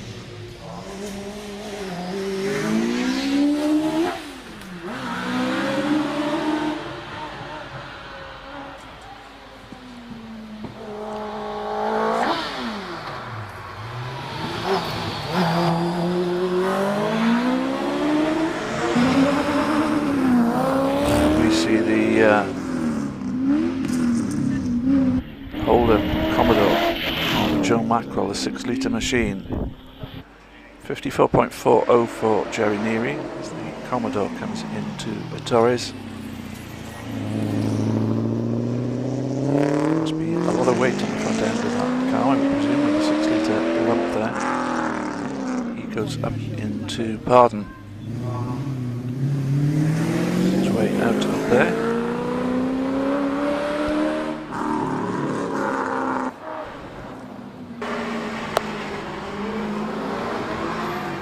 Yes, then comes the Australia supercar. As we get our first sight of the afternoon of a single-seater, it is the OMS of Murray Wakeham. So not engine single-seater, comes around the Torres. Under the bridge at 76 miles an hour. I think that's probably the quickest time we've seen at the bridge yet this afternoon. 57.85 for Joe Mackel in the Commodore.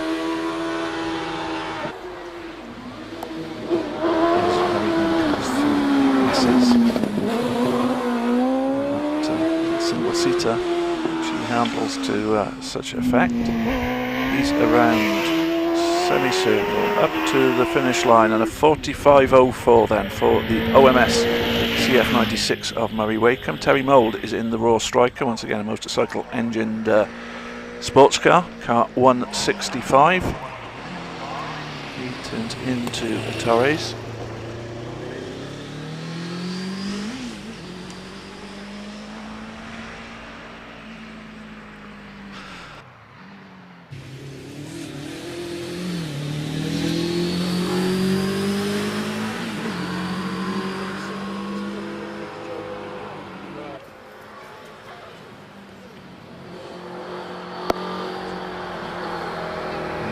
Striker making his way on through the S's, and as we see Kerry Wayne in the Magnum 843, the single-seater that started life as a Formula 3 race car back in the mid-80s.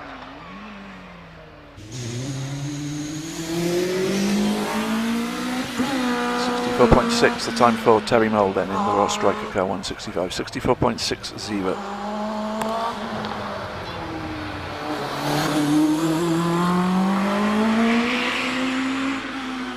Wayne approaches semicircle and up to the line to record a 48.70. Meanwhile, from the Formula 3 car to the Formula Ford car, the Nike Mark 6 of Edward Tyre, car 167. And under the bridge at a very respectable 60 miles an hour. Around second hairpin on Prescott Hill.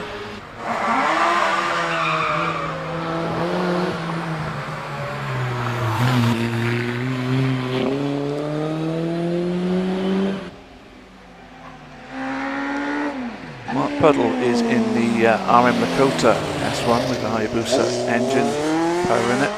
52.71 then for Edward Tyak in the Nike car 167. Mark Puddle of the Pardon rather, and looks set for something around, I would think, the 50-second mark.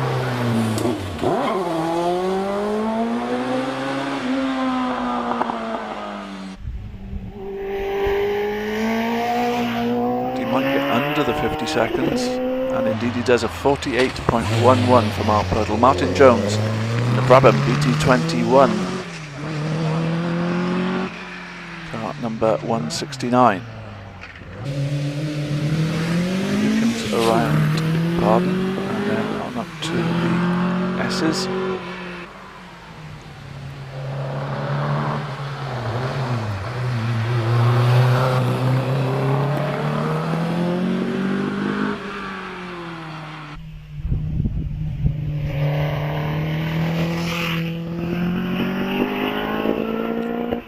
Over the 50 seconds, 51.63 then for Martin Jones. Peter Joy is in the Lotus Elite, dating back to 1959, so 62 years old this car as he clips the grass on the inside of the sort of left king after Torres.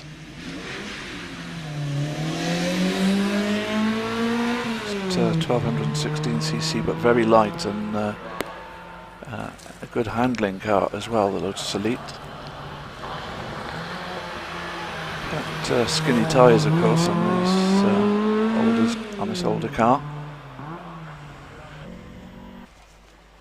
As Peter Cockgrove makes his way on the Lancia Fulvia Rally 1298cc car that he says is pretty much up to the full rally spec now. Car 720, sorry, car 20, Peter Cockgrove. As Peter Joy records a 61.67 in car 22. Cockgrove comes out of Pardon into the S's.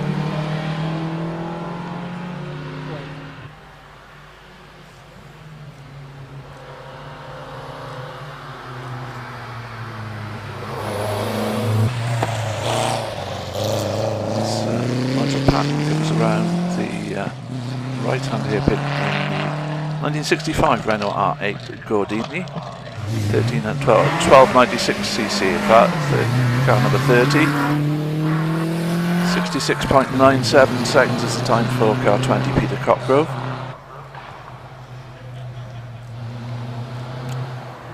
As we watch the 1965 Renault Gordini, we've got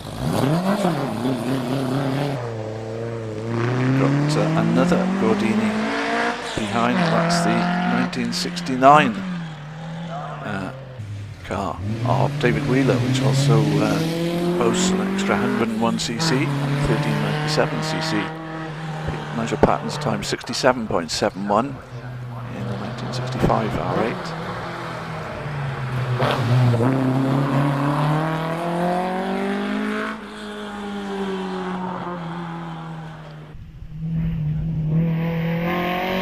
Semicircle comes that Gordini. Just recorded time of 57.54. And it looks like we've just got a momentary hold on the runs up the hill.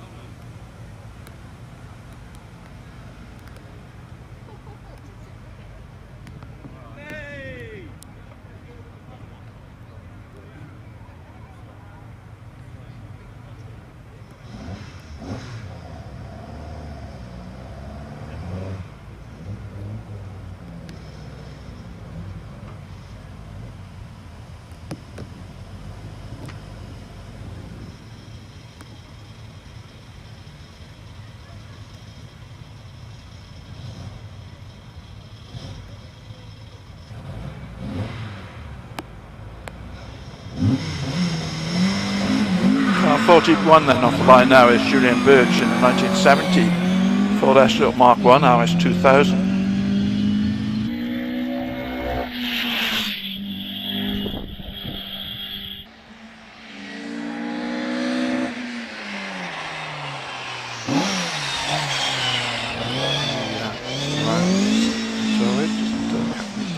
Ever so slightly there. Runs up to park, really hangs the tail out on the exit, just getting the tyres to smoke a little bit there as well by the looks of it.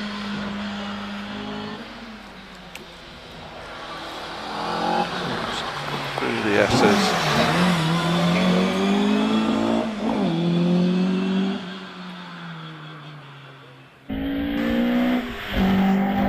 Martin Saunders in his 2-litre 1970 Escort Mark 1 makes his way up towards the first hairpin of the tyres. Julian Birch's time 56.11 in car 41.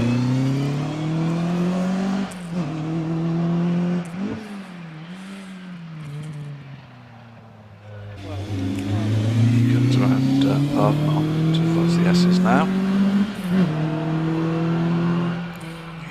Better the 56.11 for Julian Birch. Car ahead of him there, a little bit wide, a little bit ragged out of Rolt into the semicircle. over the line of 55.59, so he does go quicker. Meanwhile, Robin Johnson is on the start line in the Holden Commodore, certainly not the quietest car of the day.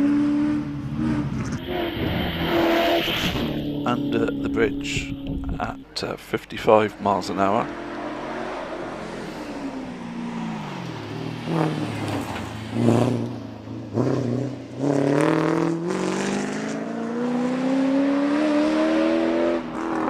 He makes his way up to the left-hand hairpin. Goes way out there.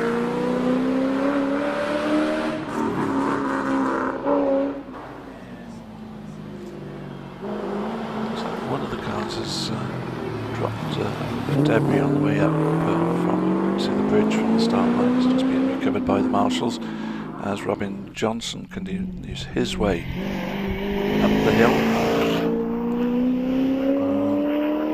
through the finish line at 57.54 seconds.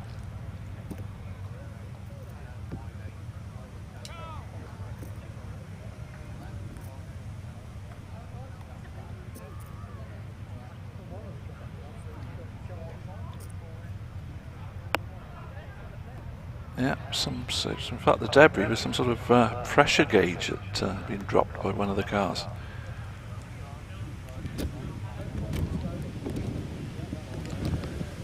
Car 43 is Charles Reynolds, the man who worked for many years for Ford Motorsport in his Renault Alpine A110.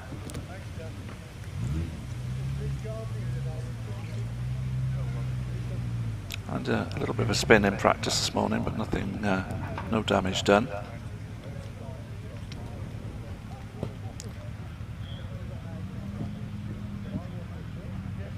This is 1600 Alpine. If I remember rightly, some of the early ones were 1300 cc.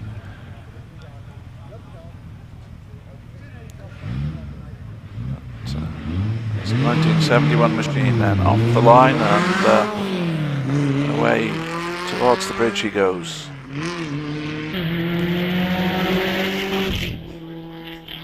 To the bridge at 54 miles an hour on up towards the Torres.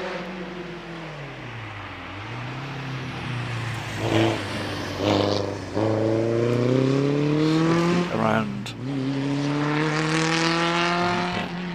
to the next one at Pardon. Cleanly around there. S's.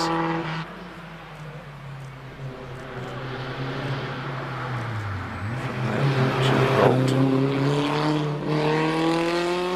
little bit of a twitch on the way out there. And up to the where he managed to spin earlier on, but safely through there this time. Under the finish line, a 57.46 second run for Charles Reynolds, car number 43 in the Alpine Renault. A little bit of track cleaning to be done now. Looks like somebody's possibly dropped some oil just after the start line. So the marshals just putting down the absorbent material to negate the effects of that oil.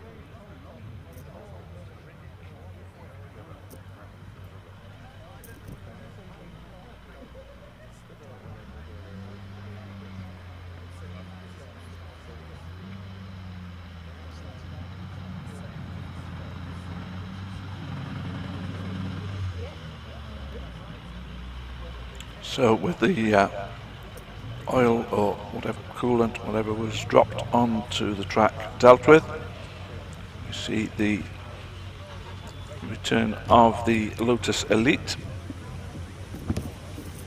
this time bearing the number 772. And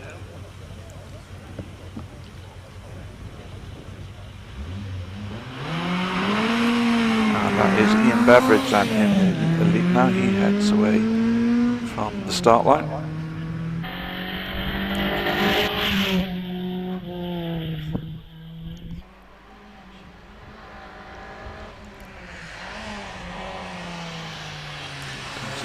Tories there.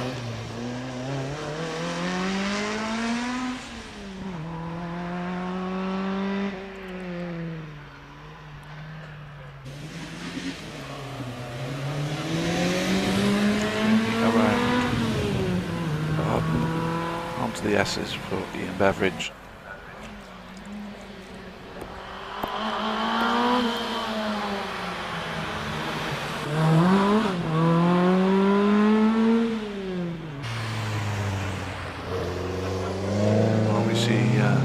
Copgrove in the Lancia Fulvia Rally from 1969, car 720. A good time for Ian Beveridge, a 60.61 then for Lotus Elite.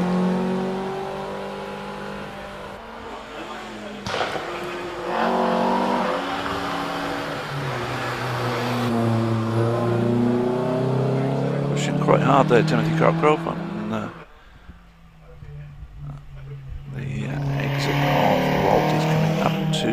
finish line in the Fulvia, at a time of 58.90 as we see Johnny Hellman in his Alpine Renault A110, this one a 1397 cc machine from 1973.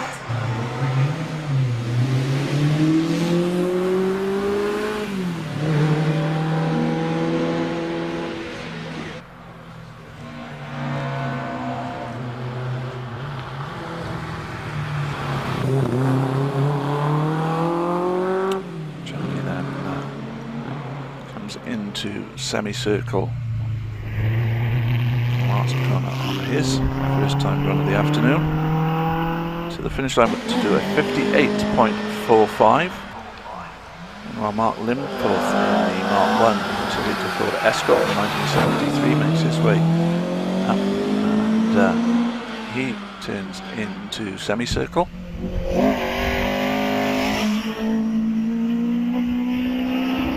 Time of 50.71 that mark.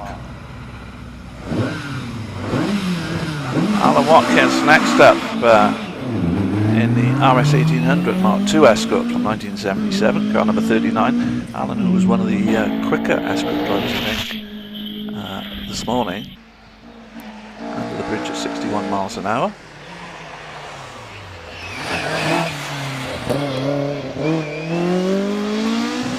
Smoke from the Prescott there as he went around the Tories. He's now into pod.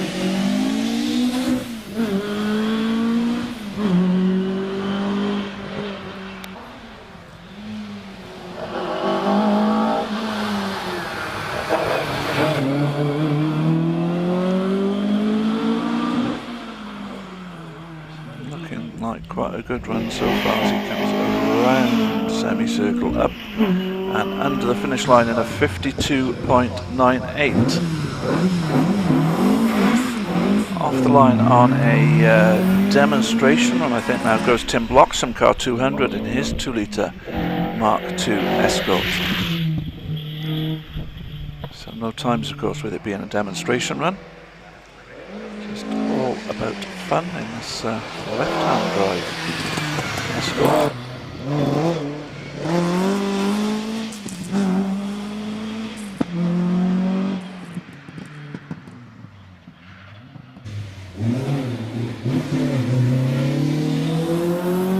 He's through pod on into the S as he goes. The flash of brake lights there before the first part, the right-hander.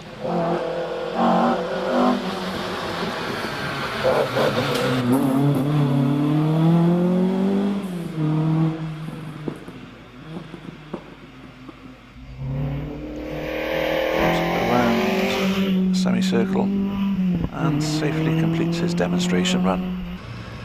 On the start line now, it's Steve Harkness, car number 48, the rally man. It's off the line. He was saying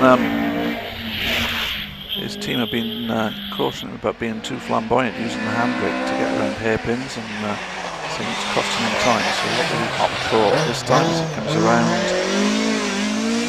Tories and on up? And this looks fairly quick to me. Now, it was up here that he was really tail happy this morning, less so this afternoon though. And will that improve his time? We'll find out in just a short while.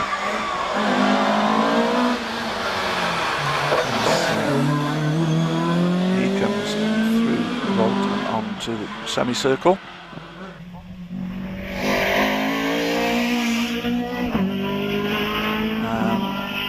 52.47 his time. So just about half a second quicker than Alan Watkins in the other Mark II Escort, as Andrew Portlock in the 1978 RS 1800, RS 2000 rather, comes through the S's. Paul, who had a bit of an off-course excursion in practice this morning, can't just bearing a couple of small scars from that.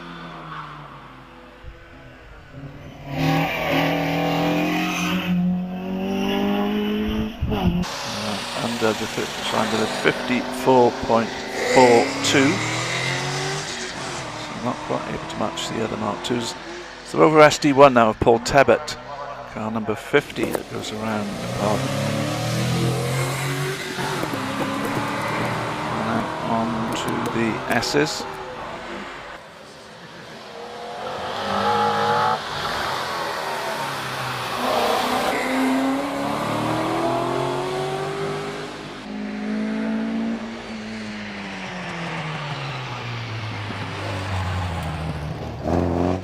As we watch Kevin Knight told us something Lotus. Paul Tebbett because of 58.03, but this is the Andrew Seat for Hire liveried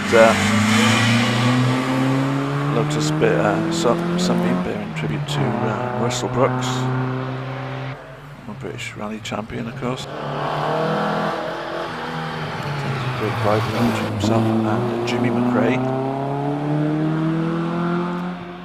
Kevin Knight as Matthew Pearce rounds to the Tories in the 3-litre Porsche 911. Kevin Knight's time of 58.95.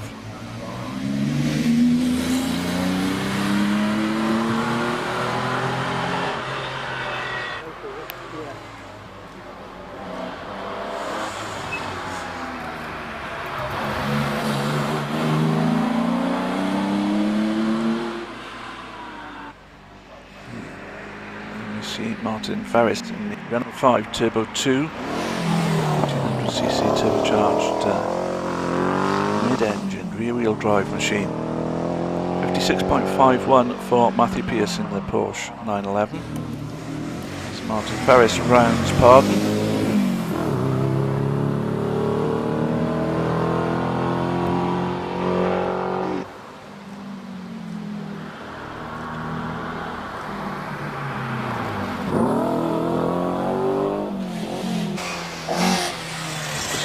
On track in his Mark II Escort London Tories.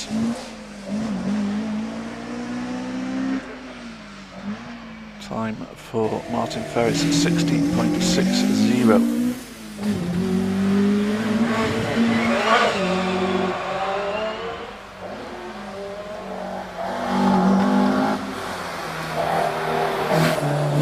Time to beat as far as Mark II Escort's concerned is a 52.47 by Steve Harkness.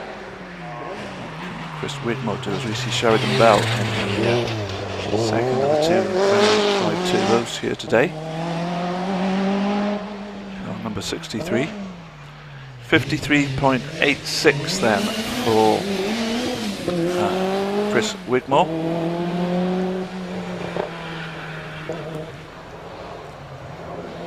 watch Sheridan Bell into the S's.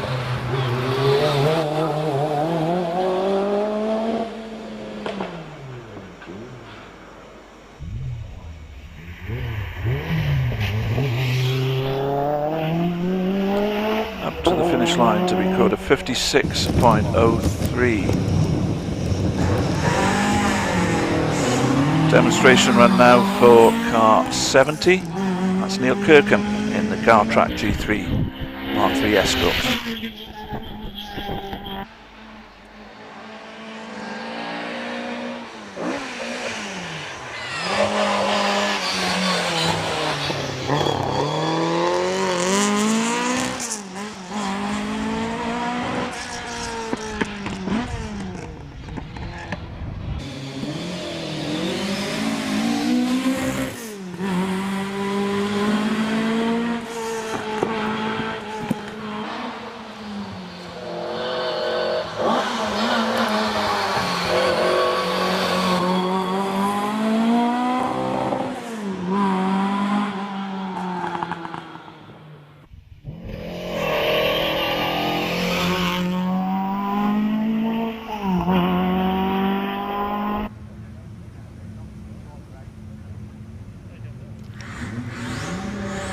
So demonstration completed by Neil Kirkham, Tim Jeffrey, now car 72 in the 1987 Alpine Renault GTA Turbo track.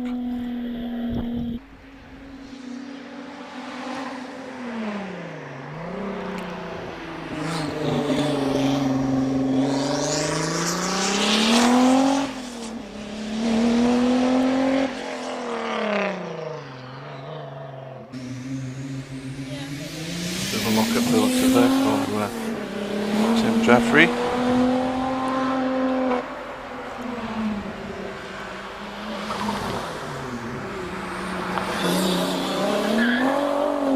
Wide on the exit of Rolt, as so many are in fact. And he heads to the finish line. His time will be a 53.01. As we see George Anderson in his Toyota Celica from 1989.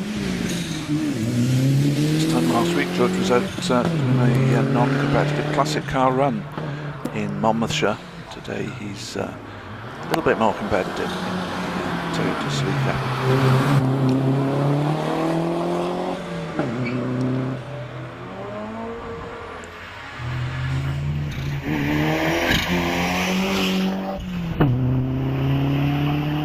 And a 53.66 for George in that Toyota.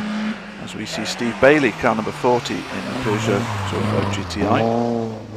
I keep saying this is a 1.9 version. They were produced as 1.6s and 1.9s. As Graham Milton mentioned, it was at once a very, very competitive and very strongly supported 205 one-make championship in rallying, which was by the late Pat Flynn. And it would be great to see a similar sort of initiative in rallying these days. This is Stephen Moore, car 90 in the Mitsubishi Evo 6 2.3 litre engine from 1999. Steve Bailey records a 51.39, so bettering the Escorts times, the Mark II Escorts times. Steve Moore comes into the S's.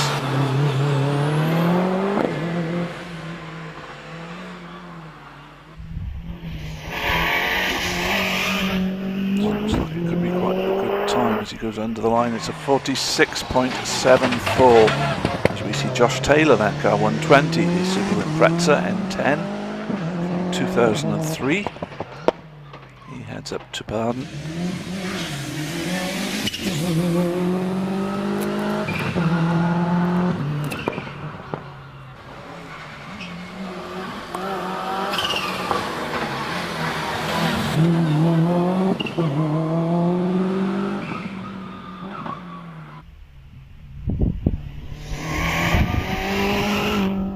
Josh Taylor heads to the line.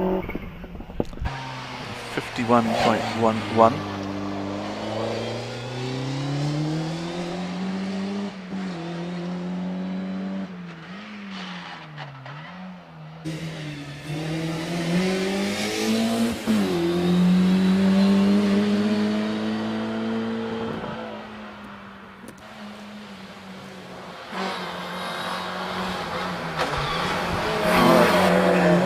Public's service message for Edith Pantle. Edith Pantle, I think you may have misplaced something. Could you come to the paddock office and have somebody call you there? So that's Edith Pantle, please. To the paddock office. Thank you very much. Watch now, John Harding, car 102 in the Mitsubishi Evo 6. Time for Owen Evans in Stanley was 58.06. Before him, Josh Taylor did 51.11 in the Pretza.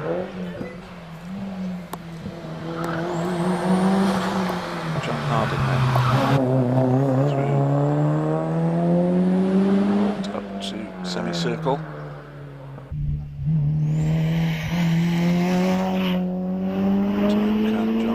It's a 52.34 for John, 52.34.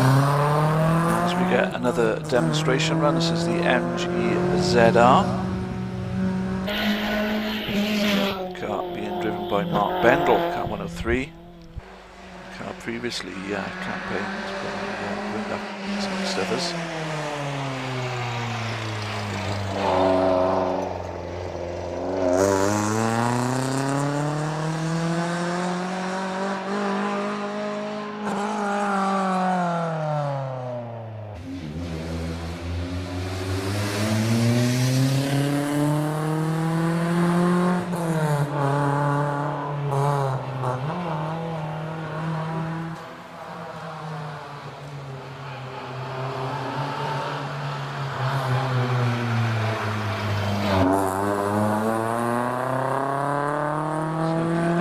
Up and then making its way to the top of the hill.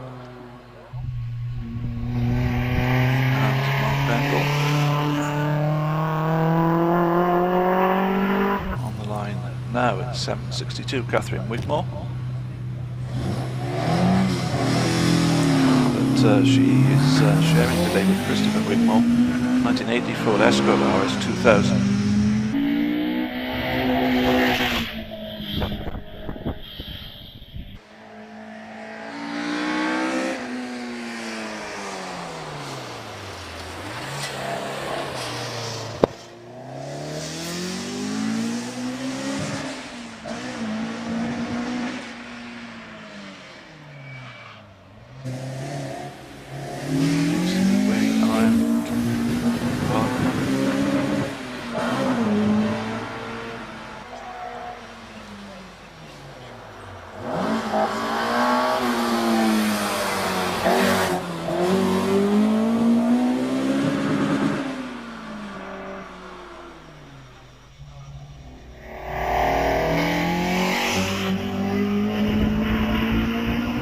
Under the finish line, and it goes. We get another demonstration run of the G3 car track Escort, car number 770, Gareth Kirkham.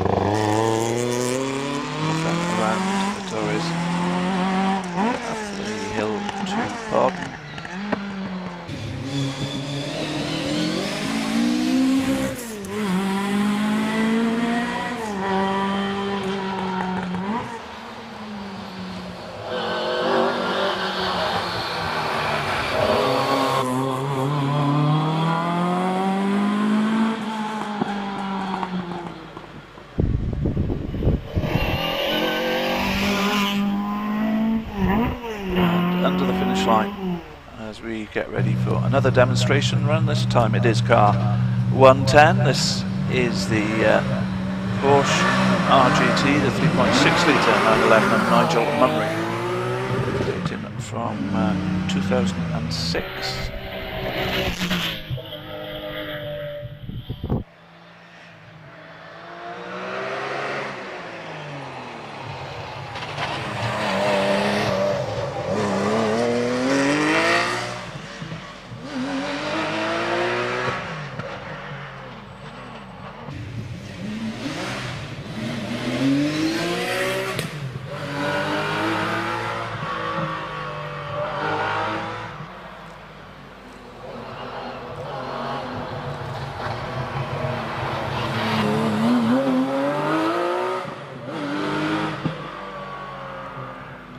So Nigel Mummery there, bringing the 911 to the top of the hill. Under the finish banner he goes.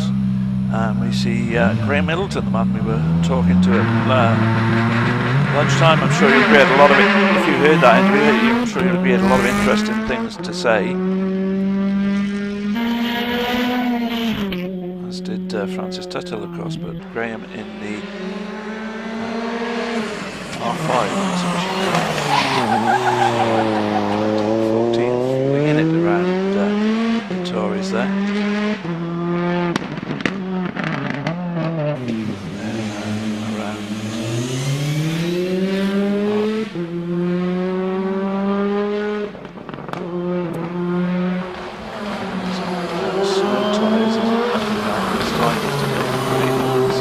Like a lot of fun.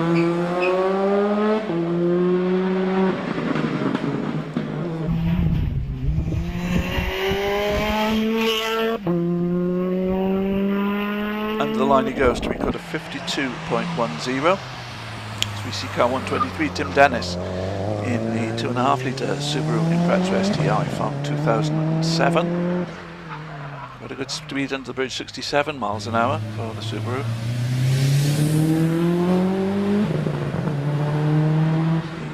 Into the S's.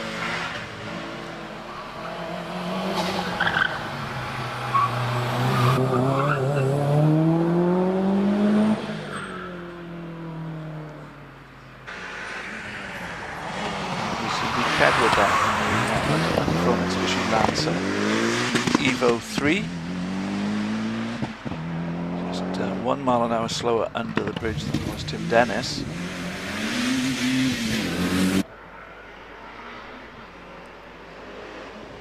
Tim with a time of 51.36.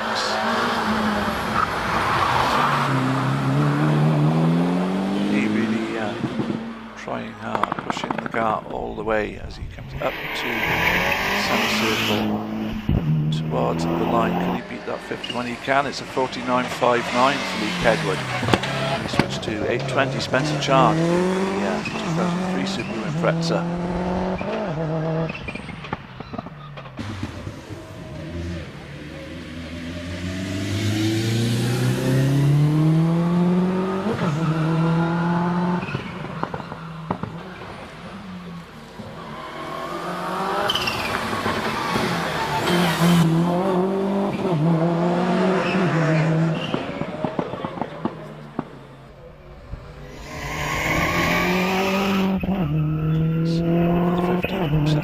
Spencer Chard, in fact, it's a 51.85 then for the Subaru.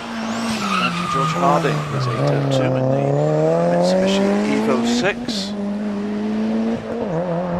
John Harding did a 52.34 in this same car.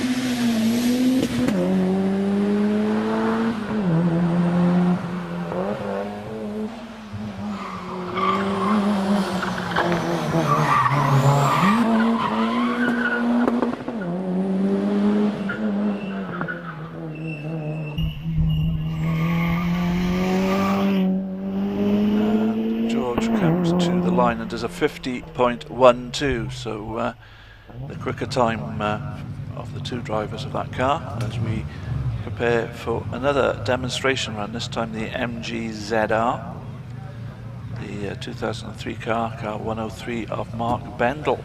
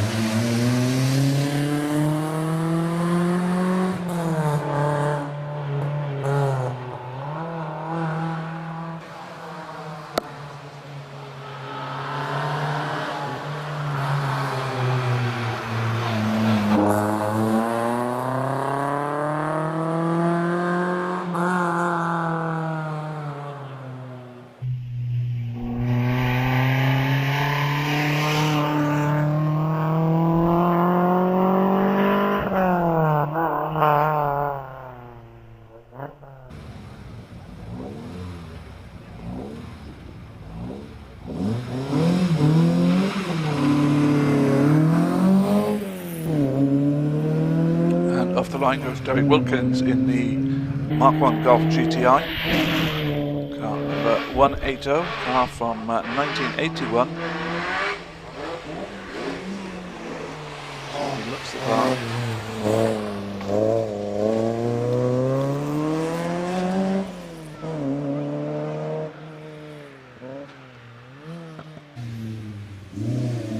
He comes around.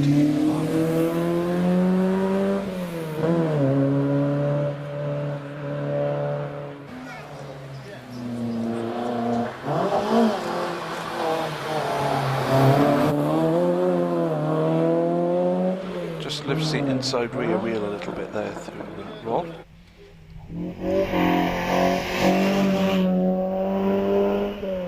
Up to the line, and the time of 58.15 as we switch to Derek Castle, Squire Bin Cooper S, 1860cc machine, 181.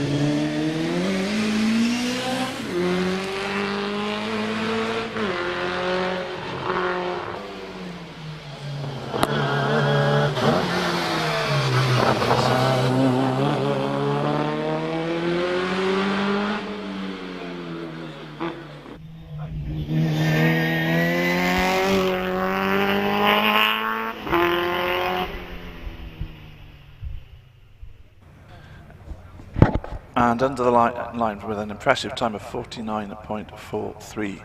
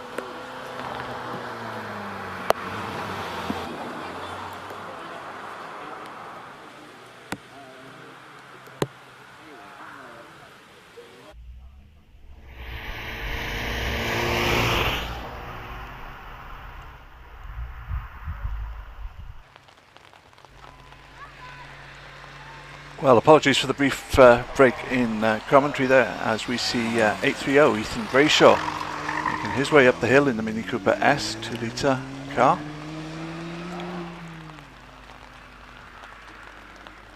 If you're here at Prescott, you won't need me to tell you, but for those of you on the live stream, it is raining rather more now. Make life just a little bit interesting.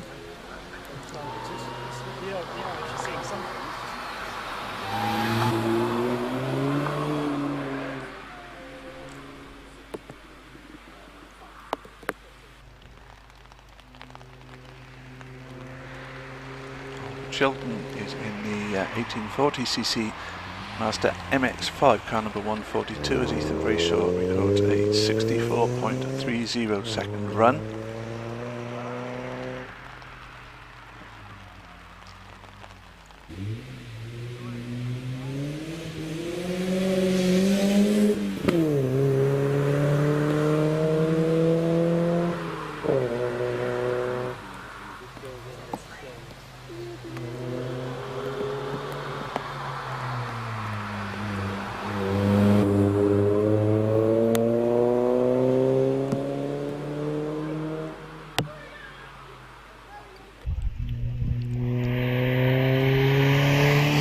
Mazda MX-5 then rounds semicircle, goes under the finish banner with a 68.87 second run, as off the line goes Austin Weltman in the Lotus Elise S1 car number 143 1800cc.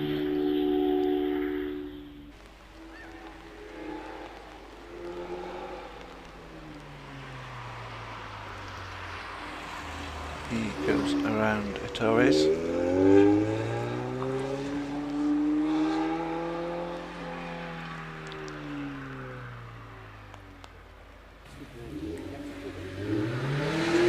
Up to the S's he goes.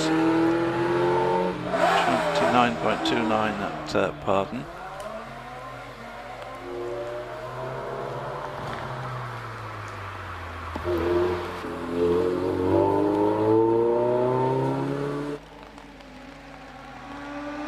See Martin Watts go 145 in the Silver Riot motorcycle engine machine, 998cc. I think Martin might actually be on slicks, I'm not sure. But that could prove a little bit of a challenge for him. At least he seems to be coping with it pretty well at the moment as he comes out of Pardon.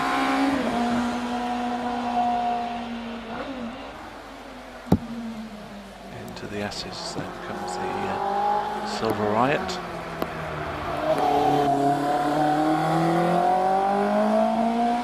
Vault, just the one corner to negotiate now, which is semicircle, of course, as we see David Roberts, the V8 engine Triumph TR4A, rounding Ettores.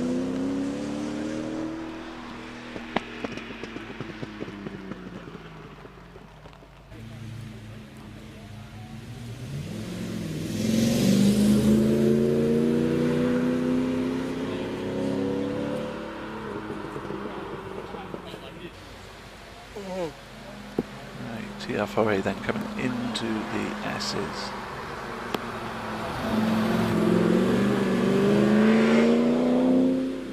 And on to semicircle. We switch back to the next car, which is Richard Warburton, 147 in the Caterham Roadster with the 1.8 litre engine into the bonnet. 72.17 for the TR4A there.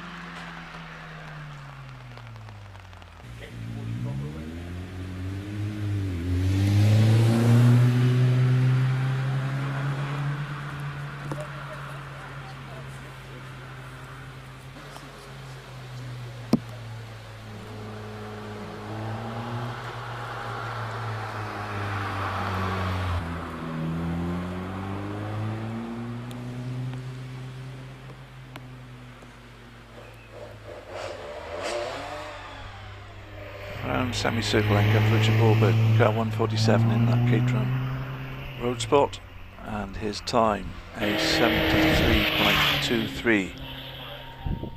Carl Talbot 149 in the Buckler Mark 5. Track now.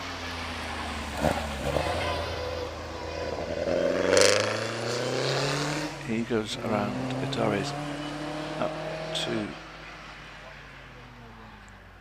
Pardon.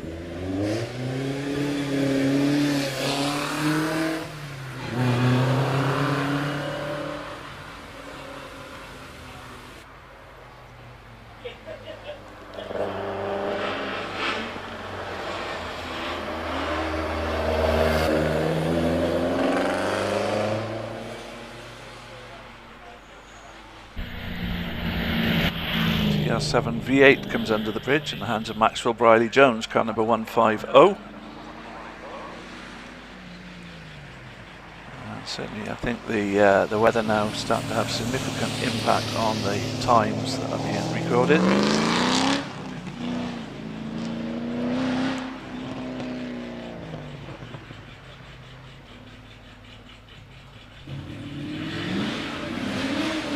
He comes around Pardon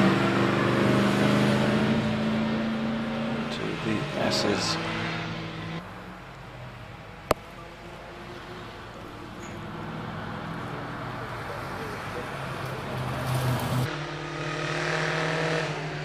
The Rallye Special 1500 of Chris Tabor, car 140. As Maxwell Briley Jones records a time significantly slower than his previous runs,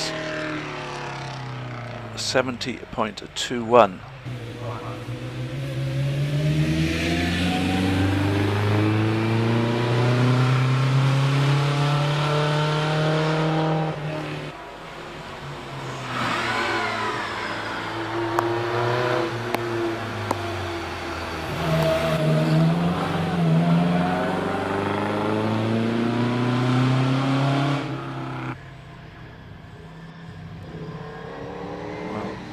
This surely is a challenge in these weather conditions, although fortunately not running on slicks. It's with the marks in the McLaren M12 with the 5.7 litre engine, getting very twitchy out of Torres then. But, manages to pull it all together, comes around rather more speculatively, comes around the left-hand hairpin, goes on up into the S's. I think it's fair to say is approaching what's left of this run with some caution. As he goes around Rolt and on up to semicircle.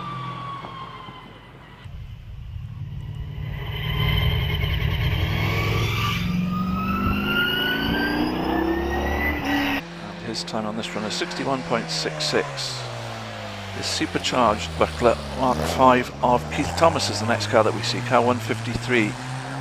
Do some corrective steering coming out of Vittoria's there, and swings round to the left.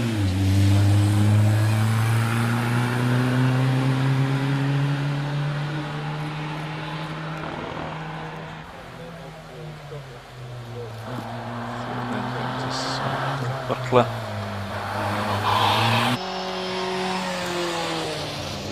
Jerry Neary, car 144 in the Westfield SE1 with the 2 litre lump power in it.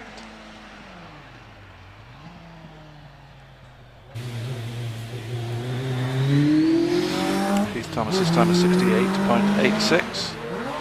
So Jerry Neary continues his way up in the Westfield. And the S's now.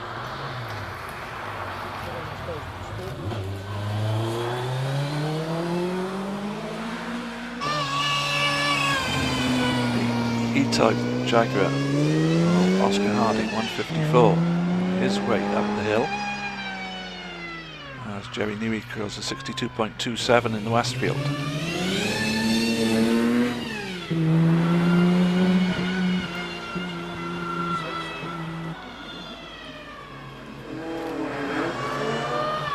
This E-Type, not a car that you would really want to risk damping in these conditions. It gets a twitch on there in Rolt. So we see the mighty Holden Commodore, the VE model Commodore 6 litre engine around Torres. 59.95 is a respectable time for the E-Type given the conditions. Very tentatively out of park at that time.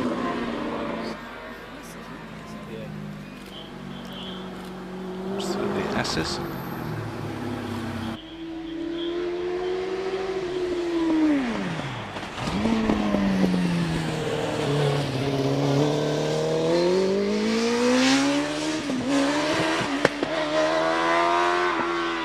Twitch there for Murray Wakeham in the OMS, the single-seater.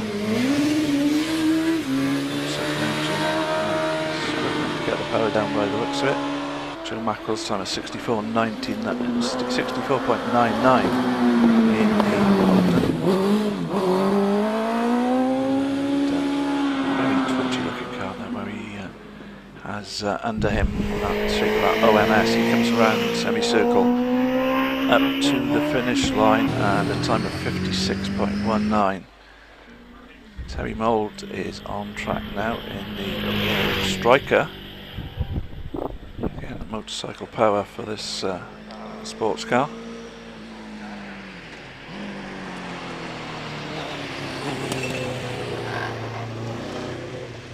He goes round Vittori's and runs wide, just drops wheels into the gravel a little bit, I think, on the exit of Vittori's.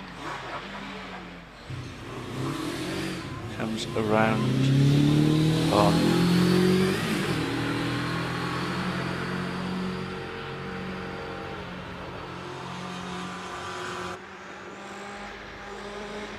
Kerry Wayne and the Magnum 843 comes into Vittori's now.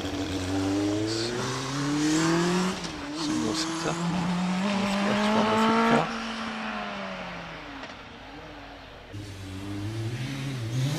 Very Moore's time in the Moore Striker is 70.37 seconds.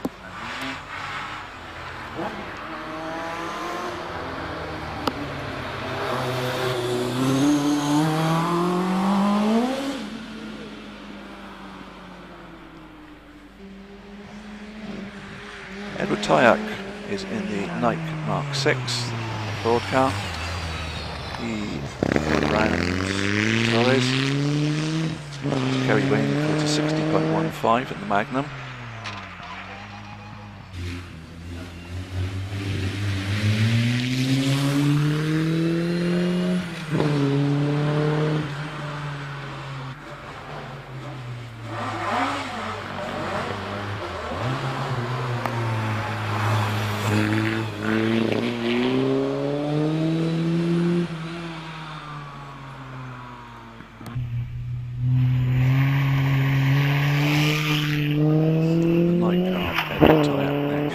The finish line 59.07. Meanwhile, we look at Mark Puddle 168 in the RM Lakota S1.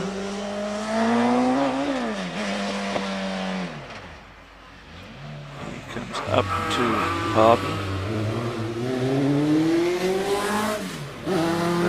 Looks to me to be taking it fairly cautiously, as so many of the drivers are now, understandably so.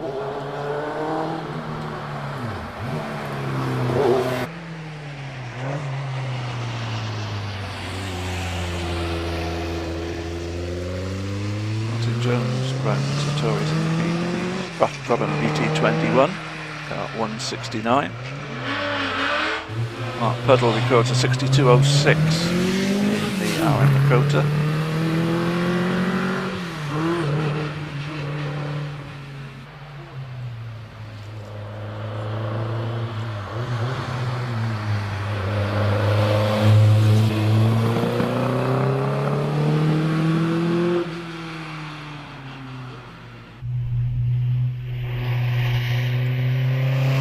Then coming up to the finish line to stop the clock at 61.91. Meanwhile, it's the turn of Pete Fletcher to drive the TR7 V8 car 850. Breaking what appears to be fairly early there for the S's.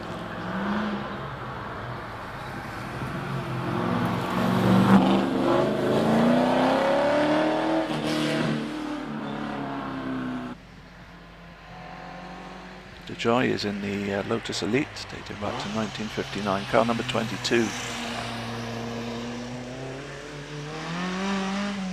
And he comes around to Torres. Not too much of a problem. Pete Fletcher, meanwhile, is 67.46 for the TR7 V8.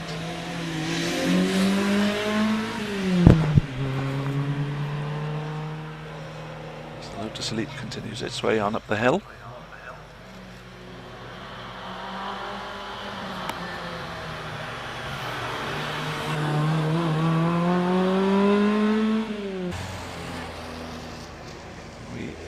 To Peter Cockgrove in the Lancia Fulvia Rally car number 20. It's a 1969 machine.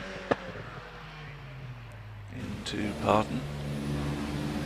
66.57 the time left for Peter Joy in the Lotus Elite.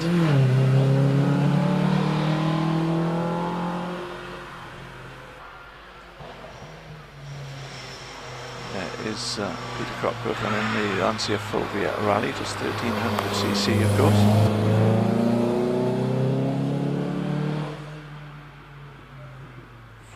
Drive. Wheel drive Mark 1 Ford Escort RS 2000 of Julian Birch.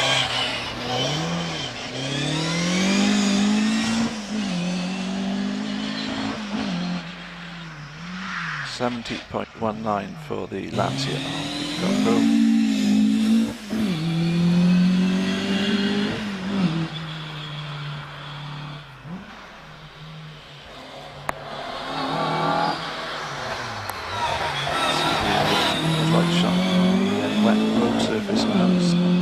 Julian Birch comes up the hill. Seems really have changed significantly through the course of the afternoon so far. A 57.48, not a bad time under the circumstances for Julian, as Robin Johnson gets off the line in 160, the Holden VE Commodore.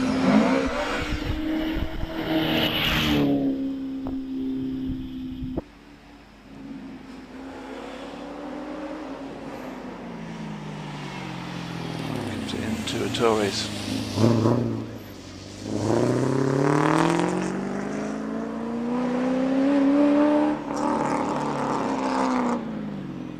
To pardon. I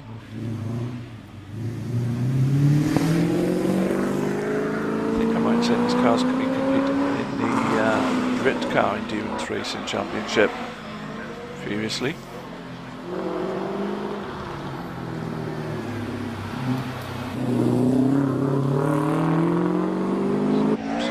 Tape or something flapping as hanging the tail out there just as he comes into sharp. Mark Limfoot in a 2 litre Mark 1 Escort car number 46. He's obviously not letting the conditions discourage him at all. Into twitch it through into the S's.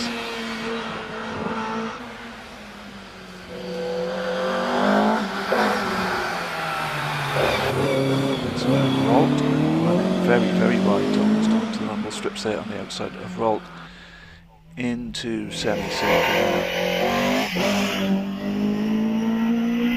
It's a time of 54.75 once again under the conditions. That is a very respectable time indeed.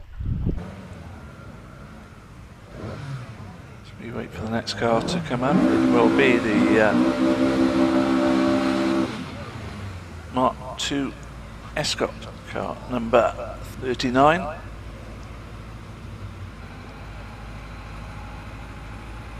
Of Alan Watkins, the Rothman's livery, the number plate looking familiar to me, to be honest. I'm not sure if this is an ex-Roots car or not. It's an RS 1800 dating back to 1977.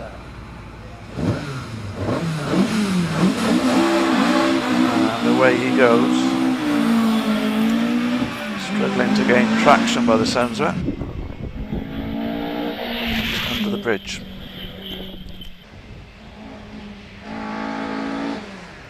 Really pushing. There's a lot of braking there as it comes out. Victoria's flings it around the hairpin. She gets it straightened up. Some puffs of smoke coming out of the exhaust there. A bit of flick there to get it around. Pardon. Through midway into the S's.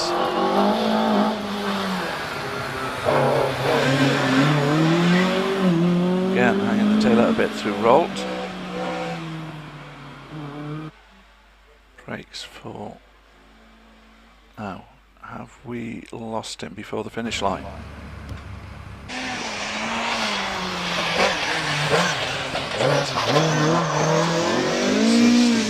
Hartness throws his car around Torres, flings it around Pardon up the hill.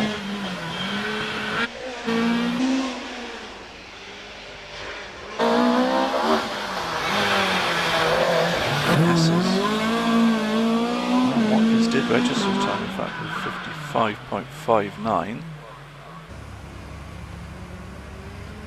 Steve Hartness's time 54.35, and Portlock gets off the line in his 1978 Mark II Ford Escort. It's under the bridge.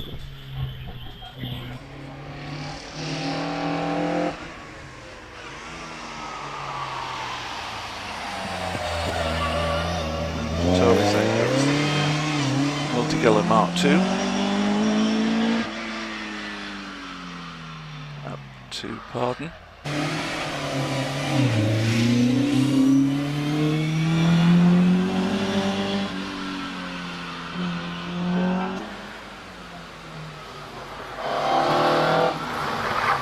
Yes, it's into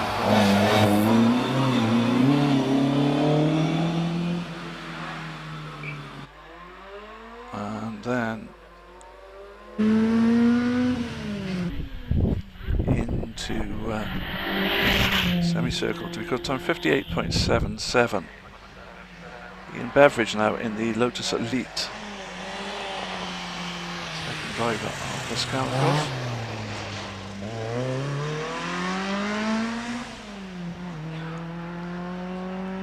Safely negotiates the first right-hand hairpin. Can he do the same with the left-hand hairpin? And the answer is yes, he's cleanly around there.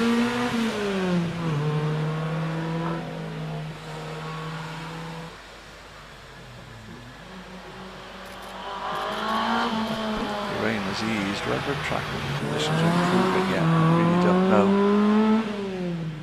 And rolled into semicircle as we switch to Timothy Cockgrove in the Lancia Fulvia Rally from 1969.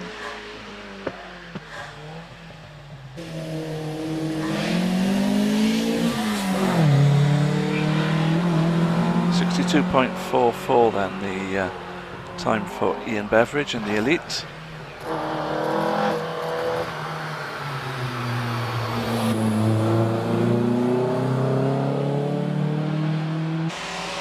Cockgrove continuing his work.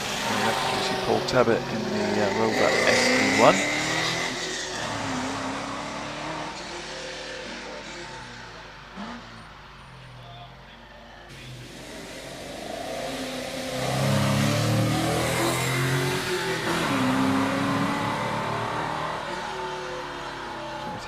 With a 61.20.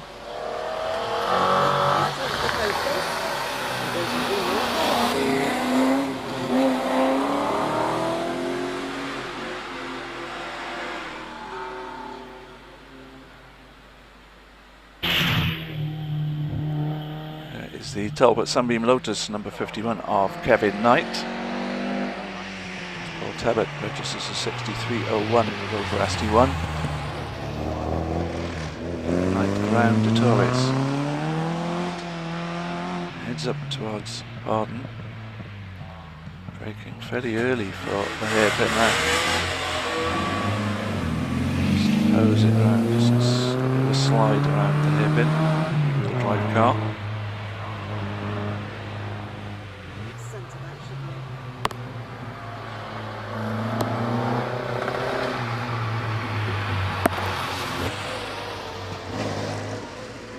Pierce, 1979 Porsche 911.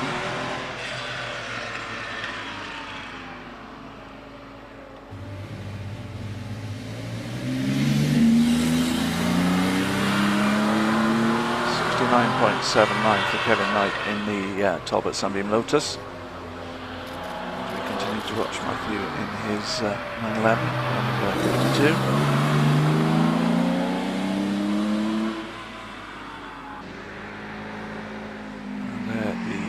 Renault 5 Turbo, Martin Ferris car 61, wide on the exit of a Taurus but keeping it on the black stuff.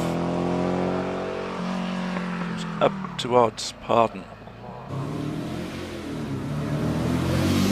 See if they're around there.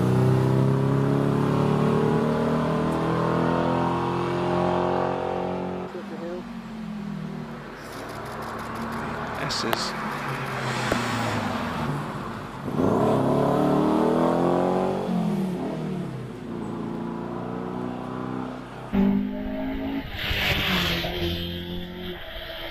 Christopher Wigmore in the Ford Escort from 1980. Martin Ferris registers 63.71. Wigmore there around the Tories.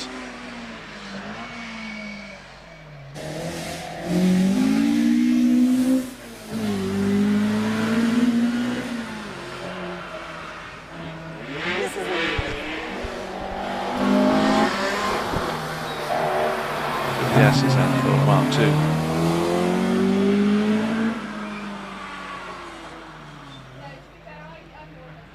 The Renault Alpine of Charles Reynolds, car number 43, which on its wing sports the name of Jean-Pierre Nicolas, the famous French rally driver. 56.16 for Chris Wigmore in the Ford Escort. Reynolds has already had one half spin practice this morning, looking very, very slow out of Arden, but seems to be picking up pace now.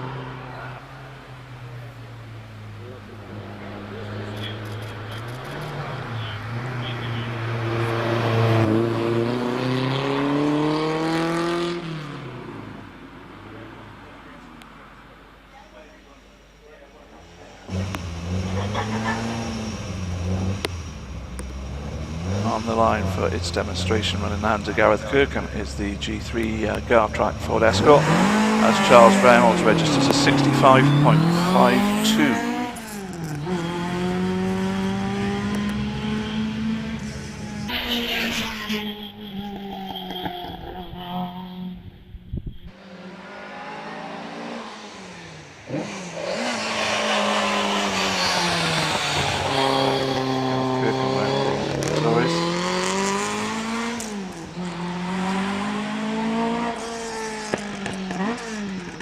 Up to Arden,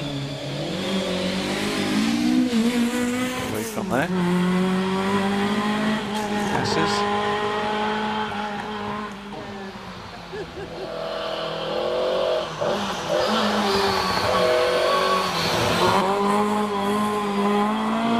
On to the semicircle goes the Mark III Escort with a difference.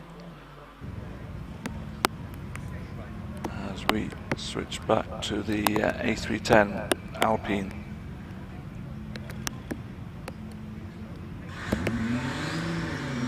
Car number 72 then, Tim Jeffrey. That Alpine GTA Turbo 2.5 litre engine, 1987.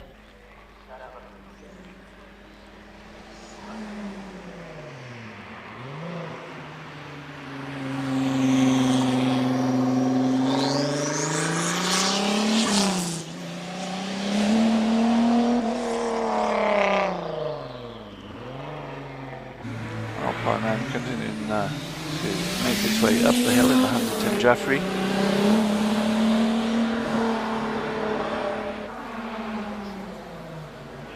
So, judging from the intermediate times, this isn't going to match his earlier performance.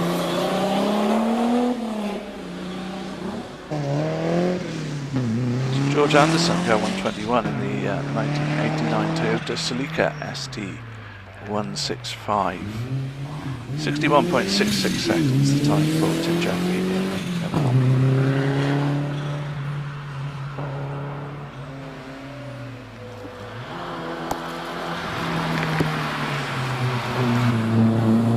George Anderson now into the last corner. As we see the 205 GTI of Steve Bailey, car number 40. 56.84 for George in the Celica.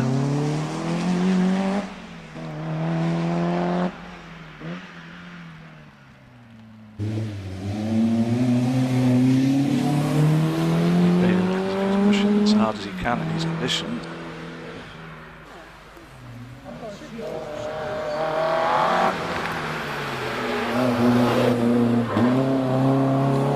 Again, lifting that inside wheel. We switch to the Evo 6 Mitsubishi of Stephen Moore, number 90. Bailey's time in the Peugeot 56.56.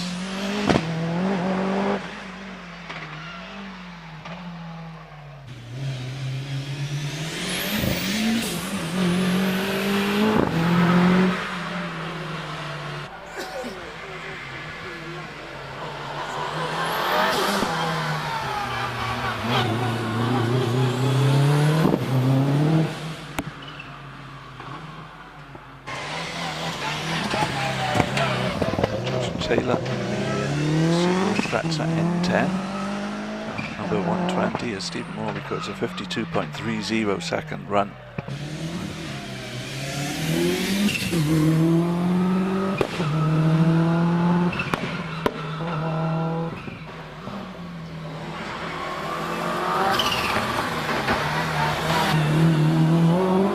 Taylor then towards the end of his run, tail out a little bit through Rolt there into semicircle as we see Owen Evans in the 1.4 litre Nissan Micra. 53.95 then for Josh Taylor in the Impreza.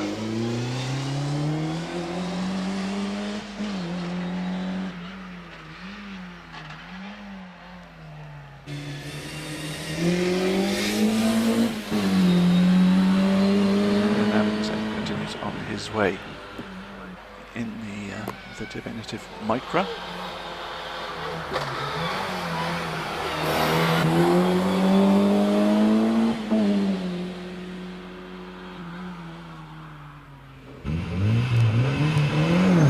Harding, meanwhile, getting off the line in the Mitsubishi Evo 6.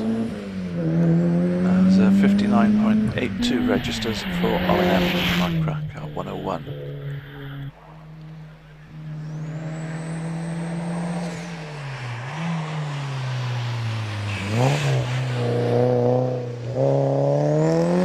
And Torres then for the Evo 6.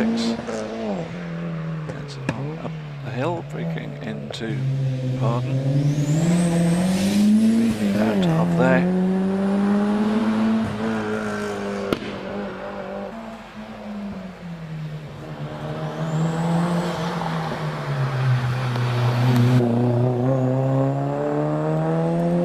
Rolled on towards semicircle goes John Harding is offline. In the Evo 3 goes Lee Kedward, car number 81.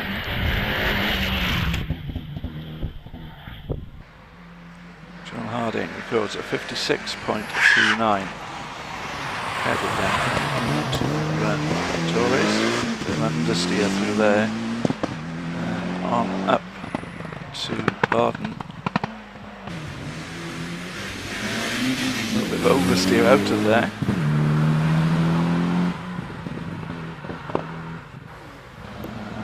Into the S's then, this Evo 3.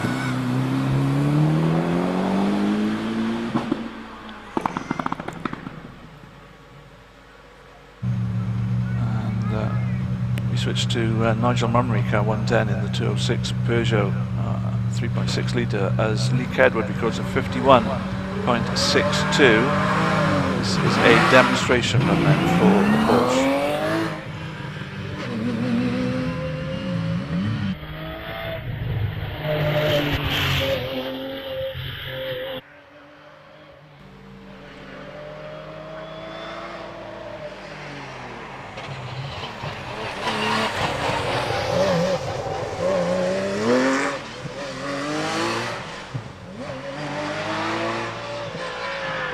Heads up towards Barton.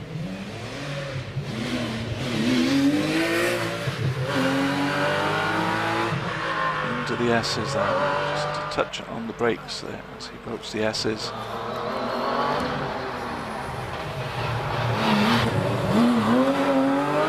Out of Rolls up to semicircle. This looks like a fairly cautious run to me. On the line now is Graham Middleton, complete with snow tyres on the Mirage, Mitsubishi Mirage R5. And away then he goes in that four-wheel drive machine.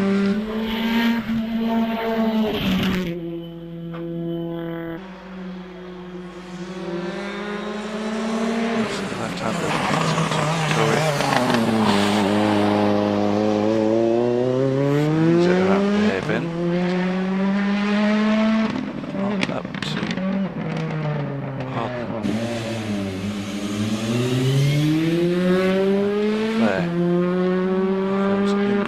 S's. Tap of the brakes.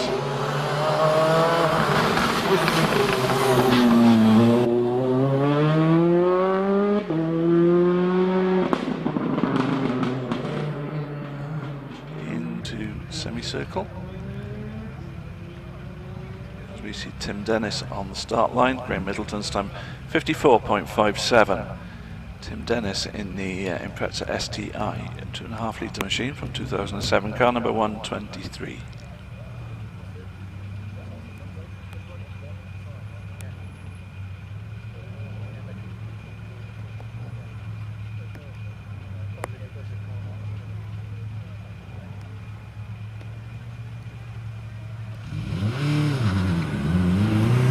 gets away in the Impreza. Heads up towards the bridge.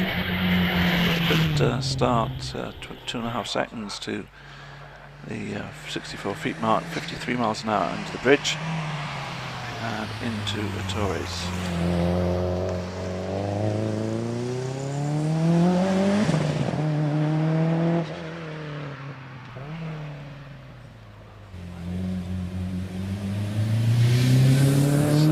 Comes around the park. Heads on up to the S's.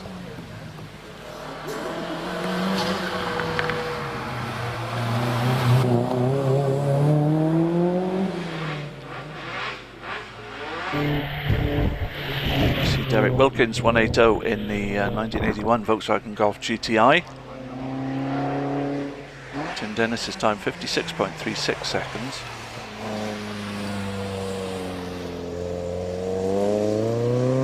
Golf goes around Torres then.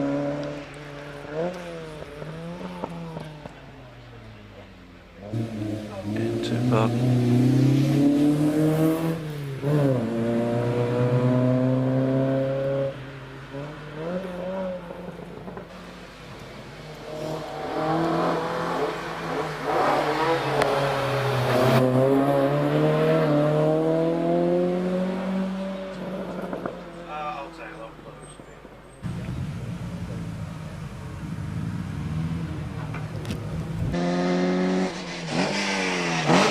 Kessel in car 181 McGuire Mini Cooper S, the machine. As Derek Wilkins records a time of 63.41 seconds.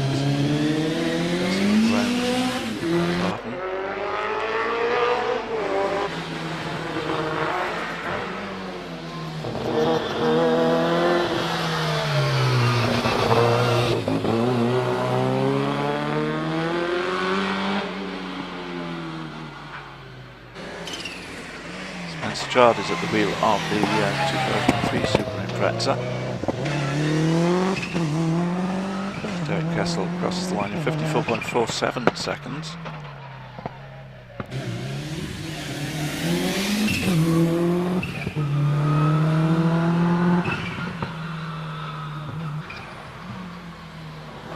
Stroud then continues to run on the hill.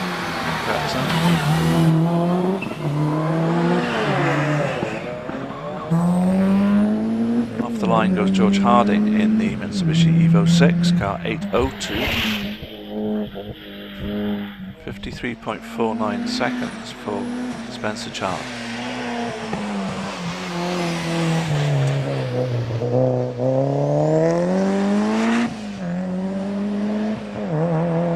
George Harding continues on up to Pardon.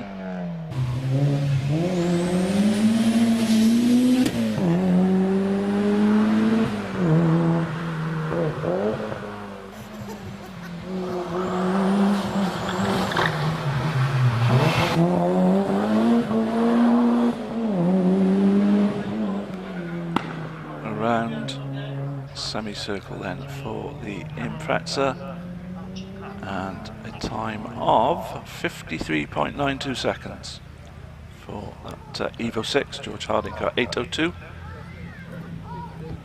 and at the moment at least we have an empty start line.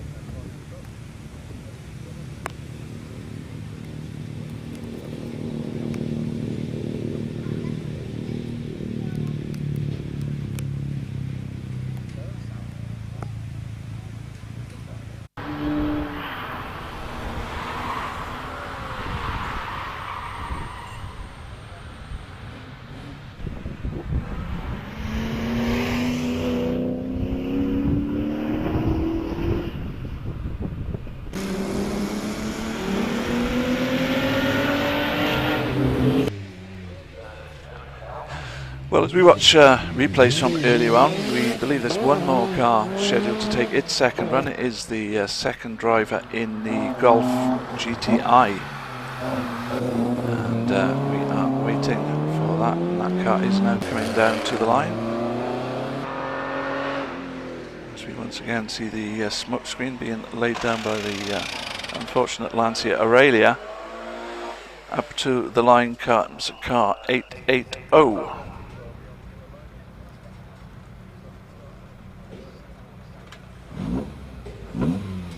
So Nick Wilkins then in that Mark 1 GTI.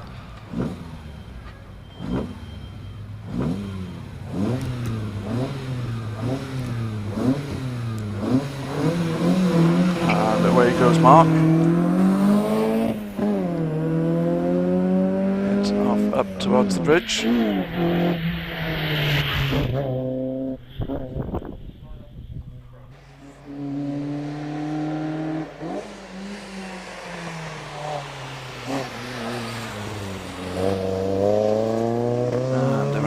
Is then for the Golf GTI. Wilkins, as I say, at the wheel. Into Pardon one final time. We still have one more parade at least to come.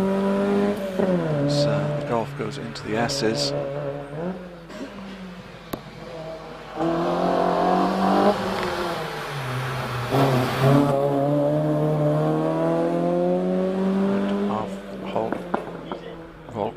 Into semicircle,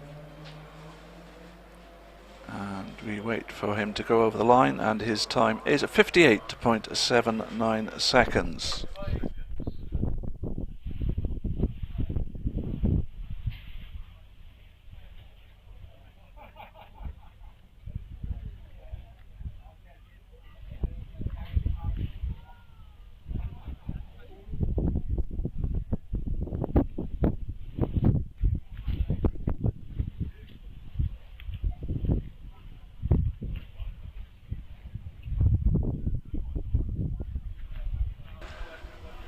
So about to go up the hill with Alistair Moffat, I believe, at the wheel. It is the Austin A40, the car that, the very car that Pat Moss, as she was then, and Anne Wisdom took to the Coup des Dames in the 1959 Monte Carlo Rally, second in class for and 10th overall in that car. Quite historic Austin A40.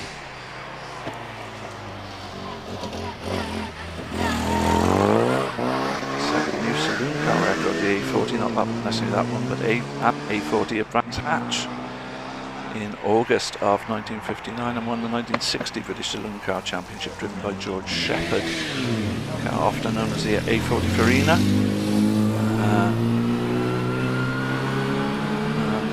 The 40 based on its approximate horsepower output. The Farina suffix is a reference to Battista Farina, the Italian designer, designed the car at the Farina Turin studio. That's the A40, Austin A40 that you see going up the hill. That's not the most powerful car of the day, but certainly one with a great history, with that victory for Pat Moss. And an appropriate way to round off the day's action, indeed the year's hill climb action here at Prescott. We hope you've enjoyed the event today, and we hope you'll be joining us again in 2022. Keep your eyes peeled on the website. Join, like the Facebook page for Prescott Hill Climb, and you'll keep fully informed. But for the moment, from myself, Peter Hughes, that's it. If you're with us here at Prescott, have a very safe journey home, and to everyone, a very good evening.